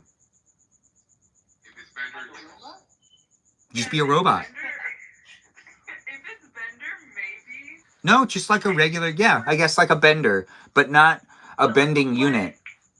Not a bending unit. What are they there for though? Like what's their deal? Have you not seen these robots that Tesla makes that are like $20,000? No. See, okay, look, my thing is that when it comes to that specifically, because I know what robot you're talking about, I think this is people want like dog ones. oh no, I don't like those either. Like they freak me out because they're like very like military based. I feel like people just want servants. Like walking turrets. Yeah, no, I don't like them. But it's the same thing with the Tesla robot. The one that like Kim Kardashian had, like they freak me out. Like I don't need a servant. The only robots that I think Like do you know what I'm saying? Like, companionship I think is one thing. Like I would be friends with a robot for sure. I want to get to know them. If you fell in love with a robot, would you try to marry it? If we were like really in love, yeah. Like we have to be super in love. And like you found out through friends that it's a robot. They didn't tell you. Oh, looks very humanoid. Kind of like Blade Runner, where they look very real. I feel like that's the new Tinder scam. I don't know if you guys remember any stories about like these dating websites. No, I'm not on the app, and that I think with that, I don't think I can ever go. My kid's But dad like- paid. Oh my god. No, you're fine. I think I know what you're gonna say about like the boss being on like Tinder and stuff. I was gonna say like I think there were like restaurants that had accounts and they would like ghost people at the restaurants. I don't know if that was true or not, but it's like a little story. They would like talk to people on the dating apps. People would come for a date, get ghosted, and have dinner at the place anyway. But that was the whole setup. Is that they would Are you That is serious? so dystopian. So I could have gotten It's ghosted restaurant. for reasons for the restaurant, like a restaurant could have. And then you left Yeah. a Yelp review and you fell right into their trap, Ben. I did once get rejected by a sushi restaurant because I was party of one, and they told me they couldn't accommodate me. And I said I'd sit at the bar, and they said, "I'm sorry, we can't accommodate you." It was a Friday night. It was like a date night. There was a ton of people there. There was a huge line. I wanted to put down my name. I just wanted to get some sushi. And the hostess said no. Wow. I was like, I wasn't happy, but I also was hurt. So I just kind of like, Wait, where was it? Because I don't want to run into a fight. oh, I know exactly where it is because I love going there. And I've gone there since. It's my favorite sushi restaurant. And it's really tainted a little bit. But I know the waitress there once told me I couldn't get accommodated. And they were open for like 2 more hours. It was like 8 o'clock and they close at 10. And it's an old town. It's like in something. Their dragon roll is what I usually get. I made a TikTok about it. And I also that was one of my first TikToks was at that restaurant. Before that happened. Have you ever experienced like the bots on the dating apps? Yeah, and I've also experienced the bots, those chat girls that just try to get you to watch their chats that are not actually, they don't care about you. They're just there to try to peddle their body into your eyes. And you're like, why? And then they're like, well, I mean, like, it's here. Look at me. Like, look at it. You can look at it over here, and we don't need to meet up. And it's like, that's not why I'm on this app. There are plenty of other websites for that, and this is not the website I want to use in this way. But thank you. And that is mainly my experience on Tinder. Every single one of my matches on Tinder has been pretty messed up. That's what There are not hot girls in your area. That's what I think I was trying to say earlier when I lost my train of thought, was that I think that like realistically that like the between like people being so desensitized because of the violence and different topics that we're consistently exposed to, like I had to like filter out some of the stuff and like put like keywords to like ignore on my social media, so that it would stop showing me as much content of those. But between like the consistent like stuff we're exposed to and like how often and like quickly it's being shoved in our faces, and then also like how easily accessible adult websites and content is, I think that's also really messing with people's heads because it's like constant. And Yeah. It's kind of showing that people need to exercise self-restraint and moderation, and as a society we've proven that people can't. So then what does that mean? Does that mean that no one gets that freedom because this is a type of freedom that is just way too available, which means that it's also knowledge that's being accessed, that's readily available, that also is potentially dangerous. So it's like there's just a lot to where it's like, hey, should people really be learning like this? Should people really be given this much access to free thinking in such a way alongside with endless entertainment? Well, unfortunately, there's a lot of people who have now used AI to make child adult content. And the creator of AI was like, okay, well, AI is not inherently bad because of that. Well, I mean, that's an old conversation, though, because people used to talk about that with anime. So that's something that people used to talk about 30 years ago. And I mean, it's the exact, I know you want to say it's different, but it's actually still bad. And it's the exact same conversation that people had about anime. Because anime is basically, you draw it up, it's not real, it's technically the same type of generation. It's a generated image that's not real. Whereas in the argument was the same with some weird animes back in the day. And it's still not okay. So it doesn't matter whether it's AI or an anime, it's still not okay to do that with kids. We shouldn't be doing that. I know you go hard for AI. I'm not saying that that like AI is inherently bad because of that. I'm saying that there are still people doing that type of stuff, and regardless of if it's real, it is still really, really messed up. Yeah, here's the one thing that's really sad too, Slits. Just so then you don't think that that's ever not going to be a thing, it will always be a part of society. There's always going to be the bad and the good, the creepiest stuff and the nicest things. But how do we minimize it is a good question. But what we've done is we've all connected on the internet now, which that's going to come with a lot of pros and cons. And if we want to have access to be able to even do live streams like this and to be able to converse, it also means that there's a negative of it as well. And that's mainly on the Discord server too. I've heard lots of things about Discord servers being really weird in different spaces of the internet, where it's like, do people remember the dark web back? Never mind. That's a whole other conversation. I mean, it still exists, but like that's not what I'm different saying. now. I'm not saying this wasn't an AI, driven conversation. I'm saying like. Well, no, it's a technology conversation still. Still a technology conversation. I'm saying that like I think that adult content being so easily accessible is messing with people's brain. And it's everywhere now. We've had this conversation before where it's literally like you cannot go on any apps or websites now without it being on there in some way, shape, or form. What do you mean by that?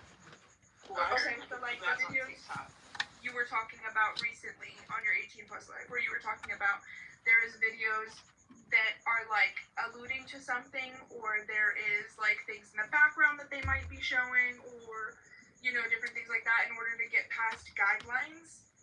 But it's still like adult content technically. And so like on Snapchat, Instagram, TikTok, Facebook, there is just on the social media sites. Yeah, like on social medias, like Twitter obviously has always had things like that. Reddit has always had things like that. But in like, Discord servers, blah blah blah blah blah. But like you cannot go on a single app anymore without there being some form, shape, or way of like I said, like in the past, I've said, like, you used to have to specifically go search for this on a specific website. Yeah, but I mean, the internet basically, that's how AOL was able to structure itself.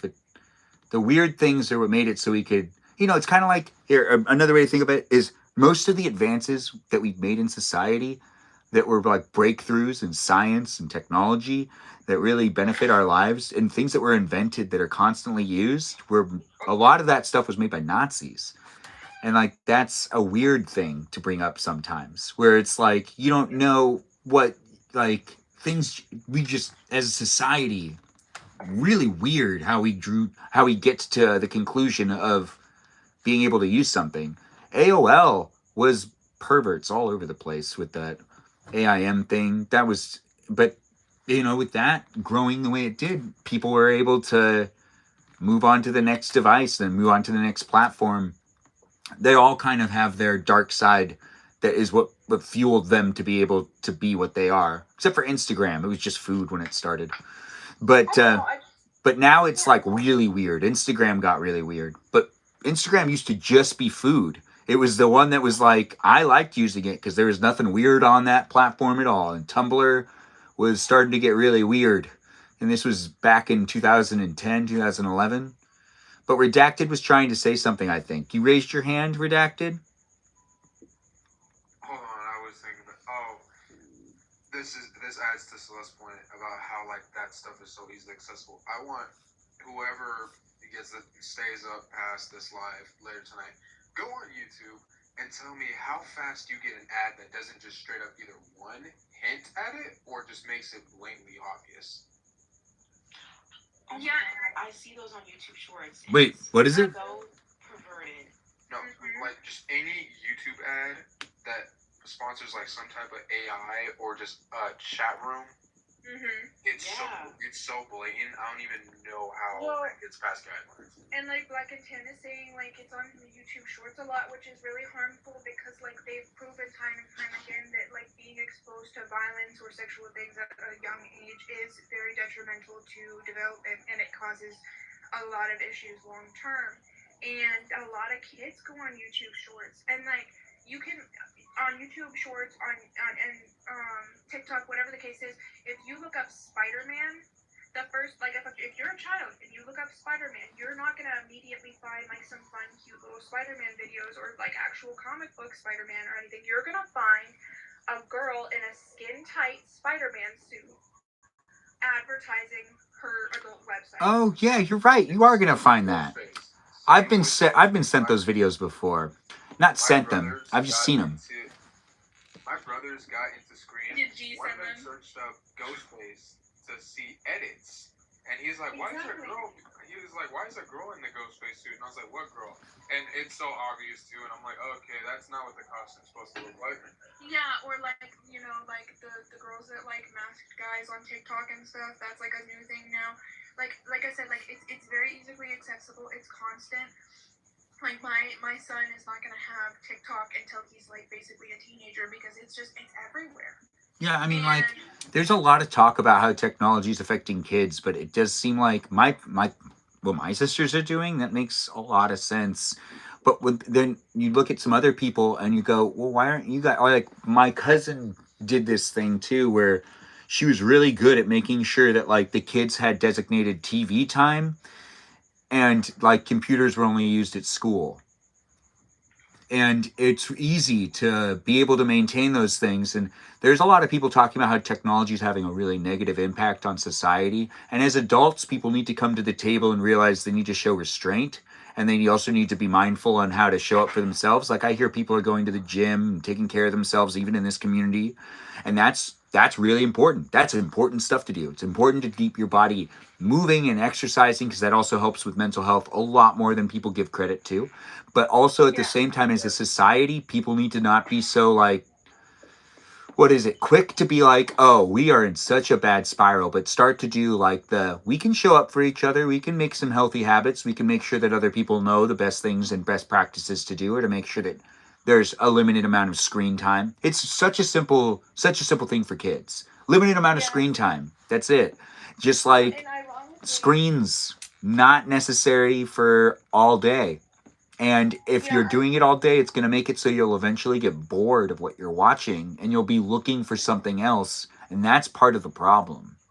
I mean, I'm lucky for growing up in a time frame where we had dial-up and you had to find out ways to, if you wanted to look at a bad website, you need to really take your time to figure out how you were going to be able to do that. And you'd have like a small window of opportunity if you lived in a house that everyone shared the same computer. That's not the case anymore. Everyone has a computer in their pocket. But kids back then, you couldn't do it for an excessive amount of time ever. But you could get exposed to it, which I still think was bad for, I think, some of my friends growing up. Like they had access to things too much. You also, like you just said, like you also don't know what other kids are being exposed to. So like you as a parent, you can, have like monitored screen time. You can try and not give them as much screen time, all these different things, and like you can make sure that like you're exposing them to the correct things. However, if they go to public school, they are exposed to a lot more. The amount of things that I learned in public school was insane. I mean, I learned a lot at church. I learned less at public school. I'd have to say a lot of the things I learned that I was like, what? It all happened at church. Didn't happen anywhere else. You never know what's happening in other people's households and what kids are being restricted from and stuff like that. And there is you can try your damnedest as a parent, but like if depending on other kids, like some kids, you don't know what they go home to, or what if they have any boundaries with their parents, or if there is rules that they're that's why they always say that people should exercise relationships with other parents to make sure that same practices are being used. You shouldn't just blindly set up a play date and be like, oh, I had no idea they were going to watch Family Guy. And it's like, well, we let that happen in our house. So you didn't go over there to see, or you didn't talk to them, or you didn't have a dinner with each other in each other's houses to see kind of like how the kids play and in the environment. I did grow up at a time frame where there were households that we couldn't watch Rugrats at that house, but we could at a different house, and we all used to be able to. I grew up in the time frame where I had neighbors, the entire block. Everyone was kids. We were all 2 to 3 years apart. My older sisters also had kids that were their age that were also 2 to 3 years apart. So there's basically like 15 years of kids all just hanging out on a street, and that in itself, that's they're gonna be. You see, kids are not just like gonna sit and do nothing. They're gonna get exposed to something. They're either gonna go and they're gonna do things that are dumb, that are everyone's gonna get hurt, or they're gonna go and they're gonna try to act like they're adults and maybe go to the local store and try to get tobacco for the first time or something. That's stuff that kids do. It's kratom now. Yeah, I mean, actually, I don't like this whole vape thing. I really hope I wouldn't be happy with my kids, but I would be like, oh, thank God, you guys bought a pack of cigarettes. Okay, that's okay. Oh, I thought you wanted to Cigarettes, you kids with your silliness. It's really bad for us, and like glycerin, like vapes have been normalized like alcohol is, where it's very accessible and like Oh yes, it is. you know it's very normalized. And everyone's like, hee, this is my emotional support elf bar. That's not normal. That's not normal. Like, It looks like we have Kajal in the room. Okay. Cosmo. Y'all are gonna hate me so much for what I have to add to that conversation. Oh man. Wait, The so military is the main reason why I got hooked to that. Because like any other normal person, I started on Marlboro Reds at the age of 15. ah, as the Lord intended. Exactly. Parliament's at Lord 15. intended. different but same. And, yeah, At least you did it the right way. exactly. I started on Marlboro Reds. And I feel like male spaces in general, because even in blue collar, like that, my kid's dad had not smoked a day in his life, and then they would get smoke breaks, and so he started vaping. And not only that, bro, the military and Zins go hand in hand. Oh, for sure. my God. We've got a new guest in the room. Let's let Kajal introduce herself. Kajal, welcome back. Casual. I hope you're feeling well. Hi everyone. How are y'all doing? Good. How are you? Doing really good. You walked in on a great conversation. Yeah. It sounds like it's been an interesting night. I'm so happy to catch it before it's ended. Yeah, we'll still be here for a little while. It is guest night. It's at 262 minutes, which means we're going strong. We've got a ribbon person in the room, a black and tan person, a Foxy Casual, a Redacted, a Celeste, and a Burrito Girl that also does watercolor paintings. Ain't that right, Danita? Yeah, but not right now. This is what I'm working on. I like that. I've been doing a lot of ink. I'm working on this flower right now. I still need to ink. Oh, I don't know if I can show that. I don't know if I can show that, but Danny. Be sorry, careful. There's a sheep. There's a moth and a heart and a fish. Is that one of those? I think they're like called like spider or something. The Spider flower. lilies. I don't know. I don't. I'm doing it based off of a lino cut because I'm trying to get back into lino cut, so I'm just looking at what other people have done, but I need to get back to the basics, you know. Oh, okay. Also, to add on to a point that Benjamin made earlier about like how hard it was to get access to those kind of stuff, y'all are gonna laugh at me. My gateway to that was the lowrider magazines that would just be out at a barbershop. Oh, yeah. No. I hear ya. Like my kid's dad, he says that like when he was like 11 or 12, he saw a Girls Gone Wild commercial, and he wrote the number down on the back of his like the bottom of his crayon box, so that when he was Those commercials used to be prime. Everyone used to wait for those commercials. He literally told me, he was like, I wrote that thing down like on the the bottom of my gosh, crayon that's box sad. so that I could save it for when I was 18, so that I could like go and view that content when I was like 18. And Yeah, it's like it was really popular, the Girls Gone Wild thing. I think every boy back then, we all had moments where we were like, "Oh, I'm gonna totally get that thing, and I'm gonna watch it, and I'm gonna understand why I need to watch it when I learn about myself more." Like, Why do I feel weird?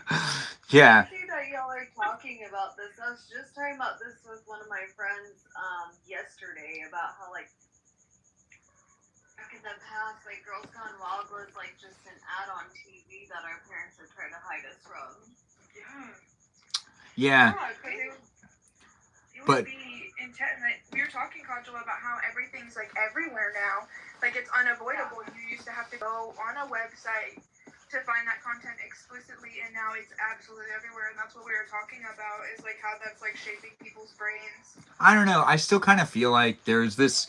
You know, when I said the 1950s was like the peak of mankind, because I remember in the 90s when my uncle was talking about how everything. So even before we've had this whole like internet access thing in the 90s, it kind of crossed the line with PG-13 allowing a lot more R-rated type of themes in it. There were movies that had naked women in it that were just part of the mainstream. And there was a lot more magazines that were out on shelves that had more provocative things. Madonna started having songs that were even more like, you know, see, the thing is, the 90s actually is a great time to look back at and go, oh, here is the part of society where we really maybe took it too far. American Pie was something that everyone would watch, and people now look back and kind of cringe a little bit. And that says something good about society. Society is kind of revamping how it's looking at things now. But in the 90s, I remember listening to my elders talk about how everything is too sexualized now. The society's really gone down. You can't look anywhere without seeing a sexy ad now. And that was the 90s. The 90s. And basically, like, that was the beginning of like things were accessible on the internet, and you could see things, and it wasn't good. And there were things that you had a printer now. You could look up whatever you wanted and you could print it out. I've listened to some old men talk about some crazy things. And also they're traditional men that were not okay with this. So it's like you think about that and you go, "Oh, well, it's worse now." And it's like it is, but it's really still a lot of the issues that were brought up in the 90s are still kind of just ripple effective. But to me, that just sounds like over time, like decade to decade, like people are once again becoming more desensitized to it, and it's becoming more and more extreme. Like that's what that sounds like. Is that each decade it gets a little bit more provocative. But I would kind of Well, no, now I'm saying is we're taking back steps, saying that there's now there was no like you shot out for people's rights as much. There was like very little harassment talk in the 90s. It was like now people care about causes, and we can all communicate with each other and rally with each other because we have the internet. The internet's technically a good thing. But what were you trying to say, Danita? Yeah, no, I don't know why I'm getting this flashback. Like, I feel like we talked about this before, but like, again, with kind of like, this drawing that I made, like, the human body is not inherently sexual. Like, we sexualize it. Because, and I learned that the most when I was doing life drawing classes. Like, I don't care that there's a naked person in front of me. I'm just trying to get the shading right. Like, I'm not, like, I'm looking at it for what it is and, like, the beauty that it holds in and of itself. But we don't really, like, teach that to people. Like, we don't teach. And it's a hard thing to talk about, but, like, it's an important thing to talk about because we all have bodies. And so we should all know how to, like, conduct ourselves with each other with those bodies, Yeah. So I just read what Aaliyah said. Wait, what did Sorry. I would also say it's a gray area of saying the 1950s is peak because like segregation and lack of women's rights. I think you're misinterpreting though. We're talking about technology. Technology from the No, I know you 1950s were has saying, nothing to like- do with segregation and women's rights. I was No, talking you were about saying how about, technology was in. That's a refrigerator. No, I'm talking about earlier where you were saying like how access people room to that A technology? refrigerator and like hot showers has nothing to do with. We're talking about technology and how things got to where it was. 1950s is before computers. So 1950s I mean, is I right think before that- computers start to happen in the late 70s and in the late 60s and early 70s. And I was referring to, I get what you're saying, but we're still, you have to not think about segregation. You have to not think about women's rights. This is just a technology and how things have been evolved in mankind. And well, like Danny was about to say, you have to think about who had access to those things. well, no, Not that's not the point. The point that we're talking, just so then we stay on point, like we can always take it off point if we need to. But the thing that we started talking about and that we should keep in mind is technology. Even though things not have been good for all people, we're still going to fixate on one aspect of things. We can also talk about a bunch of other things that were happening in the 1950s. But if we don't just hone in on one topic, we're going to be all over the place. So we're not going to necessarily acknowledge segregation and women's rights because it's irrelevant when it comes to technology and how it's evolved and how it's had a negative or positive impact. I think that people who then got out of, like, when segregation stopped, I think that most of our technological advances came from those who were being segregated. So I don't really think it, like... No, still, I actually don't think that it has anything to do with the technological advances. We're talking about what was advanced over time, not necessarily how society was playing with it. It still does not play to it. However, like in guest night, we always end up spiderweb thinking, so I don't think it's really like out of the No, norm that yeah, we're but talking it's about too several political and it's too topical for me to allow it to happen. I still will fade away from intense political conversation and intense religious conversation, and women's rights and segregation is really intense political conversation and still not something I will allow in the live stream. I see what you're saying. I think that that's more so history than like political because we're not dealing with. We're still talking about technology and technology without talking about those things still. But what are you trying to say, Janita? Yeah, so it's kind of a heavy topic, but like this is what I'm trying to say. What I was trying to say earlier, that like technology doesn't exist in a vacuum. The reason why we have chainsaws is for a really horrible reason, and it actually has to do with the field of gynecology. Because the field of gynecology was unfortunately the people who were used as like test subjects were enslaved black women. Wait, so gynecology is which one again? Study of what? Study of vaginas, vulvas, and like reproductive organs. Anything with That's how he invented the chainsaw. Yes, because these like science has come a long way, but there was a lot of people that were used as like cannon fodder, so to speak. And in this case, it was enslaved black women that didn't have a say in whether or not they could be experimented on. They just were. And so in order to get into the cavity that is the body, they had to invent the chainsaw to be able to do that. And now we just use it for like, cutting down trees and all the rest, But that's the real history of the chainsaw, and that is a technology that developed because of something really horrible.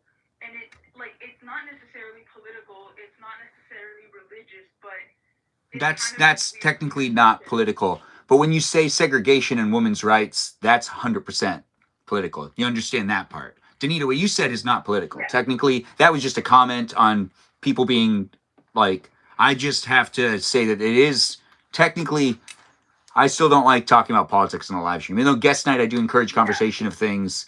Let's just not get it to be political. Don't feel like yours was. Yours was not. You didn't cross the line. You're fine. Yeah, no, but that's all I'm trying to say, that like technology is a tool. Because wait, so the chainsaws chainsaws. Mm-hmm. I thought that they did. Chainsaws were invented that way? Because I feel like chainsaws have been around for a really long time. No. Really? No. How did they used to cut down trees faster? Oh, it was just axe. Never mind. No, I guess that does make sense. Yeah.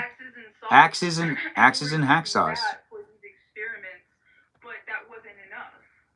So that's why the chainsaw had to be invented. But like that's just they didn't have chainsaws on the Mayflower, none of that, like that is the unfortunate history of it. But that's why like it is important to talk about how like technology affects humans and what is this technology for and who has access to it and why. Because yes, gynecology is like important for us to know our reproductive health. Because especially when it comes to like being a mom and like being like able to even have kids, like that is an important field, but you can't ignore where that field, like how that field developed and like where it came from. And I only say this because this was literally my master's thesis. Like this is, unfortunately research I had to do. Yeah. Well, also when it comes down to Also, certain things being. I'm just letting y'all know, like this is an example of something that kind of has that intersection. Yeah.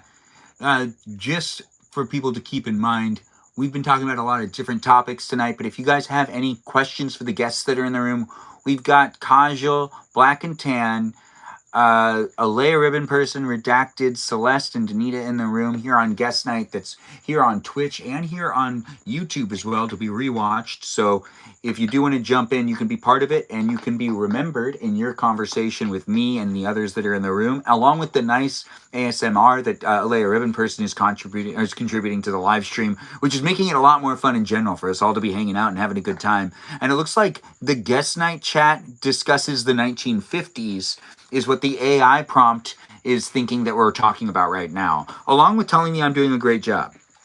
Thanks, TikTok, for being here and for telling me I'm doing a great job. You can see TikTok is behind me. That's right, TikTok's over here. If you're watching on Twitch, you're watching on YouTube, it's here behind me. And we're here with these great peeps that are in the room. We do have a new person in the room that needs to answer the questions of the night. Kajal, do you have a rainy day memory that you'd like to share with us of a time that you feel like, that day just capitalizes what you think of a rainy day to be? Something that maybe happened, or maybe like a first of you realizing that the rain was dangerous too, or maybe a story of you in the rain. Anything that you want to share with us? I had the wildest luck in undergrad whenever I would drive from Texas to New Mexico. It would be the sunniest day, okay, you guys, like everything was sunshine and rainbows. But as soon as I got on the road, for some reason, it would thunderstorm every single time. And there was one time my car almost lit on fire, so I think that was the most surreal experience I had with rain.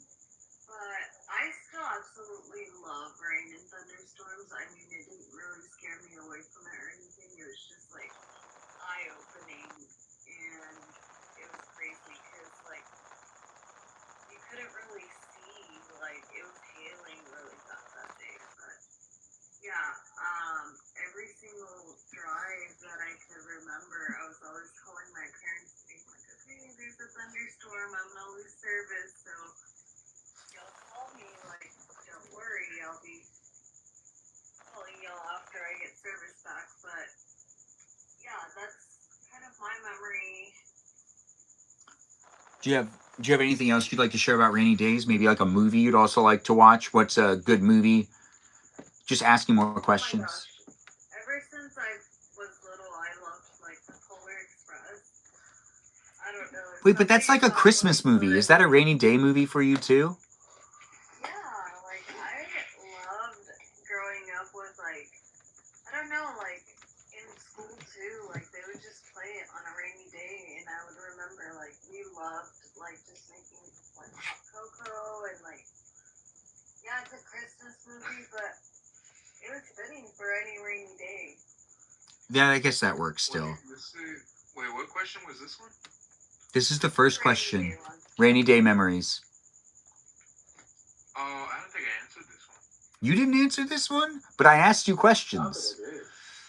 No, You answered the question on the falling. You didn't answer this one? Answer it now.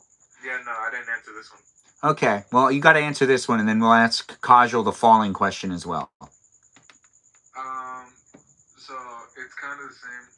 It's a movie, but it's the most random movie that has nothing to do with the rain. Please tell me someone in this chat has watched Major Payne. Yeah, who hasn't? What? What? What? No, I haven't seen it.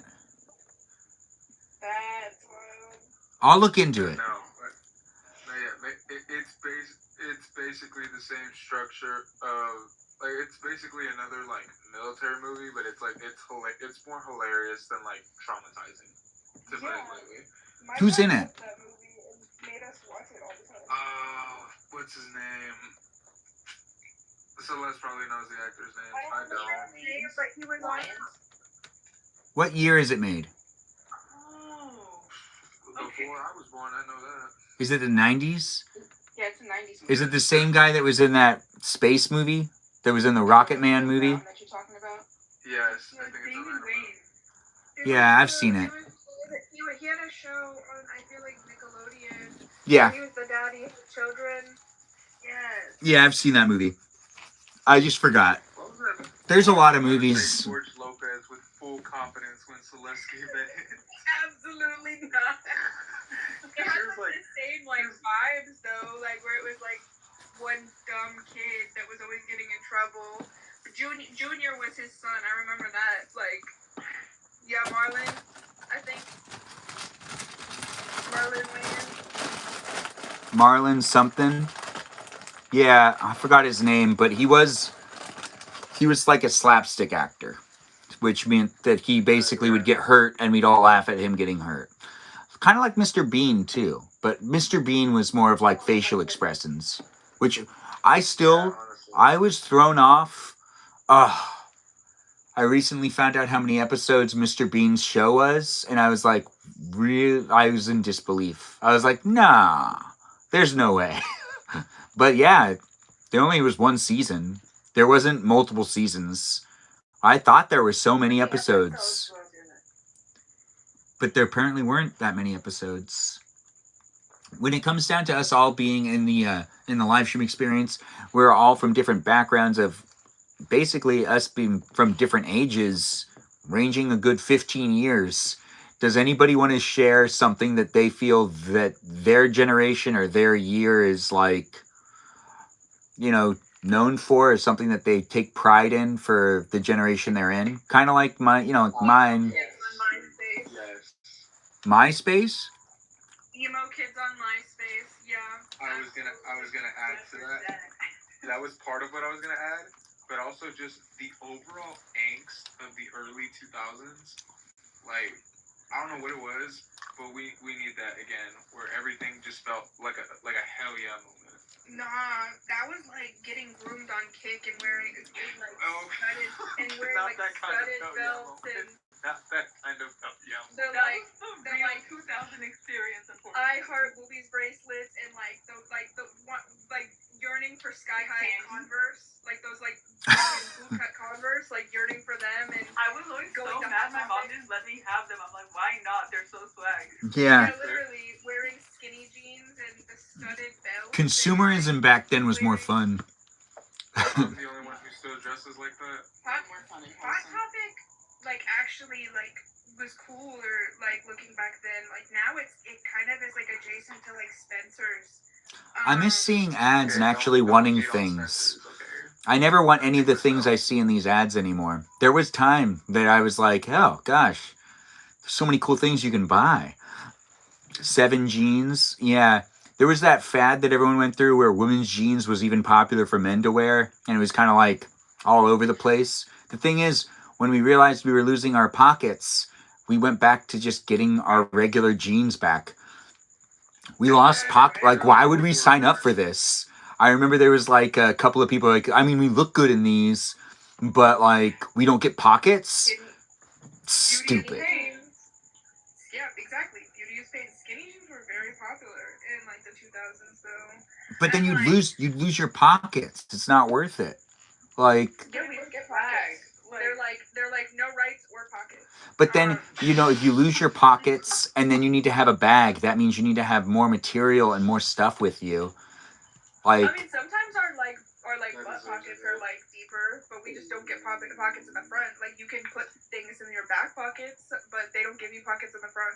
yeah, but then you have that one girl who like accidentally breaks your phone because like she tries to slip it into her back pocket and misses, and then it like falls, and then it goes into the drain or it goes into the wash. And it's just like front pockets are made for you to slip things into without fear of missing the pocket. I'm gonna be so for real. I've never seen a girl put a phone in a front pocket unless they're wearing like guys' jeans. Cause like even then, like if you're wearing like form-fitted jeans, like it is incredibly uncomfortable to have a phone in your front pocket. Like it still ends up going in your back pocket regardless. I've seen a lot of girls wear those short shorts that are like workout shorts where they kind of used to shove the phone in the front, but there was no pocket there. Like if I like wear like sweatpants or like something that has like deeper pockets maybe, but like our jean pockets like aren't like how guys are where they're guys' jean pockets I feel like are also like more off to like the side of the hip. Ours are like literally on our pelvic bone. Yep, you're gonna laugh at me, but like, I wear Dickies a lot. There's literally a slit where the knee is that's meant for your phone. And honestly, it's the most useful part about that. Even though half the time I never use it. I do know about. I used to use that pocket when I had a flip phone. There was a pocket in Dickies that was so convenient for your flip phone. Gosh, it would just hold it really well. It is AI telling me that it's guest night and asked to join, reminding me to tell people that they can. I was already doing that before you were telling me AI, so I was doing it really well. So thanks for telling me. Also, hot take on the Dickies. Padded ones are not that bad. It is the people who started buying Dickies when they were $35 instead of $15 that want to say that padded Dickies suck. No, they do not. Stop acting like you know everything just because you hopped on the trend. They're not even blue collar workers either. Like they're not. They're y'all don't even do blue collar work. So why are you complaining about clothes that you're wearing as a trend? Because you're not gonna want to wear it in like a couple months. I don't know. I only started wearing it as a trend when the Chicano thing became like quote unquote popular. Everyone wants to be Latino all of a sudden. No, literally, bro. Wait, is that true? Is it true? Because I used to wear Dickies when they were like $15 a pop. Well, you got cut off because now we're in the middle of giving everyone 2 minutes. Now we're giving. For what? Oh, you got questions you need to answer. So, Danita, you're in the room. Is there anything that you feel you need to tell, I don't know, Redacted or potentially Celeste? Is there anything you want to ask any of the viewers that are in the room? I'd unmute them if you want to ask them a specific question. Is there anything you want to ask another one of the viewers? No, I got a piece of my mind, though, for Celeste and Redacted. I love you both very much. Y'all are both very fun people to talk to, and I appreciate having y'all in my life. So are you going to say anything to Black and Tan and Alea Ribbon Person and Kajal now? Yeah, first of all, Black and Tan, nice to meet you. Like, formally, like, with your voice and stuff, it's very nice to meet you. So thank you so much for coming through. Alea, get your age verification sorted out before you lose that account. I don't want you to lose your account. But I'm glad that you have these other extra accounts to still join us too. And Kajal, I love you, girl. Like, I hope you're doing okay. I don't know what your health journey looks like right now. You don't have to share anything you don't want to, but I also really want to know what's going on. So, yeah. Okay, and you still have 40 seconds left. So in that 40 seconds, do you want to tell us about maybe a time in your life where you kept singing a song that someone told you had to stop singing that song? All the time. Well, one time. Only just share one of them. You only got a little bit of time. Oh my god. What song should I pick? Oh my god, probably Mosquito. Mosquito by Pink Panthers. There's a part where she's like, I just had a dream I was dead and I only cared because I was taken from you, and I would sing it really intensely to my friends. They're like, you have to stop, right? Okay, well, thanks for sharing. Celeste is now in the room. Celeste, is there anything you want to say to Danita, or Redacted, or Black and Tan, or Alea Ribbon Person, or maybe Kajal? I also hope that Kajal is doing well. But I think that what I was gonna say, I have to talk fast, otherwise he's gonna cut me off. So I have to say, I don't think Alea or Redacted will know about this because I think they're too young. But I think that I want to know, like, y'all's opinion, I guess, whenever you guys have a chance to talk on, like, do y'all remember when you had to pay for internet access on phones, and, like, if you accidentally, like, clicked on the button that gave you internet access, you were like, oh, like, you were scared. Like, you were like, oh my god, they're gonna charge me. Because I remember being younger and accidentally pressing on the button on, like, my BlackBerry or whatever, and freaking out. And I was like, my mom's gonna kill me, my mom's gonna kill me. And I remember, like, I would, like, hit the end call button, like, 60 times, because that's how you had to back out of things back then, was, like, and this is when you had to, like, press numbers multiple times in order to text people. Like, you remembered. I had, like, muscle memory on what numbers and how much I had to. Yeah, you used to be able to text without looking at your phone, because you could just remember where the keys were. You can't do that anymore. I can do that now. And I have I guess you could, but it felt different when you used a keypad. Like, you could really do it. More satisfying. It was more satisfying because they're clicking. Yeah, but you can also know that if you did the combination right, you wouldn't have to double check it. Where I feel like now, if you can't, I mean, I know because I used to send flawless texts without having to look at my phone, and I could look straight up at the teacher. I wouldn't be able to do that with a smartphone because I can't feel the buttons, so I wouldn't be able to really hide it the same way I could. I used to really do, like, under here. Oh, right, Celeste is out of the room now.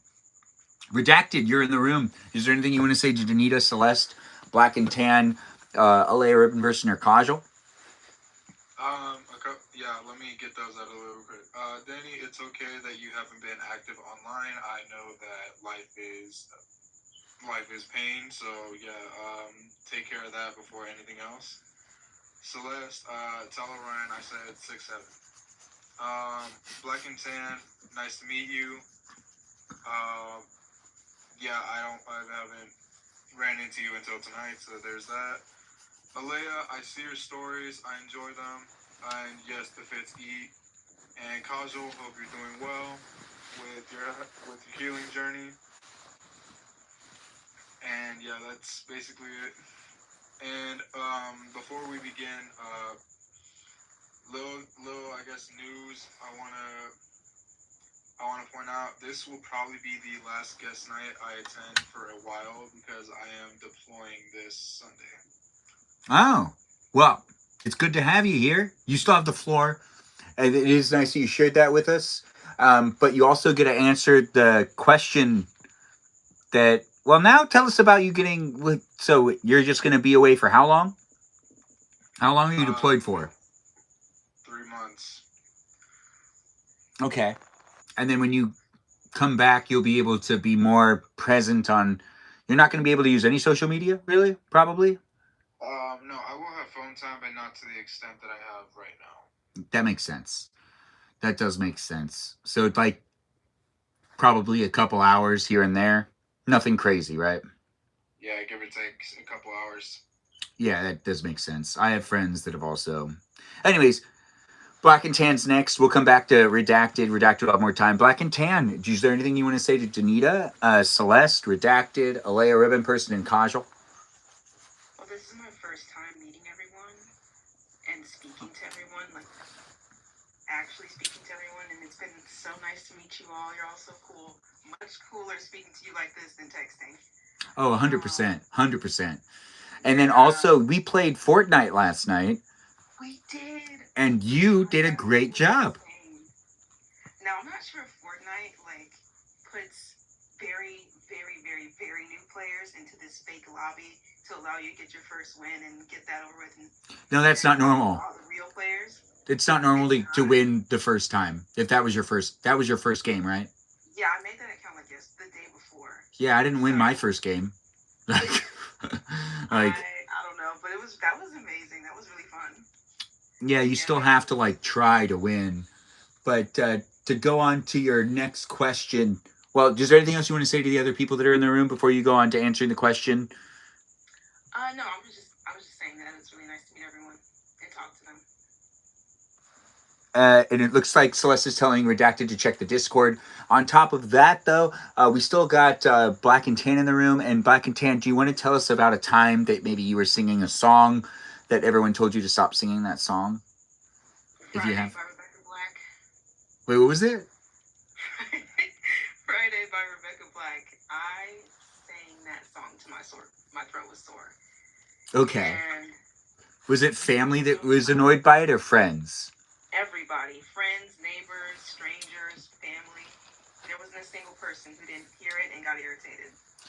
Well, now that is something to share. Thank you for letting us know. Thank you for sharing it with us. Your time's up, and we got our next Alea Ribbon person, the one and only in the room. You want to share with us how you feel about Danita, Celeste, Redacted, Black and Tan, and Kajal? Or shout out to them? Yeah, shout out to all of you guys because you guys are so funny. And I'm not the funniest person, but when I hear you guys... Oh, you're funny, girl. You're funny. You just don't know you're funny. Well, you guys are way more funnier than I am, and I love hearing you guys' like stories, and you guys are just so fun. So, yeah. Well, thanks for being here. Thanks for being so appreciative. And I'm a little shocked you don't even know that you're funny. You're like cute funny. You're like that girl that doesn't realize that she's being cute and funny at the same time. That everyone's like, what's up with the cute funny girl? Yeah. There's probably some guy asking what's up with the cute funny girl that like is in your social clique. I guarantee it. Yeah, I guess I'm not like the funny I wish I was, but I'm funny in a different way, I guess, if that makes sense. Okay. That does make sense, and I'm going to say you're definitely right on the ball with it. Now, let's ask you the other question. The other question that we're all thinking. Is there ever a time that you were being, like, way too annoying singing the same song over and over again that everyone called you out for? It wasn't like you were singing Grease over and over again, and you were doing both the male and the female parts, and everyone was like, stop doing this. This isn't necessarily good. You didn't do anything like that? No, I don't. Okay, you got cut off. But you were answering it. We got the Rizzler in the room. Nice to have you here, Rizzler. Risen up. Benjamin, she's under Sir. Rizzler coming in the room saying she's under Sir. Oh, under it. Wait, we got Kajal in the room. Kajal, you want to tell us how you feel about Danita, Celeste, Redacted, Black and Tan, and Alea Ribbon Person? Oh my gosh, yeah. So, first of all, thank each and every one of you for the well wishes. Y'all are the sweetest. It means a lot. I am working on my health and things are getting better day by day, thankfully. But I did have to step away for a while just because I needed to take better care of myself. And yeah, I just missed y'all so much, and I hope everyone's doing so well. And I absolutely love just hearing how everything's going. And yeah, that's pretty much it. I'm really thankful for you guys and everyone that's present here.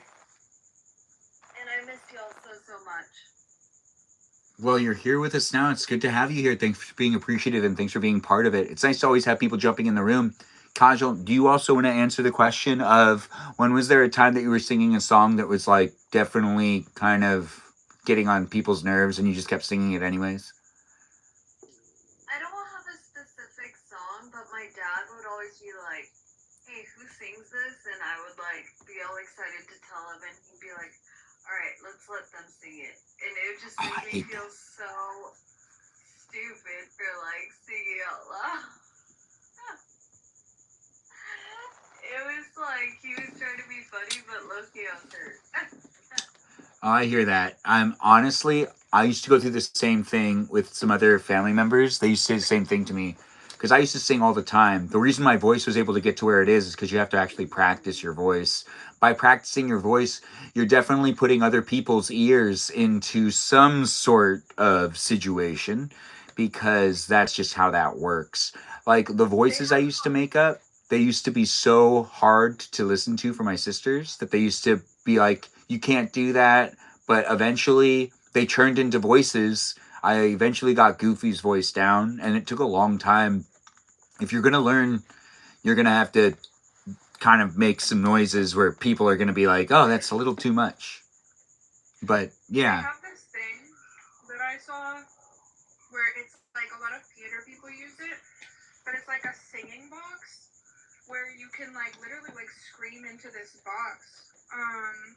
And like to the like just like normal talking volume, like you could literally like, and people who live in like apartments and stuff where they live in like a house with their families, I think it's called a belt box actually, but like you can literally like belt out this high loud note and it muffles it to where you can hear like you're singing, but it's not going to cause like noise issues for others.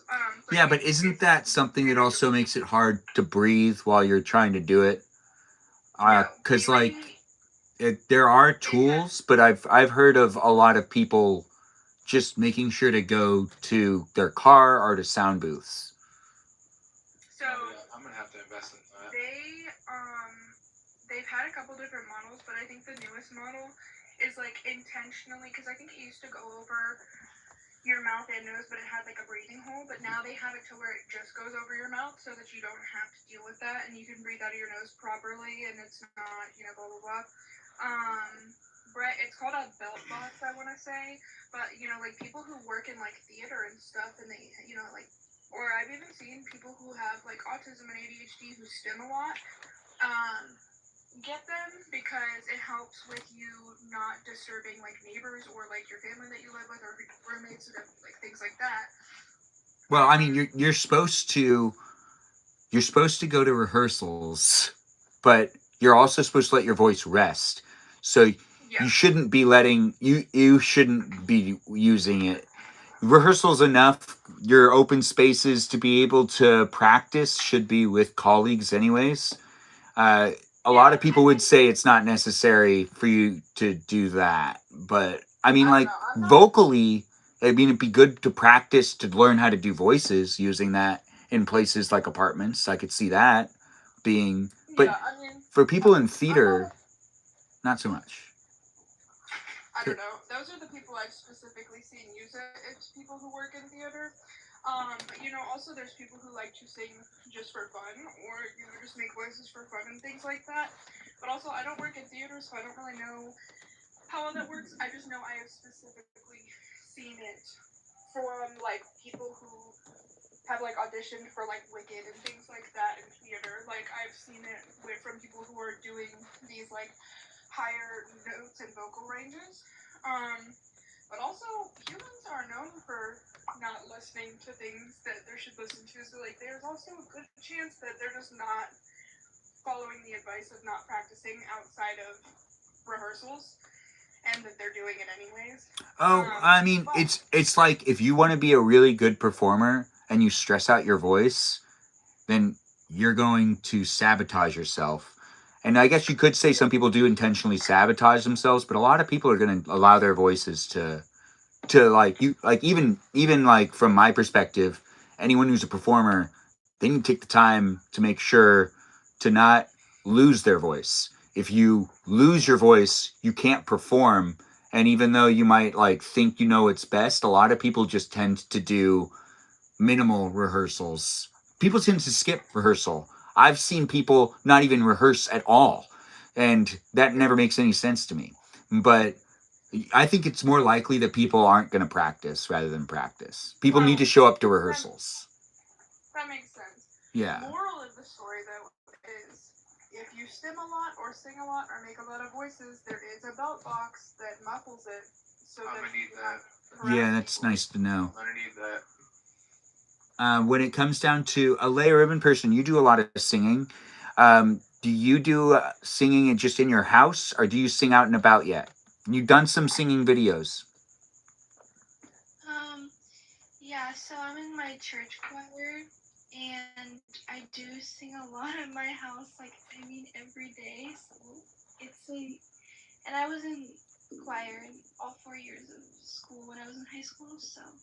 Yeah. Has anyone else done choir? I did choir for 2 years. Not choir, but I was voluntold to do singing for a band project me and a couple friends had in high school. That sounds good. Tron Spaghetti, nice to have you in the room. I love that name, by the way. But Contra, you're getting a compliment about your makeup, and then you shut your camera off. Looks like black and tan. You want to say something about Kajal's makeup? Yeah, it's really pretty. Thank you so much. That's so sweet of you, and it's really nice to meet you, by the way. It's nice to meet you too. Black and tan, when did you start following me? Ooh, I don't know. Let me think. It was a while ago. Yeah, you've been watching on and off for some time. Yeah, I disappeared for a minute though. I was like, because of course, I had like a bunch of things to do. But I don't really remember when I started following you. I don't even remember how you got on my For You page. Oh, probably. I think I scrolled past one of your lives actually. I hope that it was alive rather than me just showing what it looks like when there's a water fountain behind me or something. There's a lot of things that end up being behind me. Yeah. And it's things that are in front of me too all the time. But Kajal's back on showing off her makeup. So what's this style, Kajal? Kajal, you're muted. Wait, also, is that a bodysuit? It's a dress. Oh, it's a dress. Okay. Ooh, okay. Where are we going out?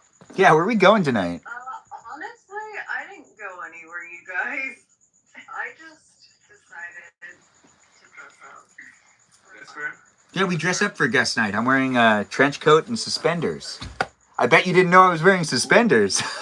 Okay. Oh, yeah, looking good. Beautiful. Thank you guys. Yeah, you're always rocking purple. Purple's like your thing. Which room is this, Kajal? I like purple. It's the guest room.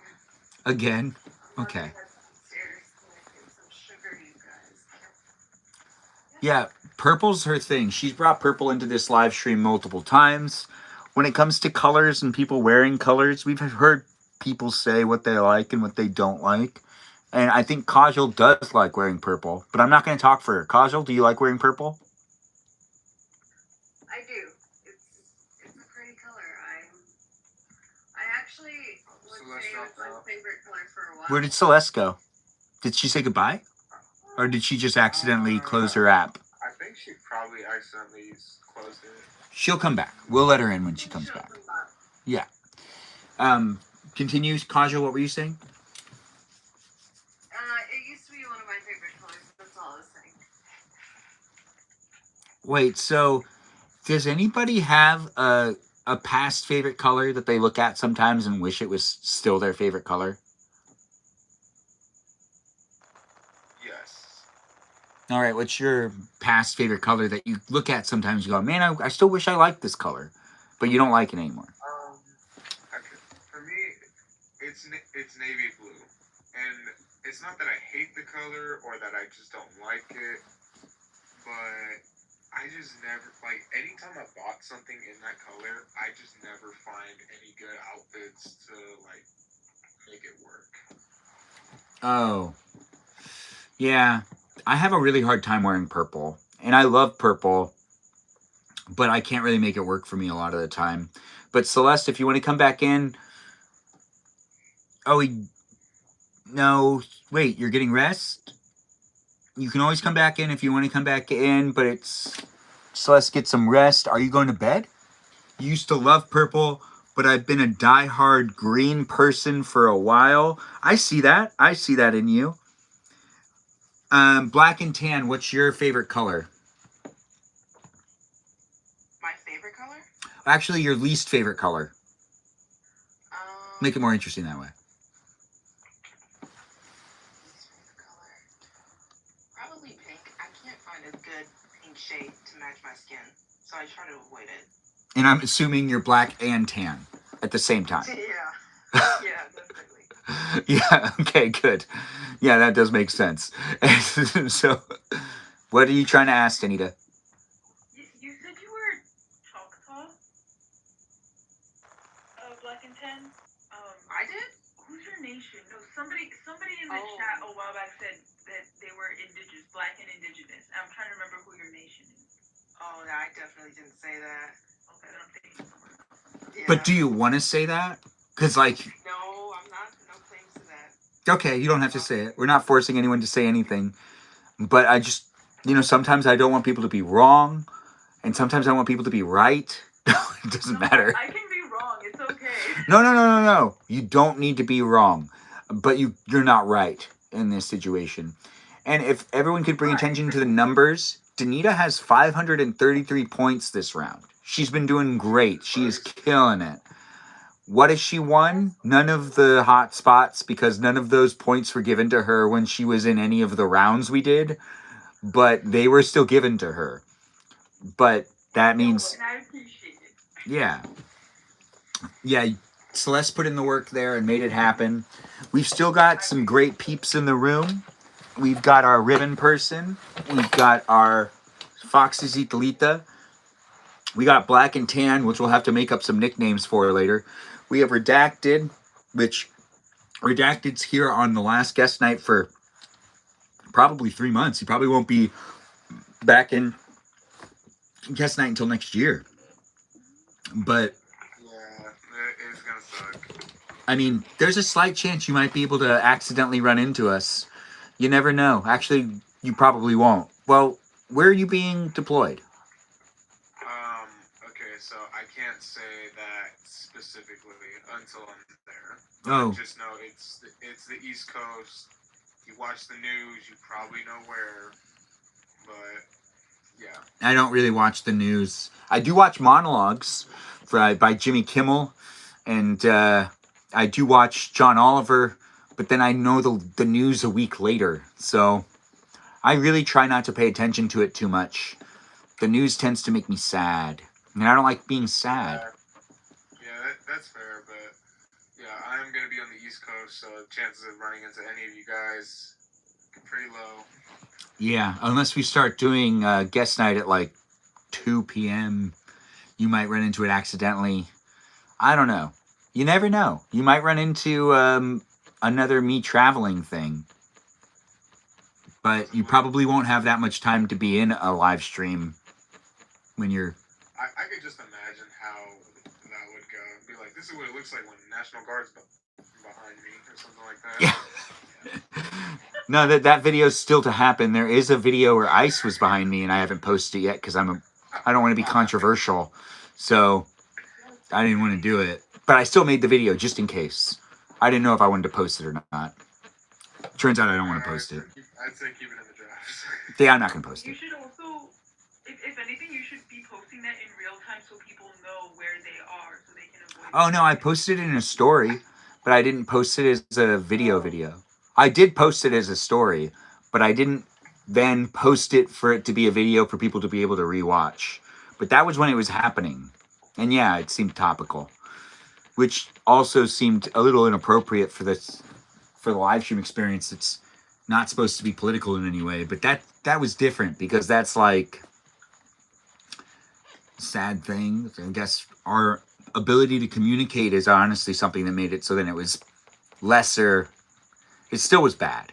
So we'll just let that be what it is. Gotcha. Yeah, but we've got some peeps in the room. If anyone has any questions, we're approaching the tail end of the live stream experience here on the Tickety Talk, where we've got a lot of people in the room. But as it is a place and space that does start to wrap up in the next hour, and that means that we'll be doing it for a bit longer with these people in the room. We've got Black and Tan here for the first time. We've got Arianator, which is a new Alea Ribbon Person account. We have a Danny DeVito, which, yes, the real Danny DeVito had his 81st birthday this week. So happy birthday to Danny DeVito. Not this Danny DeVito, the other Danny DeVito. but still just as important. Especially since the beginning of Danny DeVito being in the live stream, I just thought she was a big fan, or he was a big fan of Danny DeVito. You know, the actor. But apparently... And you thought I was like 40? Well, I mean, you were creeping on Jessica Alba with me and other people that were in the chat. Wow. We were all talking about how good she is. We were drooling over her. Who is it? Jessica Alba? What? Who is it? You're so for real. Wait, who's Jessica Alba? Jessica Alba changed my life. She made me gay. D-Hog, thanks for being here. Jessica Alba is... Gosh, how do you explain Jessica Alba? Have you seen Honey? Aaliyah? You need to watch Honey. That's my favorite movie with Jessica. No, you need to watch... You need to watch Into the Blue with her and Paul Walker. Yes. Yeah, that's the best one to watch. That's the one that you need to watch because that's honestly, I think, one of her best movies. By far. You know? Oh, or you can watch a TV show called Dark Angel. It's a lot of fun to watch. I watched the first 2 seasons, and that guy that Natalia's obsessed with is in the second season. Jensen? What's his name again? Yes, yeah. Yeah. He is definitely in the second season, and that's like the first thing he starts off in before he gets supernatural. So this is like, that's like his first real big role. And yeah, I watched every episode of that show, and I loved watching Dark Angel. I see we've got Ray back in the room. Nice to have you back, Ray. We've got our guests in the room. I'm going to throw them into a hotspot situation. Benjamin, before we do, what was the question for the last one? Because I don't think I got to answer that one. What was the last one? The song Was that it you your favorite color? Wait, something about. Oh, a your song. favorite color? Wait, no. Wait, song? Yeah, something about a song or like singing. You didn't answer the song question? No, because I was talking about my deployment. Oh, right. Okay, so when was there a time that you were sing a song that annoyed everyone around you and they were like, stop it? Okay. The breakdown part to Suicide Silence Unanswered, I would just, because this is around the time I found out I could do like the guttural singing style, and I would just do it randomly, and it got to a point where like my friends were like, okay, we get it, you can do it. So you figured out how to do something. Your friends got tired of you being good at it and were like, oh, stop it. Is that what you're saying? No, yeah, basically, yeah. Those haters, they don't even know. Anyways, if you have friends out there that aren't appreciative, we could be your new friends. Get rid of those friends that you thought were your friends. Those people suck. You know who's really cool? We. We are pretty cool people. That's right. You can join us and be part of it here on guest night. We've got free slots open, but who knows? Ray, you're not allowed to sing in Spanish. Ray's the gatekeeper. She can kind of do whatever she wants, but Celeste is actually right. Rule number 4, indeed. No Spanish. So many rules. I thought this was America. This is definitely not America. Yeah. Not America? No, this isn't a country. Like, this live stream experience isn't a country.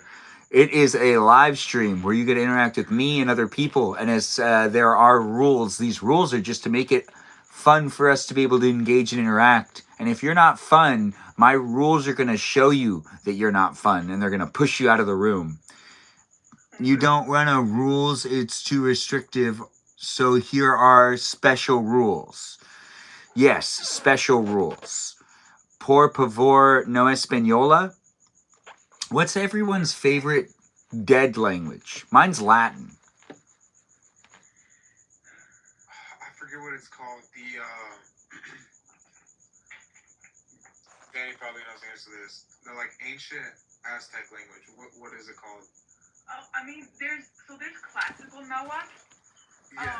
You're probably talking about that. Yeah. Yeah. There's modern Nahuatl, but it is different than the classical Nahuatl.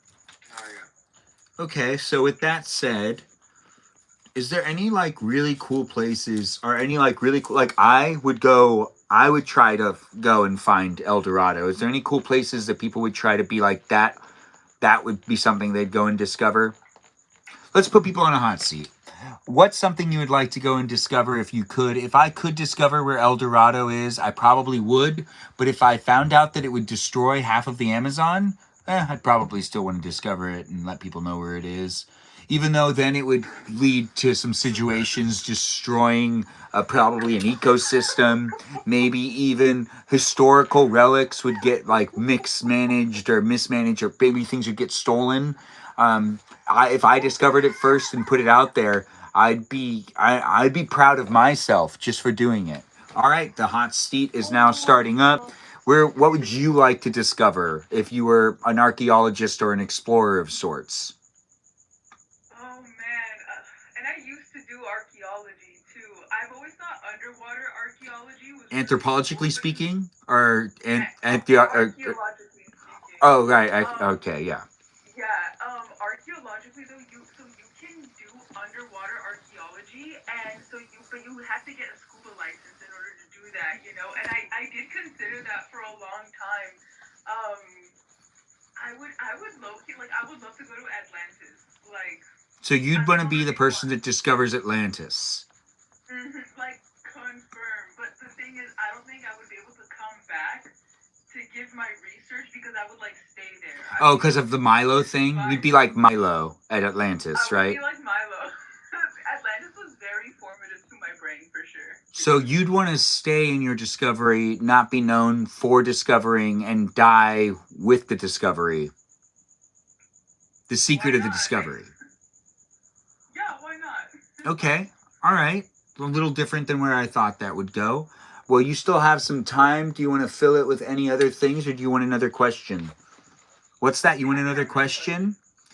Yeah.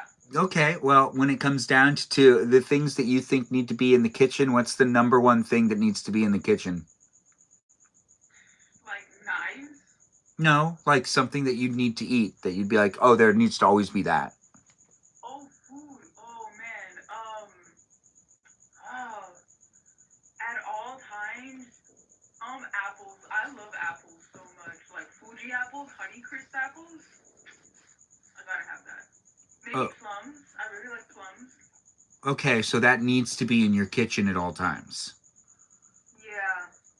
It's not Okay. there right now though. So, so you don't enforce this. It's just a wish thing. Anyways, redacted. It's your turn. Would you like to share with us? Okay. So this is somewhere that I've wanted to go to, but it's also very much heavily influenced because of Celeste getting me to watch Moon Knight. Finding just any old pharaoh's tomb, but like not to the point where it's like, oh, I'm gonna exploit this person's grave. No, like it's gonna be like hey, I discovered this. I'm not gonna tell anyone about it, but it looks so cool. And after I'm done, I'm gonna just like hide it. I'm gonna like bury it under like 10 extra pounds of sand or something. So you discover it, but you wouldn't want people to know you discovered it as well. Yes. Okay. Because like I don't know, to me like it's like to the ancient Egyptians, like those tombs like are literal graves. So the fact that we in a way desecrated them and put them up for display, it's kind of messed up because like don't get me wrong, Yeah, I know it looks is. very like don't get me wrong, like the artifacts and the culture behind it, like it's cool.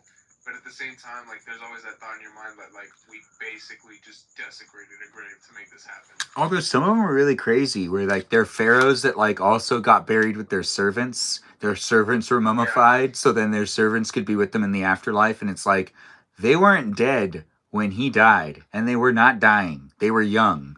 So like there's like some weird And then thing. not only that, but it's also messed up when you get to see the actual body itself, and then at that point, that's just a whole new level of disrespect. Yeah. It seems like people are adding into the chat. You still got some time. Do you want to? Oh, you got no time. But thanks for sharing, Redacted. We've got Black and Tan in the room. Black and Tan, if you were to be an explorer or someone that was an archaeologist, what would you like to discover or what would you like to uncover? Yeah, I'm not really into exploring. So, as a tourist, I'd like to explore Hawaii, I guess. I don't know. Okay, I'd like to here, go I got a to question for you. Hawaii, If you were to come across Maui. a tomb, would you go into said tomb or would you not go into the tomb and just kind of like you're in Hawaii, right? Hypothetical situation. You come across a tomb. Would you explore the tomb to see what's in it?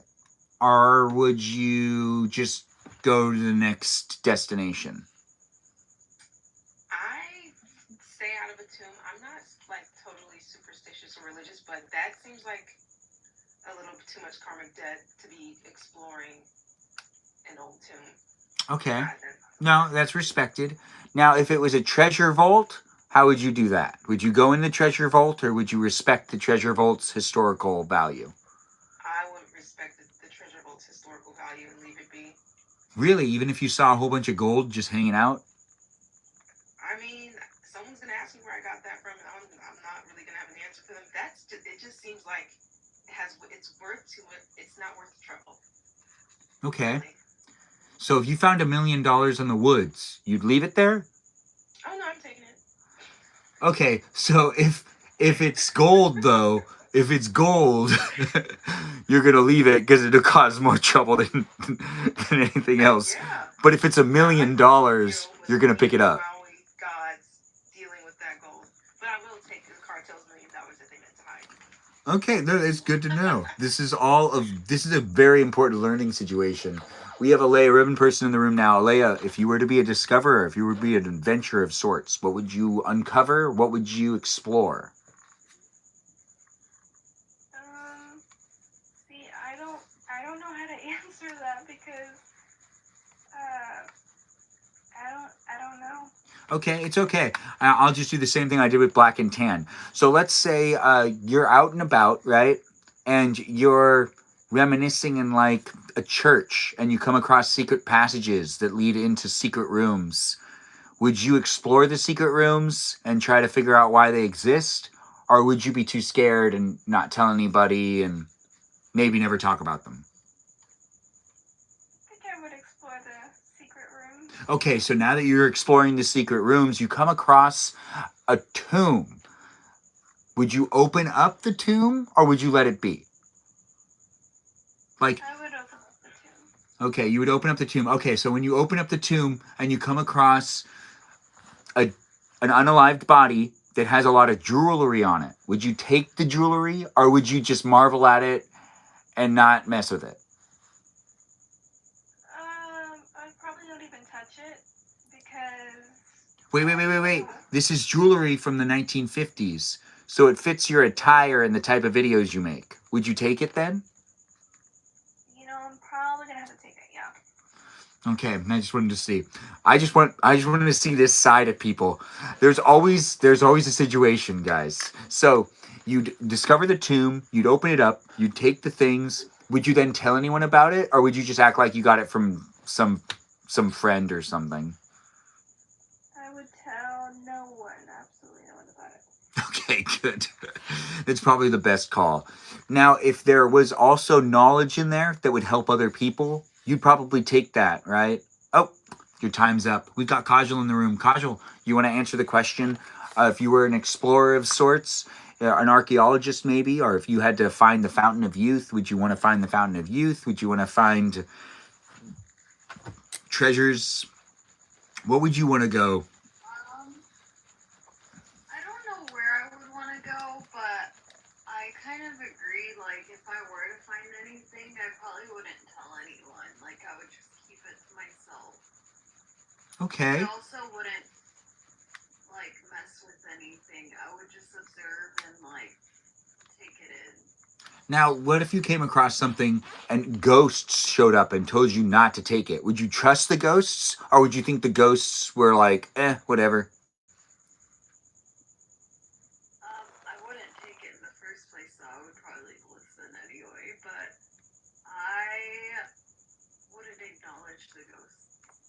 So you wouldn't acknowledge the ghost even if they were talking to you?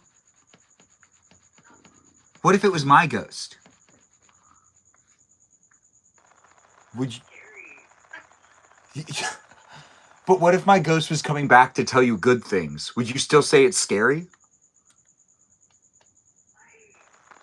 I wouldn't acknowledge it. Okay, so if a group of ghosts showed up to help you solve a mystery, maybe even save someone's lives, would you acknowledge the ghosts to help you save that person's life? I'd listen, but I wouldn't acknowledge them. Wait, why don't you believe in ghost rights? I didn't realize you were so anti-ghosts. A lot of scary things. Like, I don't know. But aren't ghosts also sometimes mistaken for angels and beautiful spirits? No, it's over. The end of the show. It's okay. It's all right. We're still here. It's happening. Let's also talk about time travel. This is the next topic. If you were to discover time travel, would you tell anyone? Because I've talked about this a couple of different times. There's a slight chance that time travel's already been invented, but the scientist that like figured it out was like, why would I tell anyone? That's stupid. You know, kind of like that movie Time Machine, where it's like, wait, I'm not going to tell anyone. I'm just going to try to save my wife. And then it doesn't really work. And then he goes forward in time. And for some reason, he ends up with his wife at the end. I still don't understand how that happens. But he like ends up with her. Something like that. Or he's like crazy. Kajal, if you had the ability to do time travel, would you? I absolutely would, but I would want to know that there was a way back. Well, it's time travel. You could go forward and backward in time. Yeah. So, but then again, would you tell people that you invented it? No. Okay. Would you tell me? I feel like that would cause a lot of stuff. Wait, would you hide it from everyone you know? Mostly. But you tell me, right? That's questionable, Benjamin. Yeah, because I would tell everyone in my live stream. Yeah. It would literally be like, this is what it looks like. Yeah. What time travel looks like? That's a really good point. Does anyone... How to time travel. If you were to time travel, though, would you time travel to help your ancestors, or would you time travel to help your own personal interests? Which I guess is ancestors. My ancestors. It would probably help my ancestors. How would you help them? Would you go back in time and give them like a bar of gold or something? Whatever's necessarily needed, I guess, I would provide it. Also, if you could time travel, would you rob banks more often? Because, like, you could time travel, rob a bank, and then time travel again, and they wouldn't be able to find you. That sounds like Jumper. It does happen in some movies, yeah, but yeah. Putting this up, Benjamin. I mean, like, I feel like most people would commit some sort of crime, right? I mean, yeah, if you're already not telling anybody that you discovered this, there's like an easier way to get away with things. So I feel like pretty often you would find and you would do things that you wouldn't usually do, you know? Yeah. If you found out that a robot could time travel, but we couldn't, would you be sad about that? Or would you be like, that makes sense?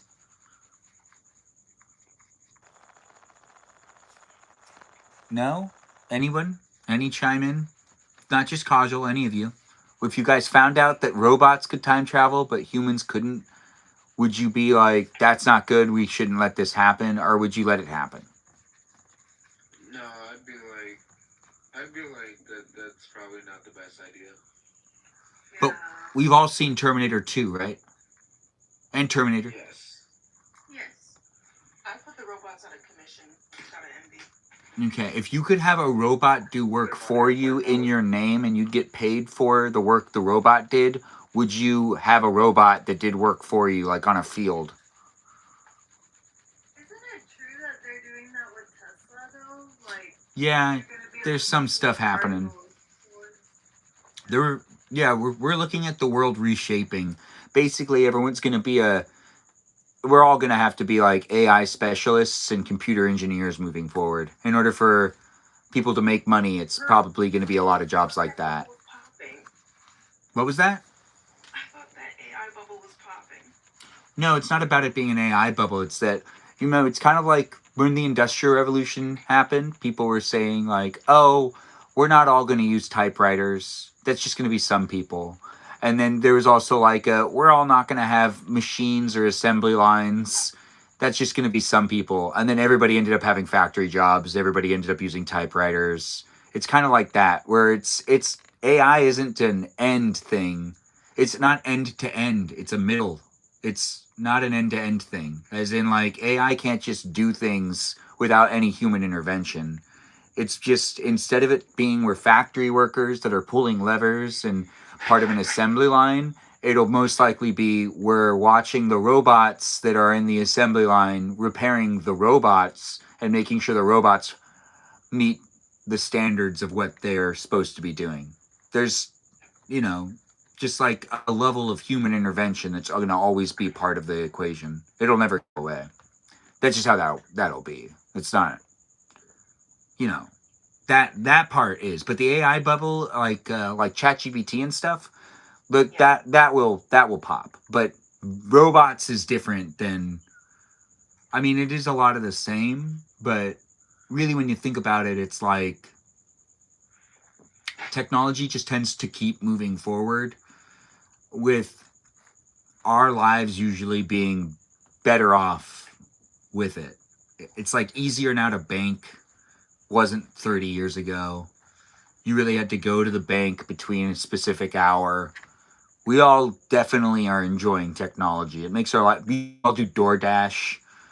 People love getting food brought to them. Who doesn't like doing DoorDash? Can we get some opinions in here? I mean, I did DoorDash for a I while. really like it. It's okay. Billionaires are starving the poor, and that's only going to get weirder. We are not needed due to AI. That's a bit dramatic. Due to AI, once again, AI isn't end to end, it's a middle. So we are needed. It's just the way we're needed is different. Like, a lot of people are going back to school, and they've been warning a lot of people, like, hey, be mindful of what you're studying for, because a lot of fields are going to change. It's not going to all be the same. This happened 100 years ago during the Industrial Revolution. It's the same thing happening. There's a lot of history repeating itself already really fast when it comes to the Industrial Revolution. The Industrial Revolution's something that went into full swing in the late 19th century. And that's how we got a lot of what we have today. Still, it hasn't been 200 years of us being in an Industrial Revolution either. The 19th century was just a little over 100 years ago. So we were still using horses in 1915, which, Honestly, yeah, what? I was about to say, honestly, if it was more like financially convenient, I would prefer riding a horse over having a car. It's not about it being financially convenient. It's about the sanitary issue. So it was the only reason why horses got kind of like rooted out is because of how much poop was on the streets and how it did get people sick.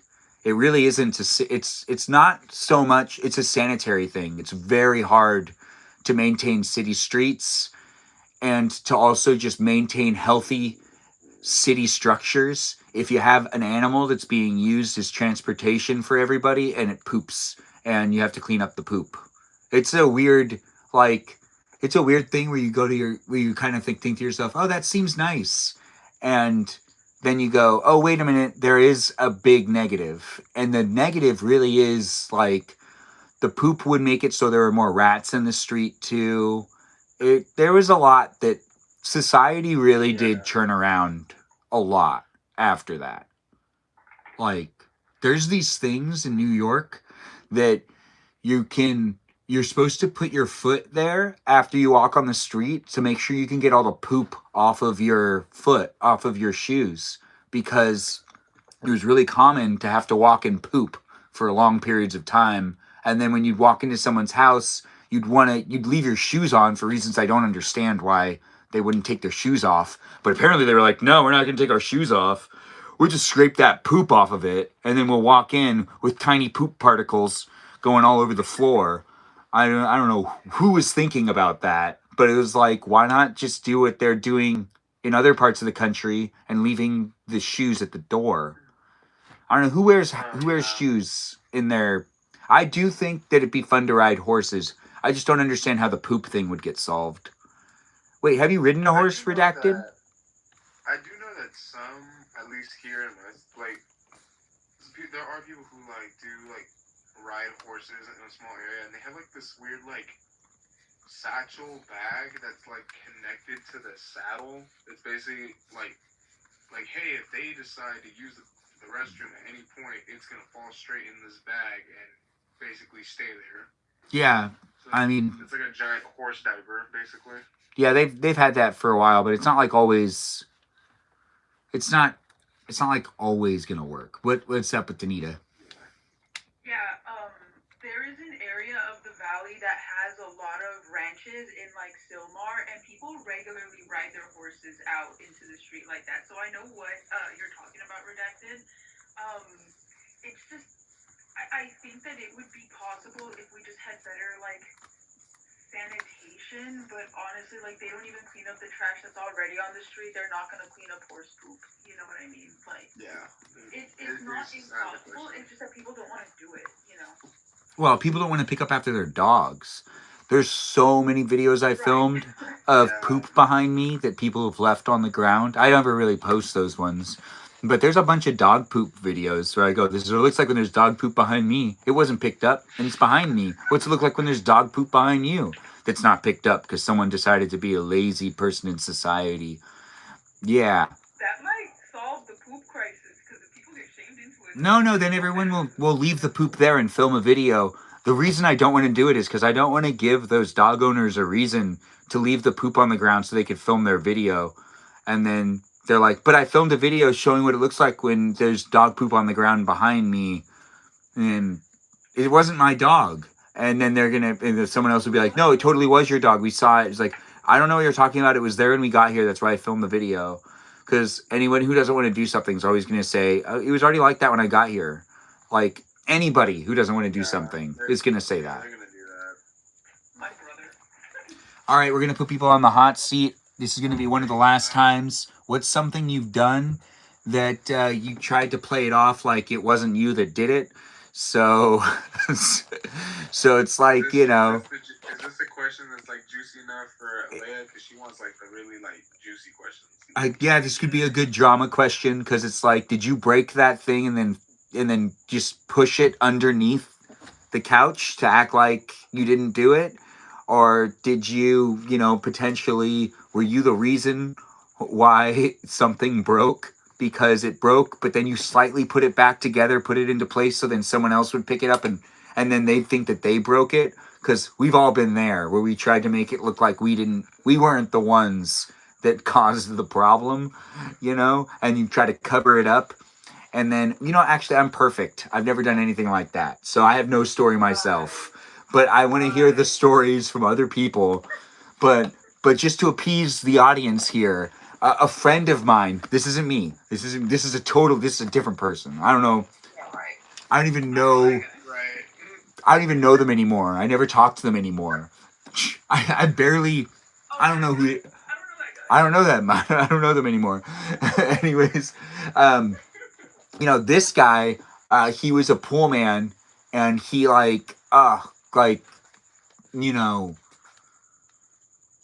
he spilled acid on something and then tried to make it look like there wasn't acid that got spilled on that thing. And, to be honest, that acid I mean, I don't think any of the acid that like was on the pavement was like, you know, spilled from the acid that he was holding, because, you know, I'm not this guy. It was a different person. I'm not this person.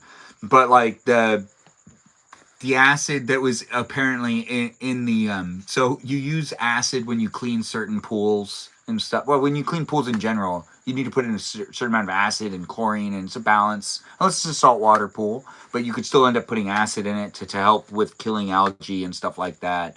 I would know this though, because this is a friend of mine that was the pool man that made this mistake. And you know, could it have been just washed with a hose? Yeah, but you know, he didn't know that at that point in time, so it was just kind of like, I'll just act like this didn't happen, and then, you know, just mosey along. But you know, that's a friend of mine, so I'll use like a story of like me, you know, of like, yeah, like me doing something. Like there's this one time I broke a cup and I put it back into the back into the cupboard, but I put it back together. So then, you know, when someone else picks it up, they're the ones that broke it. I didn't break it. And I I would have to say I learned my lesson from doing that, cuz it was pretty obvious I broke the cup. Also, it didn't really stay together, but it looked good enough. I was a kid. Anyways, we've got 2 minutes. I've got many other stories like that. Not the first one though. That wasn't me. That was a friend. Go ahead, Danita. You got the floor. I've never told anyone this story, and this just like uncovered this from my brain. But one time I was on a field trip, and I don't really remember where it was, but it was like this like big like outdoor house kind of thing. There was like the Spanish period in California or something, and they were teaching us how to make tortillas, and like I was maybe like six, like 5 or 6 when this happened, and so I was like playing with the with the masa, and I dropped it in the dirt, and I was like, and I like grabbed it really fast, and I tried to like brush it off as best I can, because we were supposed to all make it flat and then put it like all in a big pile, and they're supposed to feed it to people, and I was like, I didn't know enough English to be like, you know what? And I was too embarrassed. Like, I actually dropped my ball of masa, and the lady like took it from my hand, and like somebody got that dirt ball, that dirt tortilla. So, are you Too saying? embarrassed to say anything. She just took it from me. I was like, she didn't notice it was like a different color either. I was like, that's kind of on her, low key. Like, she didn't suspect it. But yeah, I did do that, and I was like 5 or 6. So, is this something that you've never ever talked about, like you were saying? I've never told anybody.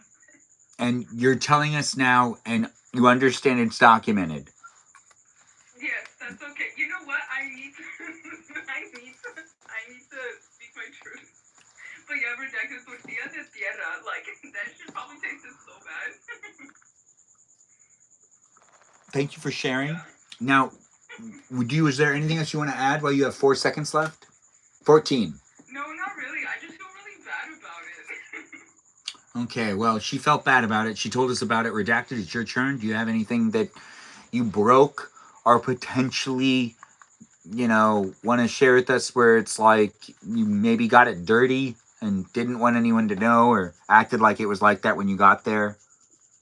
So this was like when I first started driving, and mind you, my first car. Well, technically, my first car was a 2002 Honda, but my first car that actually worked, that I didn't have to worry about breaking down every week, was a Jeep Grand Cherokee from 2008.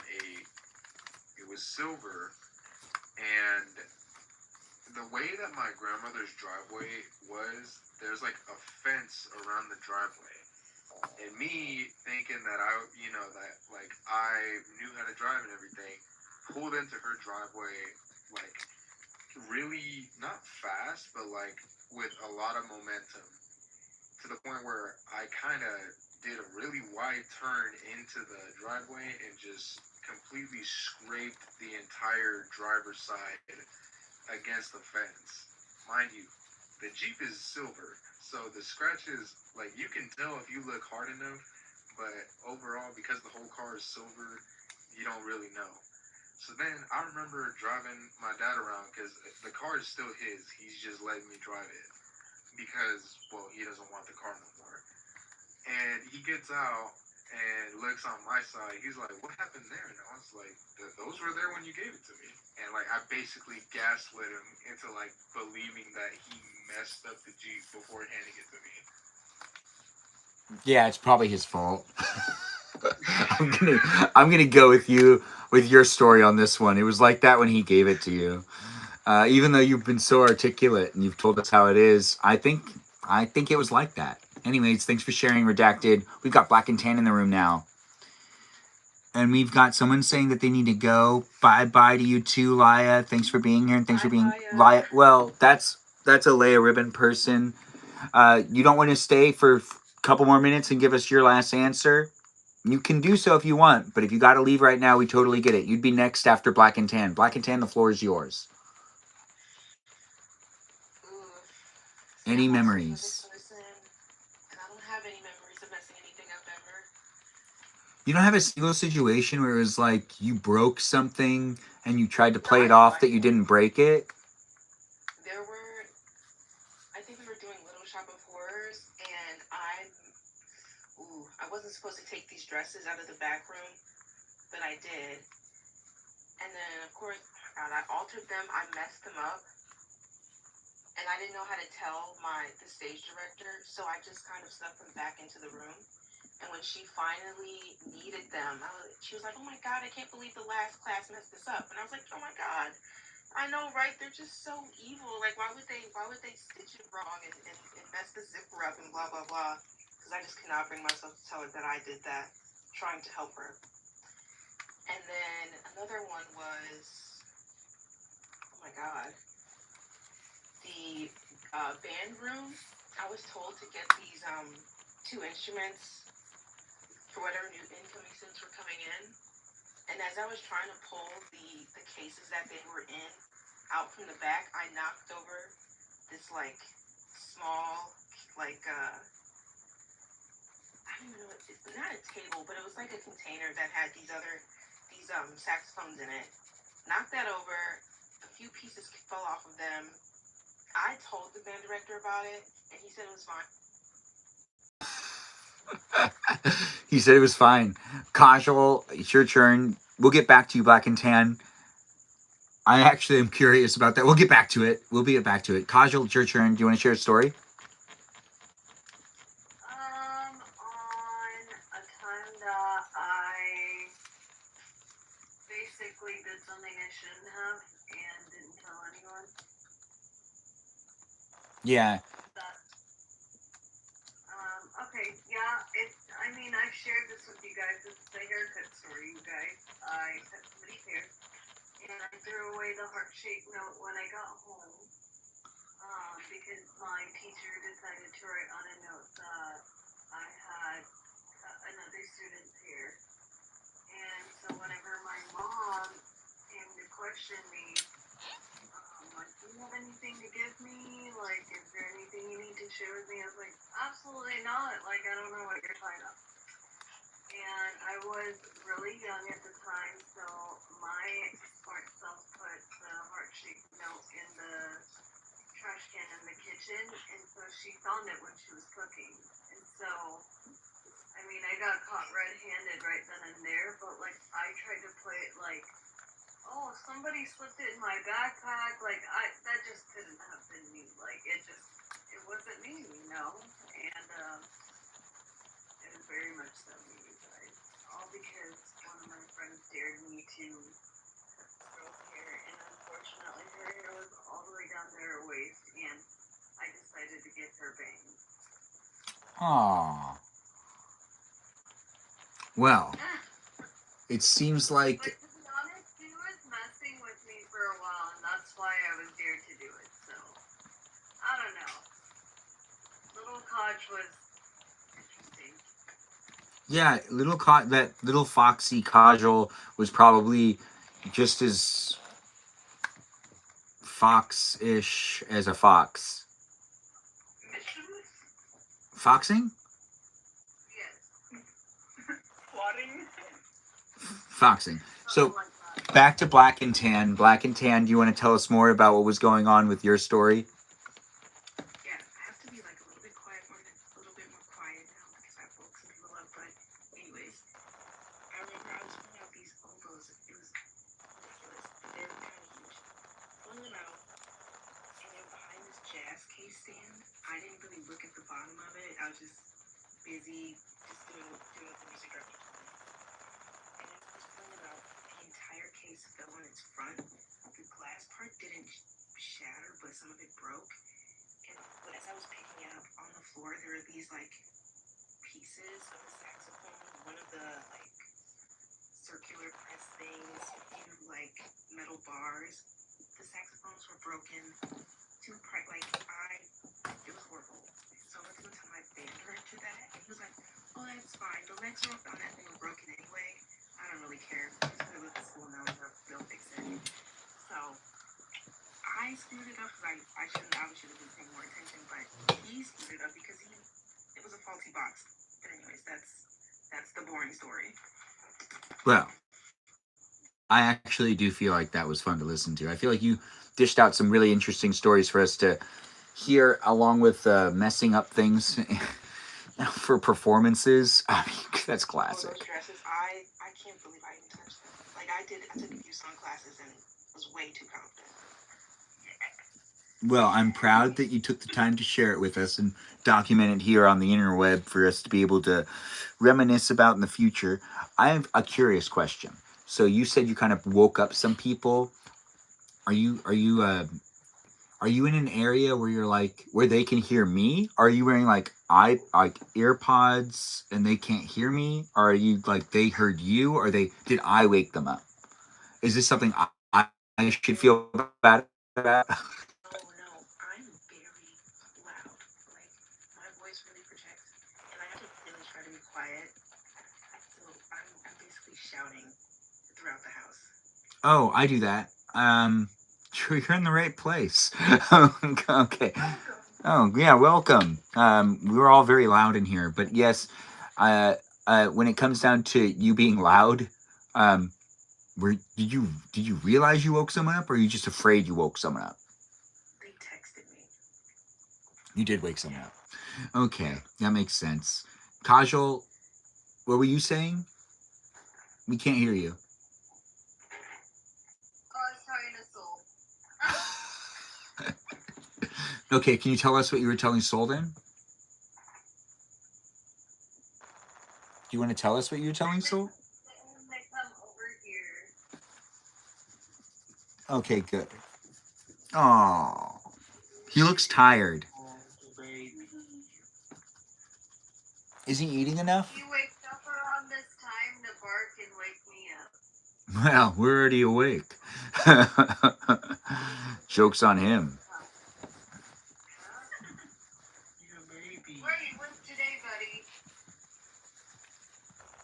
Now, Yeah, this is Soul. For those of you that don't know, he is a big part of my life, and I cannot live without him. we have Danita asking a question about Soul. Danita, ask that question. Oh, well, okay. First of all, Soul looks adorable. Second of all, that my question is not about Soul. I'm curious if there's ever been a time y'all have like covered for someone. Oh, stay on topic. Let's talk about Soul first. Ask a question to Soul. Soul, have you had a good day today? Well, why don't you ask him that question you wanted to ask? Ask Soul that question. Soul, when was the last time you covered for someone? Wait, you mean like covered for them, like lied for them? Like low key though. Like straight up lied? Or like a cop comes by and goes, "Was your friend drinking?" And you go, "No, officer, my friend wasn't drinking." No. Would you lie for your friends? Serious. Well, I mean, would you throw your friend under the bus? If an officer came by and said, "Was your friend drinking?" Would you be like, "Oh, yeah, totally arrest them? Or would you be like, not to my knowledge, I don't think they were drinking at all? I did it. I'm sorry. I could be stone cold sober and be like, I did it. I'm so sorry. Lock me up. So, but they'd still be asking if your friend drank. Would you say no? I don't know what you're talking about. No, they're sober. They're 7 years sober. I don't know what you're talking about. So you would cover for a friend. Don't talk to cops. Okay, good. No snitch. Thanks for the heart me. I do appreciate that, O Dot. It's nice to have you in the room.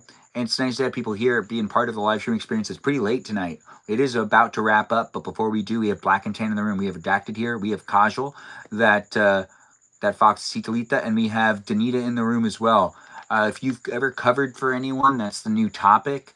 When it comes to the question, have we ever covered for someone?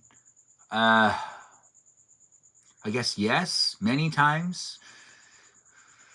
But any good stories? Not really. They're all boring. All of them are work related for most of the time. Most of it. I can't think of one that's like an exciting one that would be worth sharing.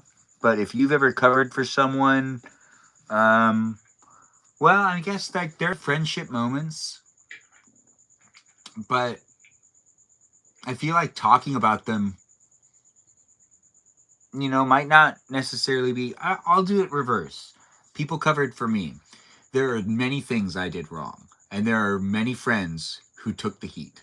And why? I still don't understand. But they were going to be nicer to me about it than they would have. Like, I remember one person was like, it was better that it was me than it was you. Because if it was you, they would have, like, lost it. If it was me, they would have been like, okay, well, you know why that's bad, right? But they wouldn't have thought that I would have understood. So they would have like yelled at me for longer, and it would have been a longer situation, is what I was told. And that's happened like multiple times. Because honestly, I wasn't always thinking. So there was a problematic situation pretty much every other day. Yeah. I lived risky. I was a risk taker. I am surprised I'm alive. I had many situations that one slip, losing balance in certain situations, I probably wouldn't have survived. A lot of different places. We're not going to put everyone on a hot seat for this one, though. This is just an open conversation. Has there been a time that anyone's ever covered for someone or had to lie for someone? Black and Tan, you got anything you'd like to share with us that like you covered for someone? I mean, I'm trying to think. I have, but I'm trying to see if I can recall it right. Better question. Would you cover for me if you knew that you had to cover for me because like the law was coming in on me or something? Would you cover for me? Yes, as long as I'm not getting in any legal trouble. Oh no, if you cover for someone, that means that you technically, yeah, like if the law's involved, yeah, you'd get in trouble if it got caught. Like, God, I don't know, maybe. okay, well, you don't need to look out for me. I'm not offended by this, but I'm just curious. I mean, I'm not thinking less of you, but I also know that you won't cover for me if you're going to get in trouble too. Right? Of course it depends. I don't know. It all depends. What didn't I do, Peaceful Kevin? That's the better question. I remember feeling this immense amount of guilt when I was younger, growing up in the early 2010s. Do people refer to it that way? 2010? Is that what we do? 2010s? Yep, like the 1910s, 2010s. No one says 1910s though. That's stupid. What? Sure. No, 2010s just doesn't have the right ring. I feel like it doesn't work. So Redacted's left us. Redacted, if you want to come back in the room, you can. I don't know if you exited because you need to go. Regardless, if you come back in, you can always come back in to be part of the conversation. This is your last guest night. So even if he's not coming back in, everyone be nice to him if he comes back into the chat. We've got Black and Tan in the room, Kajal in the room, and Danita. Danita doesn't have a story on when she covered for anybody because she didn't share one. You didn't ask. You were the one that asked the question. Oh yeah, but I was gonna wait for like other people to go first though. Well, why would I have to ask you? You're the one who asked the question. You're the host, buddy. Like. It's a good point. That is a good point. But you asked a question, and I said, "We'll answer it." Do you need me to re-ask the question? All right, fine. Danita, would you like to share a story where you covered for someone and they were ungrateful for it? Very specific story. You covered for someone and they were ungrateful for it. There you go. You got a different question now. Do you have one lined up to answer? Not like that. Ooh, sorry. You can only answer that question. Okay, fine. So think about it, and we'll let Kajal go. Kajal, do you want to answer that question? But it could be like you covered for anyone. Well, the original question that Danita asked, which is if you have a story that you covered for someone. Yeah, many times. I've covered for many friends and family members, but again, I won't snitch. This could be look back. You know, like I don't want them to look back and be like, "You actually shared that." Yeah, that's smart. That's why I asked Anita the question if there's anyone that she covered for that was ungrateful, so she could out them in the live stream that's rewatchable. So, so Danita, do you have Do you have a good story on someone? You can always leave names out. No, you know what? I'm gonna say it, okay? I went to go visit an old teacher. I think this is my first year of college. I went to go to my old high school to go visit a teacher, and I'm literally on the phone, and like I don't know why I got like the weirdest feeling, and I turn this way, and I see my brother kissing a girl, like, and we like made eye, like it was like the weirdest thing because I like stopped. And then I look, and it was like eye contact as they were like locking in. I was like, I just saw my brother kiss a girl right now. Like as I'm on the phone, I was like, oh my god, my brother sees me. He's like, oh my god, please don't tell dad. Please don't tell dad. She's now the mother of my niece. But like, I did see her, and I was like, oh really? Like what's going on? Hi, how are you? Nice to meet you. So that was my first time meeting my sister-in-law. Actually, it was literally that, and like I thought my brother would be like cool with me. He's like, please don't tell dad, please don't tell dad. I was like, oh no, I won't tell him anything, you know, like it's okay. Like although like I wasn't gonna tell him anyway, you know, and he would still like snitch me out, and he would like still be like on his usual baloney, like just like being my younger brother, and I was just like, wow, bro, I thought you would be nicer to me that I'm like holding this secret for you, but. You know what? I'm gonna let you have your karma, you know? Yeah. Well. So he was pretty ungrateful, I would say. So now her brother could rewatch this, and there we go. It's documented. It's here on YouTube. That's the burrito girl over there sharing a little bit of a story on her brother not being grateful enough. Thank you for sharing. Thanks for outing someone. It's always nice to have the juice in these live streams where we've got that tea that people can serve on up, and hey, it's here for you if you're here for it. We've almost made it to 400 minutes, which is a milestone in itself. Now get yourself ready as we are here doing what we can. We've got someone requesting to be in the live stream, and it is Allie Jane, who is the helicopter dancer. Which is Allie Jane a regular here? Dang it, I'm trying to see. Do you follow me?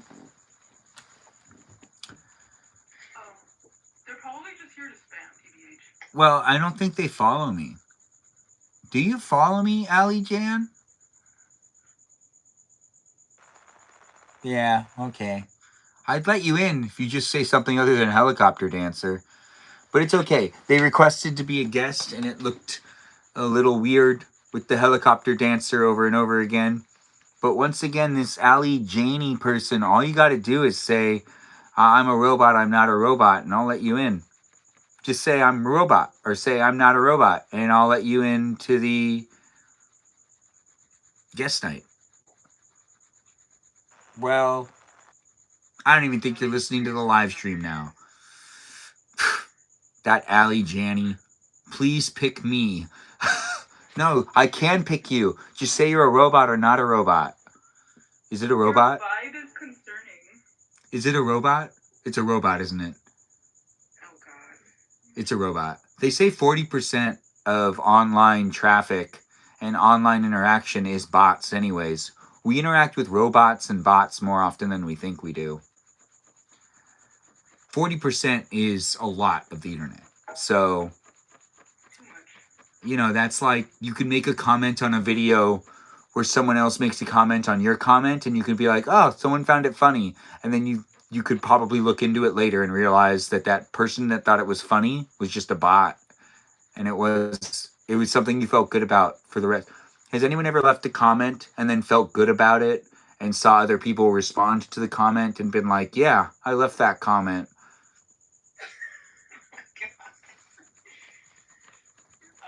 Yeah, like a few times. Oh my God. You really, okay, you should comment more. I felt really empowered about a comment that I made, a few of them. Any on my videos? I don't think I've commented on your videos. Oh, look into it. I'll make sure to push like on it, and maybe I'll comment back to it. If you feel free to, I mean, I'm not telling you to do anything, but No, I'm gonna do it now. but if you want to do it, I'll like, you know, I'll try to make sure. I remember when I was younger, one of my most entertaining things to do on MySpace was to coordinate with people to have full-on conversations in people's like comment section under photos that they posted or something, just to, you know, make online jibble more worth it.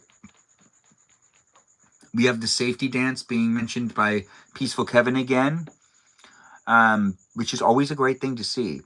We still have Kajal here, Black and Tan, and DeBrito, the Danita girl. DeBito. But It's 2 a.m. That's a new one. Burrito. but we've got each other in the room. If you guys want to, well, I can't really sing or be very loud anymore. I always need to bring into consideration that the wall to my right, the wall you can't see, is the wall that was also shared with my parents' room. So if I'm like super loud, they will hear it. But I cannot dance if I want to. Not in this situation, unfortunately. But I will get a new place, and then I will be dancing when I want to. When it comes down to wait, so Black and Tan, how many people do you live with? We've got Danita that lives with her grandmama, Kajal that lives with Soul. How many people are in your? Most of the time, I live with like 3 people, including my sister, but she kind of moved out, so she's only here like sometimes. What do you mean, kind of? Is that like a technicality? No, I mean she officially moved out, but she comes back from time to time. Just for kicks and giggles, or because she Yeah. misses you guys? Because she misses us. Separation anxiety? Yeah. Just being around here. Yeah, that's a real thing. Older or younger?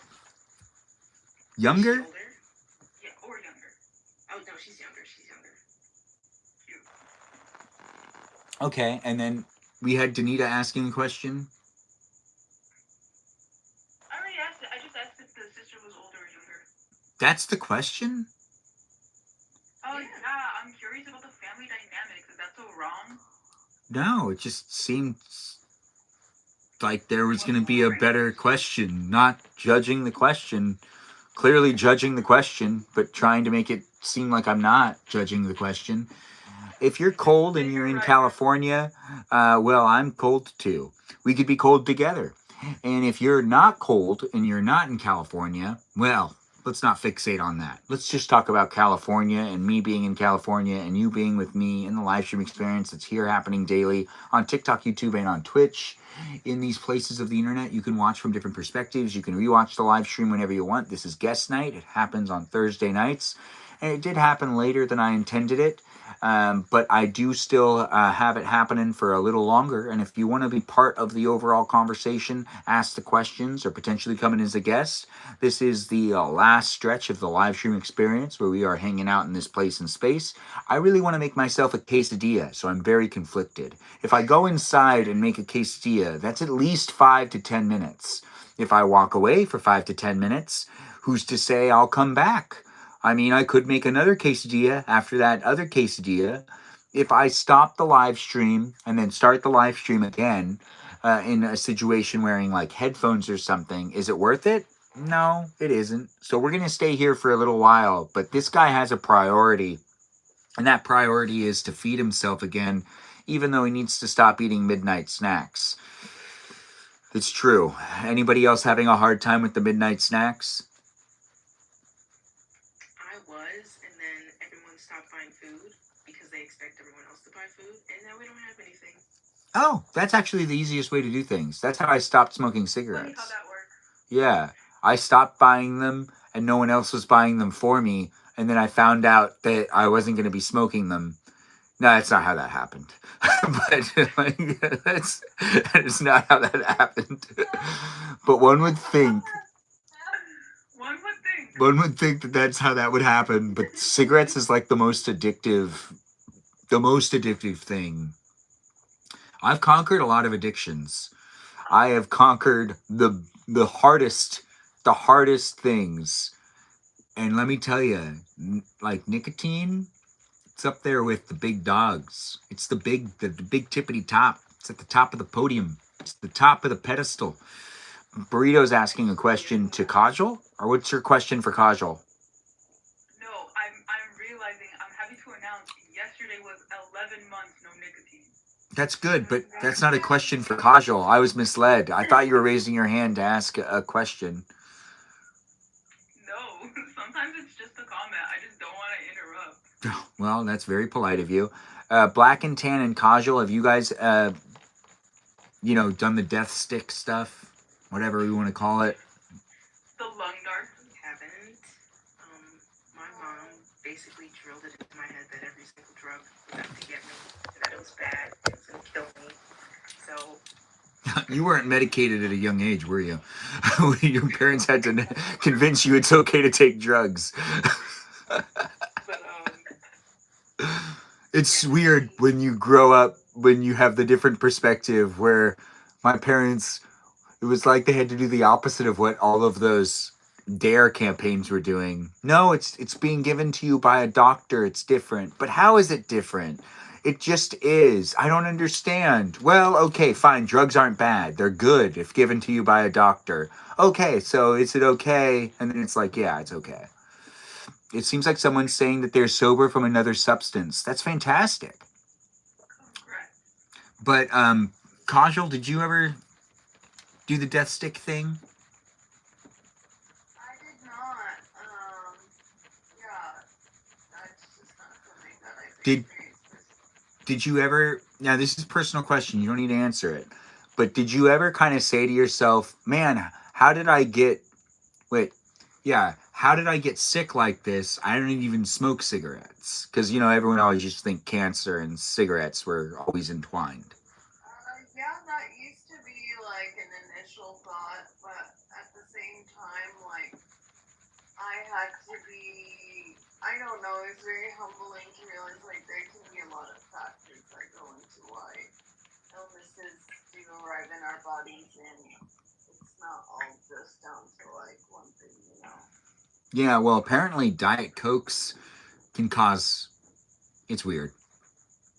There's a lot of crap out there. What's your question for Kajal? Is it thundering for you? I just saw a flash of lightning and thunder just now. That's not a question for Kajal. It's a question for me. Oh, well, I honestly think it's a little too personal.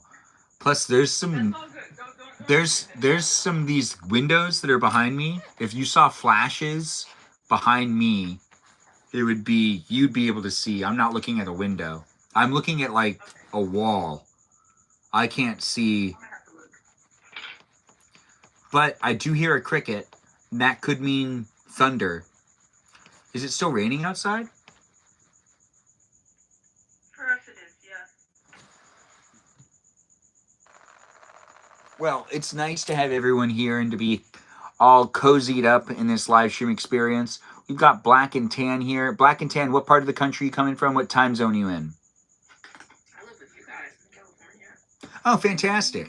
Okay. You never know. I always try to be mindful of it, but now that I know that you're staying up with us and then it's not what like 5 in the morning for you, I feel less bad about it.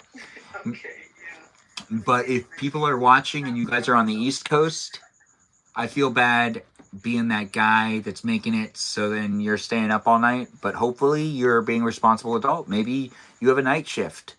And this is your way of spending time instead of patrolling the halls because you're a security guard. And maybe you don't want to patrol the halls anymore because you're tired of ghosts. If you're tired of ghosts and you want to watch my live stream instead and not patrol the halls, well, say something in the chat. Let us know. It's nice to have you here and it's nice to be here with you. It's been 380 minutes of an action-packed live stream experience that's had guests from all over the country. Not all over the world, though. No. But Black and Tan, if you were from a different country, which country would you pick to be a part of? It does not need to match your nationality. It could be any country. I'm not sure. Probably France or Canada. Okay. Because I'm familiar with them. All right. So You're thinking of Quebec. yeah, we'll say Yeah. Quebec for you. Danita, what's yours? God, anthropologically, this is so hard. You don't have to answer it if you don't want to. I'm gonna think about it. Circle back. Okay, so I'll answer for you. And we've got Kajal here who hasn't answered the question either. Kajal, do you want to give us an answer on where you'd want to be from? Sorry, what was the question? If you could be from any country that's not your nationality, which country would it be? That's tough. Is it the same as Danita's? Oh. Yes. Queen. It is the same as Danita's? Which means that it's the one that I get to make up. Peaceful Kevin says New Zealand. Black and Tan said Canada or France. You guys can think about it still. My answer is France. France makes sense for you. Honestly, you have a pretzel on a phone. That's totally that's a French thing. Pretzels are German. No, a pretzel on a phone, Danita. Pretzel? No, a pretzel on a phone. That's a French thing. The German pretzels, they don't use phones. Everyone knows that. I didn't know that. Thank you for informing me. Well, you're welcome. Honestly, it's a shame what people don't know these days. What was that? What was that, Black and Tan? I'm gonna join these like much earlier because this is so fun. Right now, I'm like kind of beat. I'm not gonna lie. Oh, well, as it is wrapping up. Wait, you mean like you want to join in and be a guest when it first starts on Thursday nights? Yeah. Yeah, Thursday nights are really fun. It's good times. It is good times. I look forward to it. I hope others look forward to it as well. It's always a good place and space. It is what you make it. As I always tell people, I'm here for you if you're here for me. The live stream experience does happen daily. Do be sure to be a part of it when it does happen. I have a Discord server updating people on when I'm live streaming, so you can find out when I'm live streaming and be in the loop and be part of the conversation, be part of the environment, be part of the community, interact over on that Discord server, follow me on my Instagram, follow me here on TikTok, YouTube, or on Twitch, and also check me out on other platforms. I'm on Lemonade. Come on. Like, I post a little bit. I should do more fashion. But it's just lemonade's like not necessarily. I don't really like want to do fashion. I don't want to be forced to see me with posting content and even making these live streams.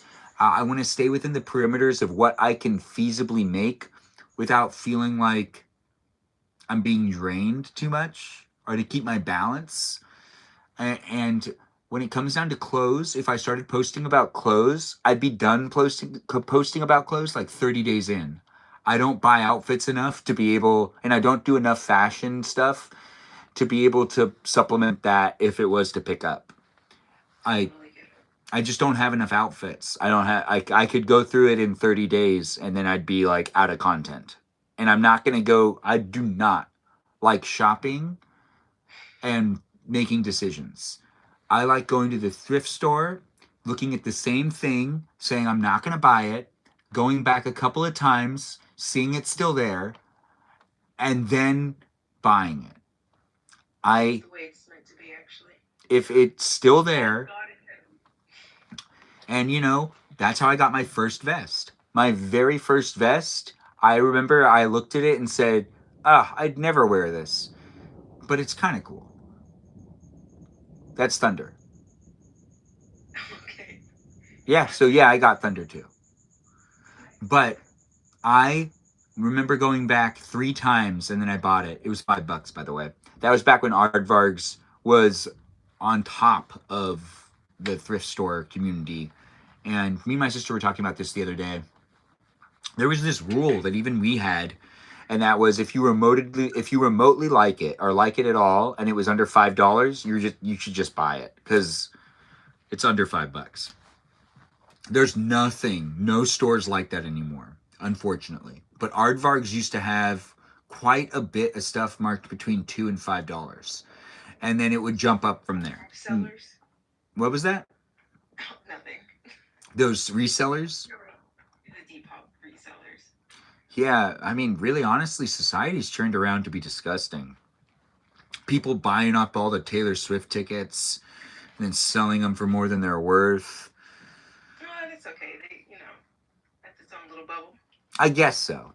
But people buying all the Disneyland collectible items and then selling them all online for more than they're technically worth. Shame on them. Shame on... Wicked people. Thank you. Prison. See, now that's where we draw the line. We say that isn't okay. That's not America. Mm-mm. But then again, it kind of is. That's capitalism. Yeah.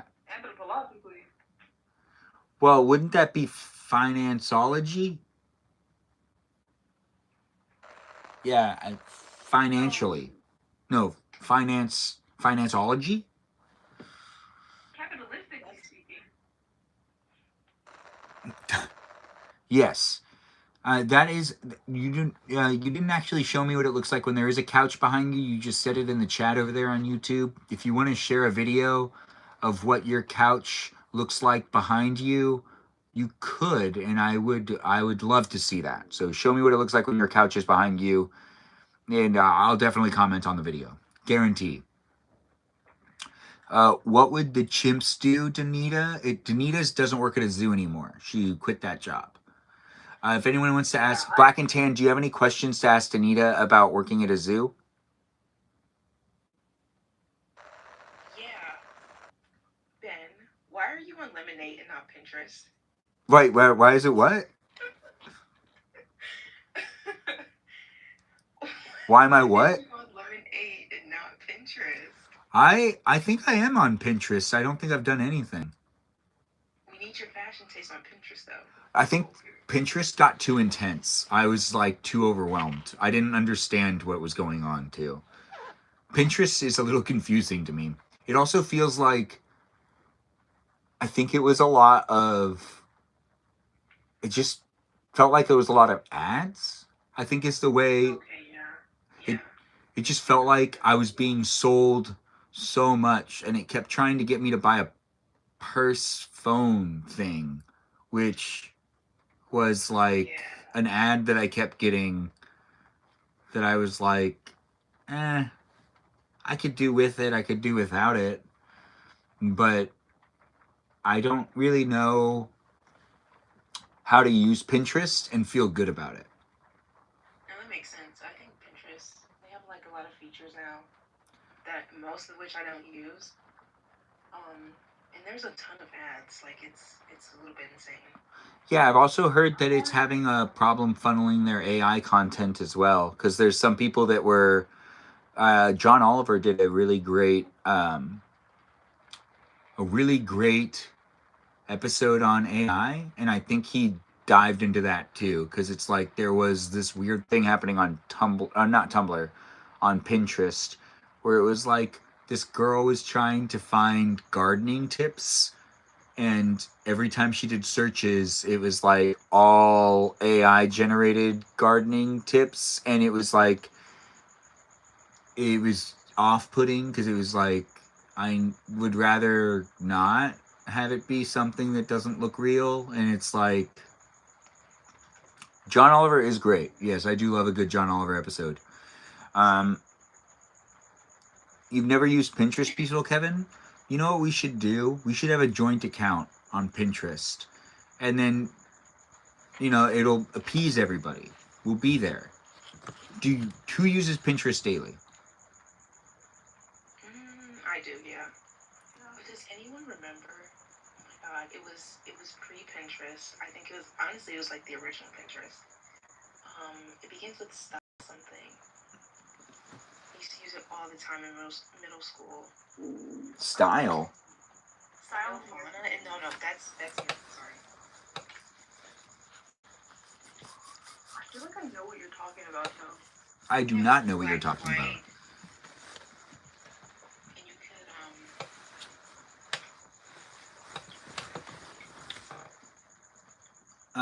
So you just would go on this site and you would do what? it's the same as Pinterest. You would create outfits, collages, boards. Oh, I did like that part about Pinterest. It was funny that you could create little outfits, and then I'd realize that, like, gosh, this really isn't it's not really targeted for someone who just wants to wear vests and dress up in nice suits. But you'd think that it would be, but it's not. It's really not. I'm so sorry. Polyboard is what I'm thinking of. Yeah. What was it called? Cardboard? Polyboard. That one was more like explicitly like shopping though. Like you could buy things directly from there. Yes, you know? exactly. Yeah, Pinterest not as much. I mean, I use it as often as I do personally for art stuff, like reference photos and stuff like that. But there was a time where it was a lot of AI stuff, and it just made it harder for me to study because like none of it is real, and I don't necessarily want to learn from that. I'm trying to learn how to draw like a leaf, not an AI generated leaf. You know? Yeah. Wait, so you don't think you'll continue to use Pinterest then? I mean, no, I will. It's all I have. But polyboards is what I used to use as the main thing. That, okay. But, Well, How old you are, Button 23. I just turned 23. Oh, happy birthday. Thank you. how was 22? Was 22 good for you?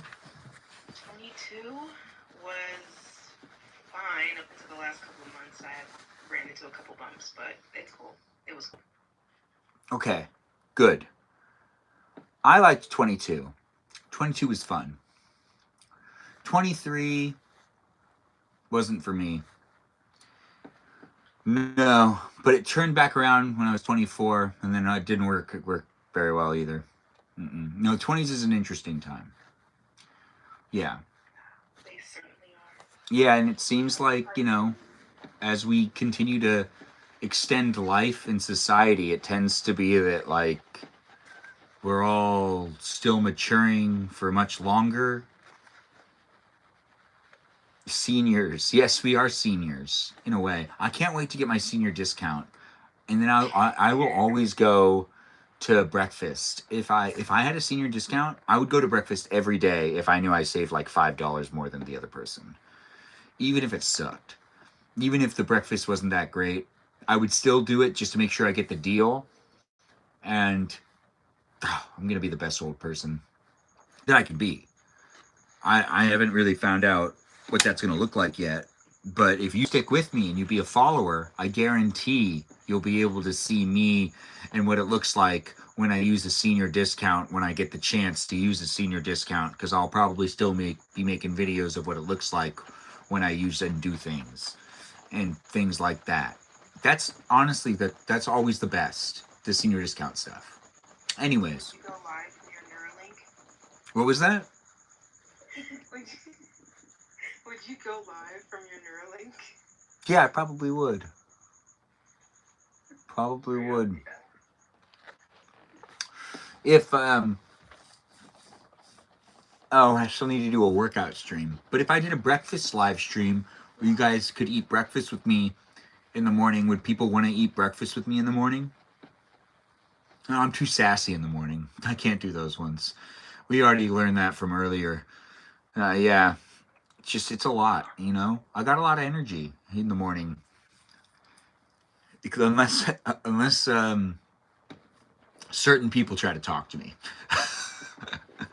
All of a sudden, my patience isn't there. Anyways, I'm Benjamin. This is a live stream experience where we have Kajal, Danita, Black and Tan. Which Black and Tan, do you want us to keep calling you Black and Tan, or do you want us to call you anything else? We can just call you Black and Tan if you're most comfortable with that. I mean, you call me Iris, but I'm not sure how much, like, I'm not sure if you remember that. What did you say? Okay, that's cool. What did you say? Iris? Yeah. Well, if that's your name, we can call you by your name. I give people the opportunity to share their name if they want to, except for Danita. Danita doesn't get to do it, but everybody else gets to do it. And, you know, like Kajal. You know, her name's not Kaja. Did you know that? It's Kajal. I did know that. Did you know that? Yeah. Oh my goodness. Kajal, did you know that your name's not Kaja? I found out yesterday. Yeah. She probably found out the same way I did, awkwardly in a conversation. Like, oh, so the name I've been calling you isn't your name? Yeah, but I just wanted to be nice. I was just happy you were talking to me. Oh, I felt so bad. Anyways, so we've got Iris in the room, which is also Black and Tan, which will make up other names for you later, as it is a place and space of the internet that sometimes we give spirit animals to people. Black and Tan, do you have a spirit animal? Usually, I'm a mouse. Very weak, very timid. So you're That's just what it is. so you're a mouse. Yeah. Well, okay, that's I'm a rat, a mouse. no, mouse and rats are very different, but the mouse are usually a lot cuter and they're softer and they're a lot more fun to play with. But Easy to step on. yeah, but the rats are usually a little bit more likely to bite you. Not as much fun to play with. And dirty. But then again, mice can be dirty too. But not as. You know, if you were to run into an animal, which animal do you think you'd be able to handle if you were to run into an animal out in the wild? Probably a donkey. They're sweet. They seem cute. Yeah, that is a pretty good one. What? Not a horse though. No, they're just too big. That's a good point. And goats are too insane. So donkeys are perfect. Is Miranda Rosanna in the room? No, she's not. I just wanted to see.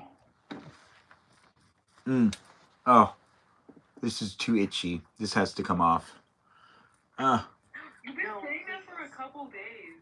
You haven't shaved it off. Yeah, I've been filming videos. It's always fun to post videos with the mustache and then post them later, and then people are like, where'd the stash go? Where's this guy with his mustache? But I do like to film a bunch of videos having the mustache. I was going to do the goatee right here and the mustache, and I messed it up. I'll do that later. I do want to also do the handlebars and do videos of me on bikes. and do videos of like, this is what it looks like when I'm on a bike. And 60s or 70s? wait, say it again. Is the handlebars like a 60s thing or 70s? I don't know. 70s. It is also something that cowboys used to do. Cowboys used to do that. Like, used to go all the way down. Look at me yawning. Yeah, it's that time. We've made it to 400 minutes, which means guest night is now wrapping up. It's been a lot of fun for me to show up for you, and for you to show up for me. It's only something you could let me know if that was fun.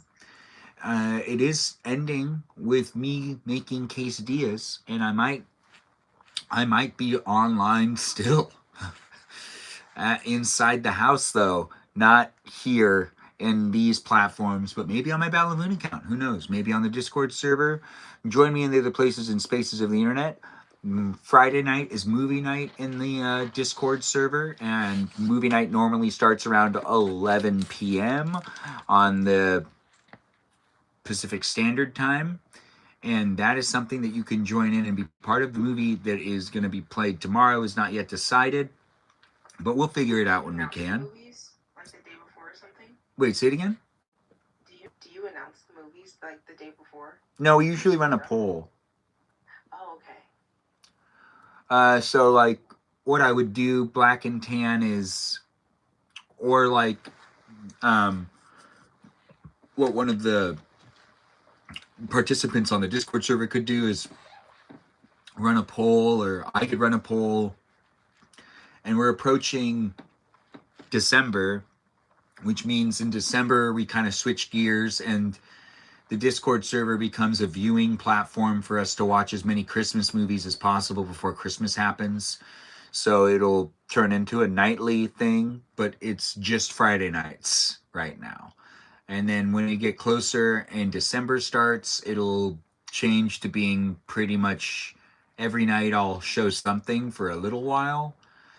And I do realize people got attached to me doing it last time. It's not feasible for me to do it longer than a holiday, so it's not something I can do.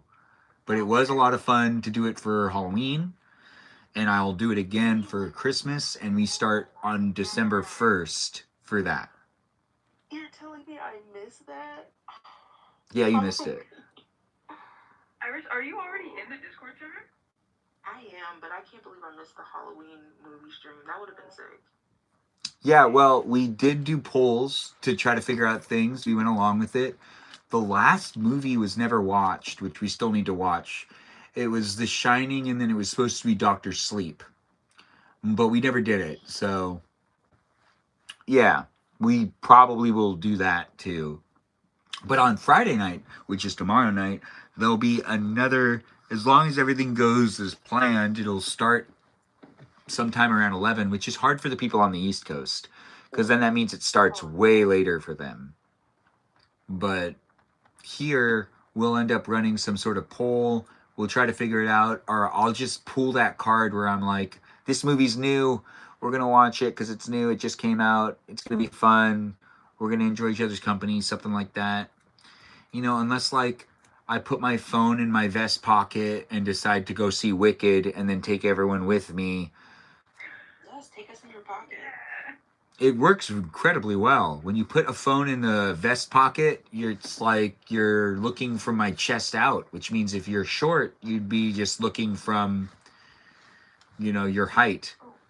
Normal height. Yeah, your normal height. So it's absolutely fine. But it is fun to walk around and to do, you know, some live streaming on Fridays as well. So that should be an out and about situation. But the Discord server will be active tomorrow night if you guys want to come in.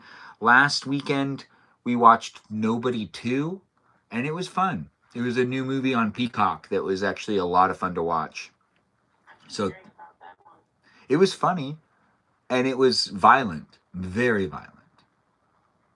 Did you see the first one? Yeah, it was great.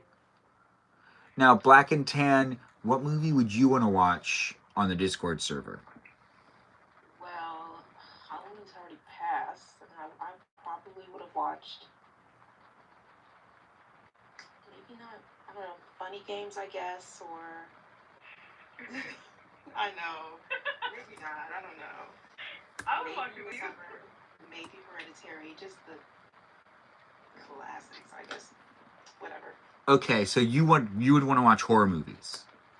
Yeah, but not that was for Halloween. For now, God, I don't know. Which movies can We'll end up figuring out some things, and you can always chime in and throw in a movie to be on the poll for people to vote for if there's something you really want to watch. Kajal, is there anything you want to watch this weekend? Honestly, I have a lot to catch up on, so I'll just kind of be looking through my list and. Wait, so you have a bunch of movies that you haven't watched that's on your list that you haven't shared with us? Yeah, like they're just like movies that I found on like Netflix that I would just add to my list, like for like later. But like a lot of it are documentaries and things. That makes sense. That does. I remember one time I put on a documentary. I put on National Geographic as the second movie. This was before Natalia had the ability to do streaming on the Discord.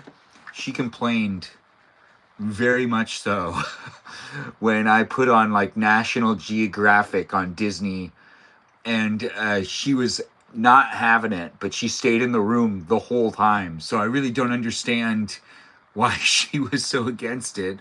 She was able to stay in there, but that was right before she got the ability to be able to do it herself in the Discord server. What? It was in that moment she knew she had to do something about it, and she Yeah. started screaming for us.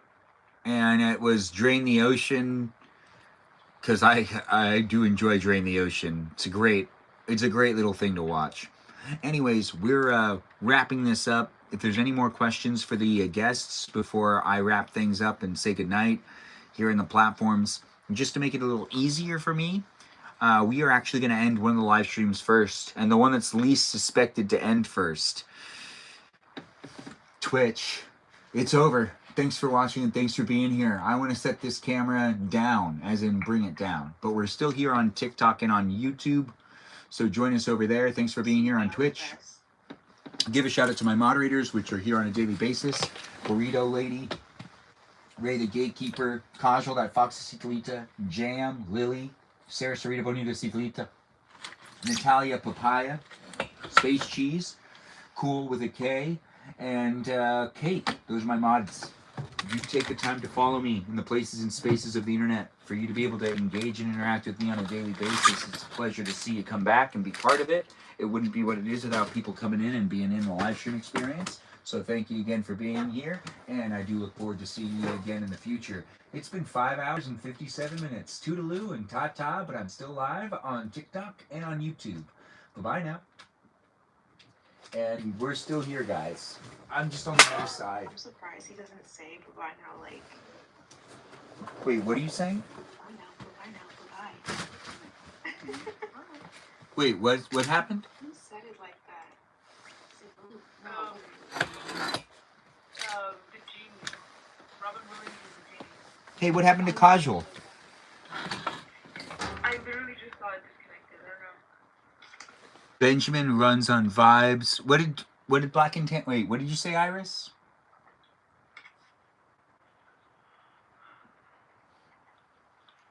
What were you saying, Iris? Oh, I was saying, the way Ben says bye, it reminds me of someone else saying bye, but they said it like, bye-bye now, bye-bye. But I don't remember who said it. Oh, it's Robin Williams from Aladdin. Oh, well. The bye-bye is the genie. If you were wondering where you've heard it before, I am taking it from Robin Williams from the genie. Bye-bye now. It's his voice. Bye-bye. Bye-bye now. He does it as the genie in Robin Williams. I mean, in Aladdin. That's probably where you're thinking of. There is I am taking it from something. It's not like 100% just me. Well, you should let go all the way because it sounds perfect. Oh, thank you. I do appreciate that. It's nice to have you guys here. We have Kajal back in the room. Kajal, why'd you leave us? My iPad died, sorry. How awkward. That is awkward. They're gonna think I just dipped because it was ending. Yeah, you were like, I'm out. It looks like someone joined from a repost and TikTok doesn't know if I'm a person. Do you see how it's giving me the test to see if I'm a robot or not? Yeah, this is the test here on YouTube that you can analyze. It takes a puzzle piece, you slide the puzzle piece into its place, and you prove that you're a person, and then it continues to let you live stream on TikTok. If you can't solve the puzzle within 5 minutes, it ends your live stream. That's true. Isn't that just the best? Actually, it's kind of a weird thing. Now, who else is making a quesadilla tonight? It's almost 3 in the morning. Not, it's just me. What a burrito. Oh my god. I want you to get a burrito. What's the one thing that you would wish upon someone else when it comes to getting food? Well, I guess I wish you could have a quesadilla since you've been wanting it so bad. Oh, well, thank you. Well, since Kajal answered it perfectly, we don't need another person to answer. But we could hear other answers. Black and Tan, do you want to answer it too? I wish you guys the finest armadillo burgers at In-N-Out. They have to. I'm so sorry. Well, yes. That does sound good. Burrito, do you got anything to add? We should just left it at Kajal.